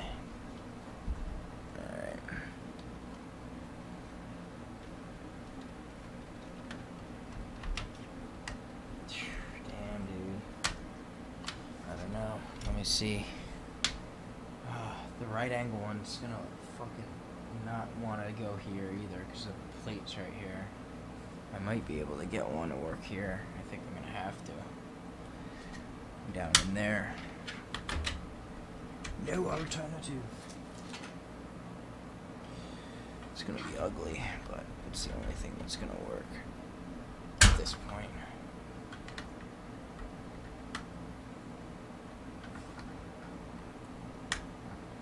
It's a good thing I fucking save all these from all the builds that I've done. And PCs that I've gutted and shit over my tenure. You smell my kitty cat. Mm-hmm. I got an old 20-year-old kitty. Yes, I do. Yes, I do. I got an old kitty. What's your cat's name again? Angel. Angel. She is an angel. She's like 20 and a half. Oh, yeah? Where's your rope? Where's your rope? Where's your rope? That's an old pussy, Tom. Yep. Where's your toy? Where is it? Where's your toy? Is it in there? Where is it?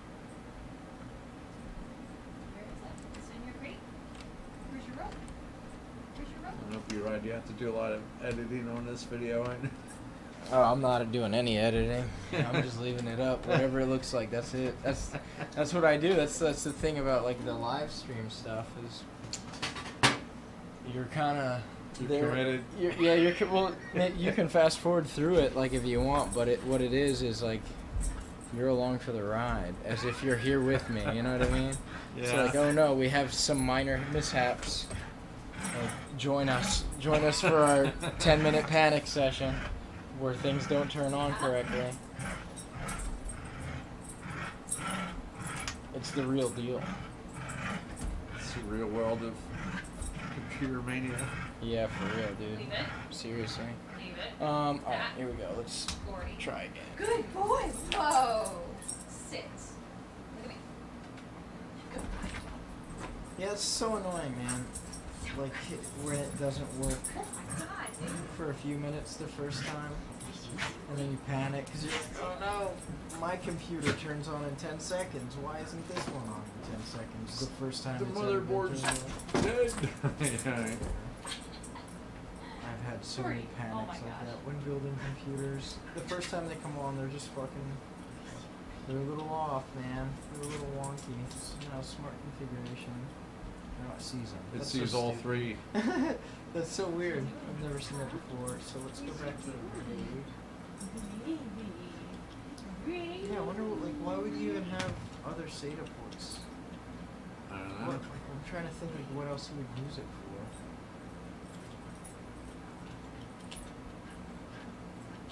Nice. Yes. Hey. So that CPU temperature is a little above that's like the temperature of my refrigerator right now. Leave it. Yeah. I mean, like- Boy. Yeah, man, you gotta try to make Go it ahead. move, man. So aggressive right now.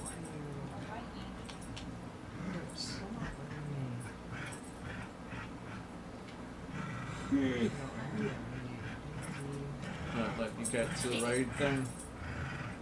Yeah, still be Oh, on good job. I could always Google how do you do it on this motherboard, but it's just All as much of a that. pain in the ass. So vocal. Just the device.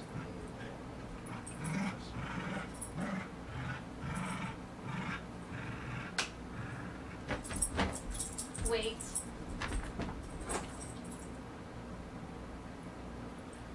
You get it? Oh, good job. Good boy. Good boy.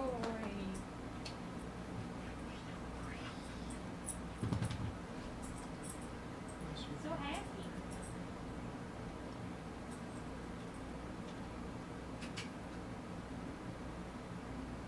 Hey, hey.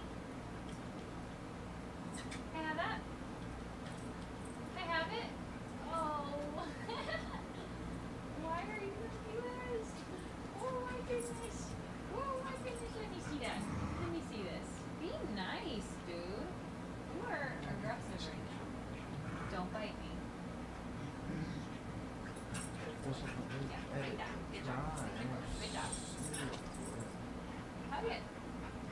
Where's my serial port? Oh, alright, let me see.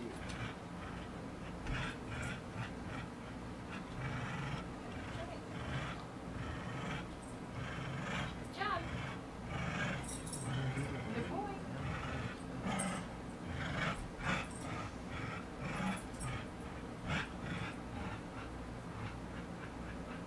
What are you doing? Leave it.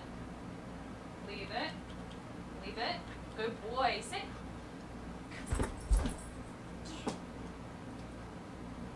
Lots of hangover. Good job. Good boy. Oh. Just gonna Google it quick. I'm not seeing it. That's probably some stupid. How much Hidden longer? place. My favorites. Key fan control. Search. Oh, let's just search. Let's do that actually. Okay, how much longer? I don't know.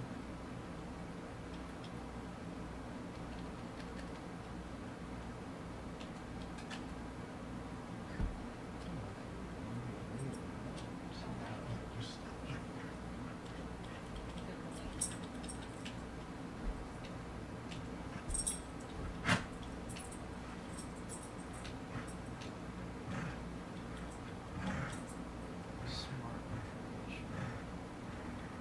PCI sources. Let's go.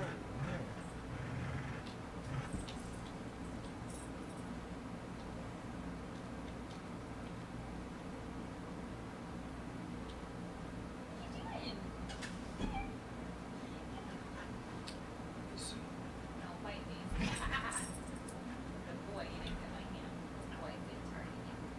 Good job. Wait. Hey, What is it? An Asus mother? Let me get the come here. pamphlet again. Or I have it over Come here. here. Hey. Good boy.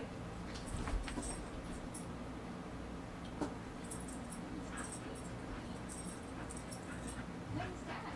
What is this? Wow! Look at that rope. Look at this nice toy.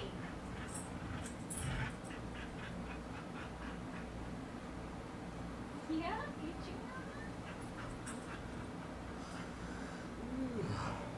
That's aggressive.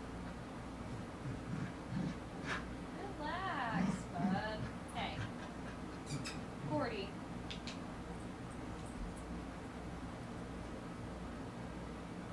Leave it. Leave it. Hey. Leave it. Leave it. Leave it. Leave it. Leave it. Good boy. Good boy.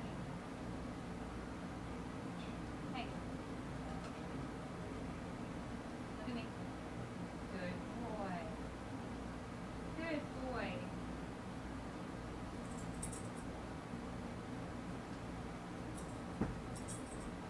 Go get it. It went over there. I'm really just confusing. Dude, 40. All thirsty.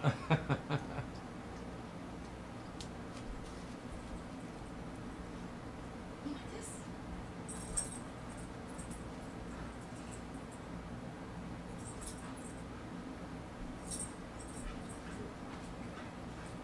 Little comes with.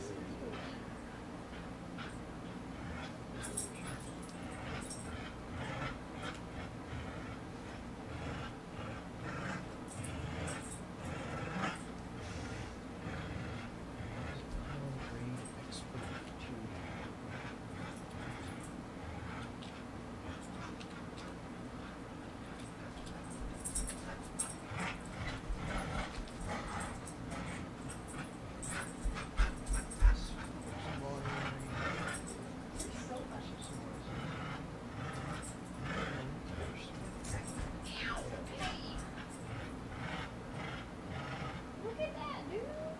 Look what you did. Oh, sorry.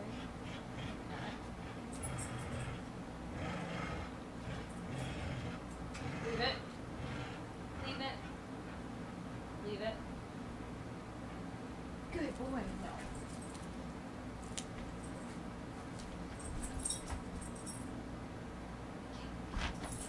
Oh, you missed it. That was your fault. Good boy. Here, Rod, there's no nothing to put that in, right? No, there isn't actually. But if I wanted to get this stuff, I could. Get it off their website. Yeah, exactly. Just they got some missing link for that. No, it should all be built into here. Yeah.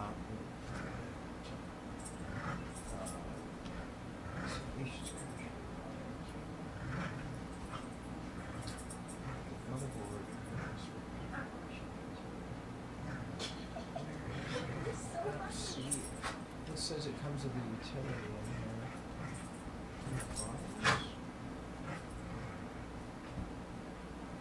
Alright, dude, I need to eat dinner.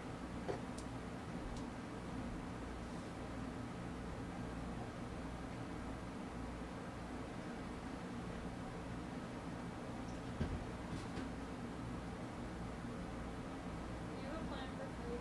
No.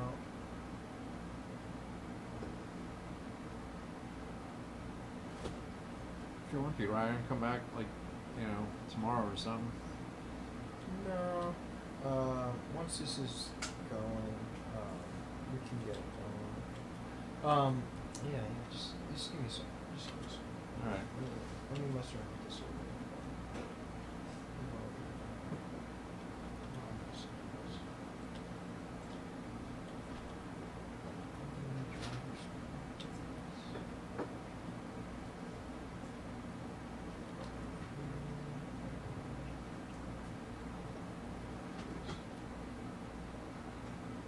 This is an update utility. I'm gonna have time to do that. Let me see. I see the data though so far.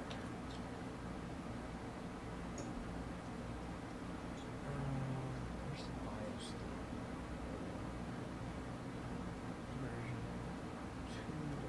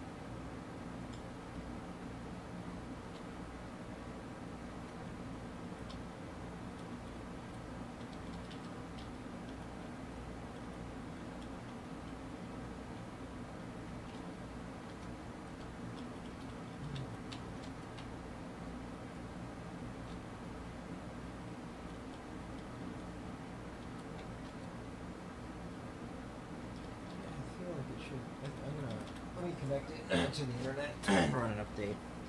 Because I don't even see the thing I need.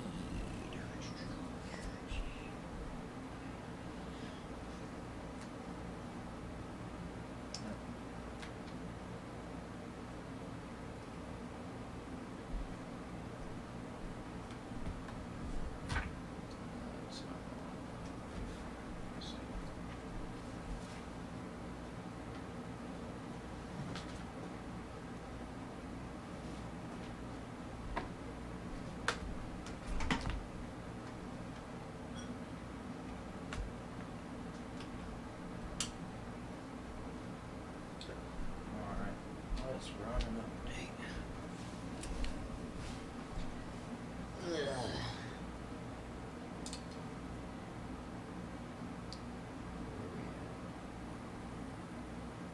Where's that? Easy flash 3.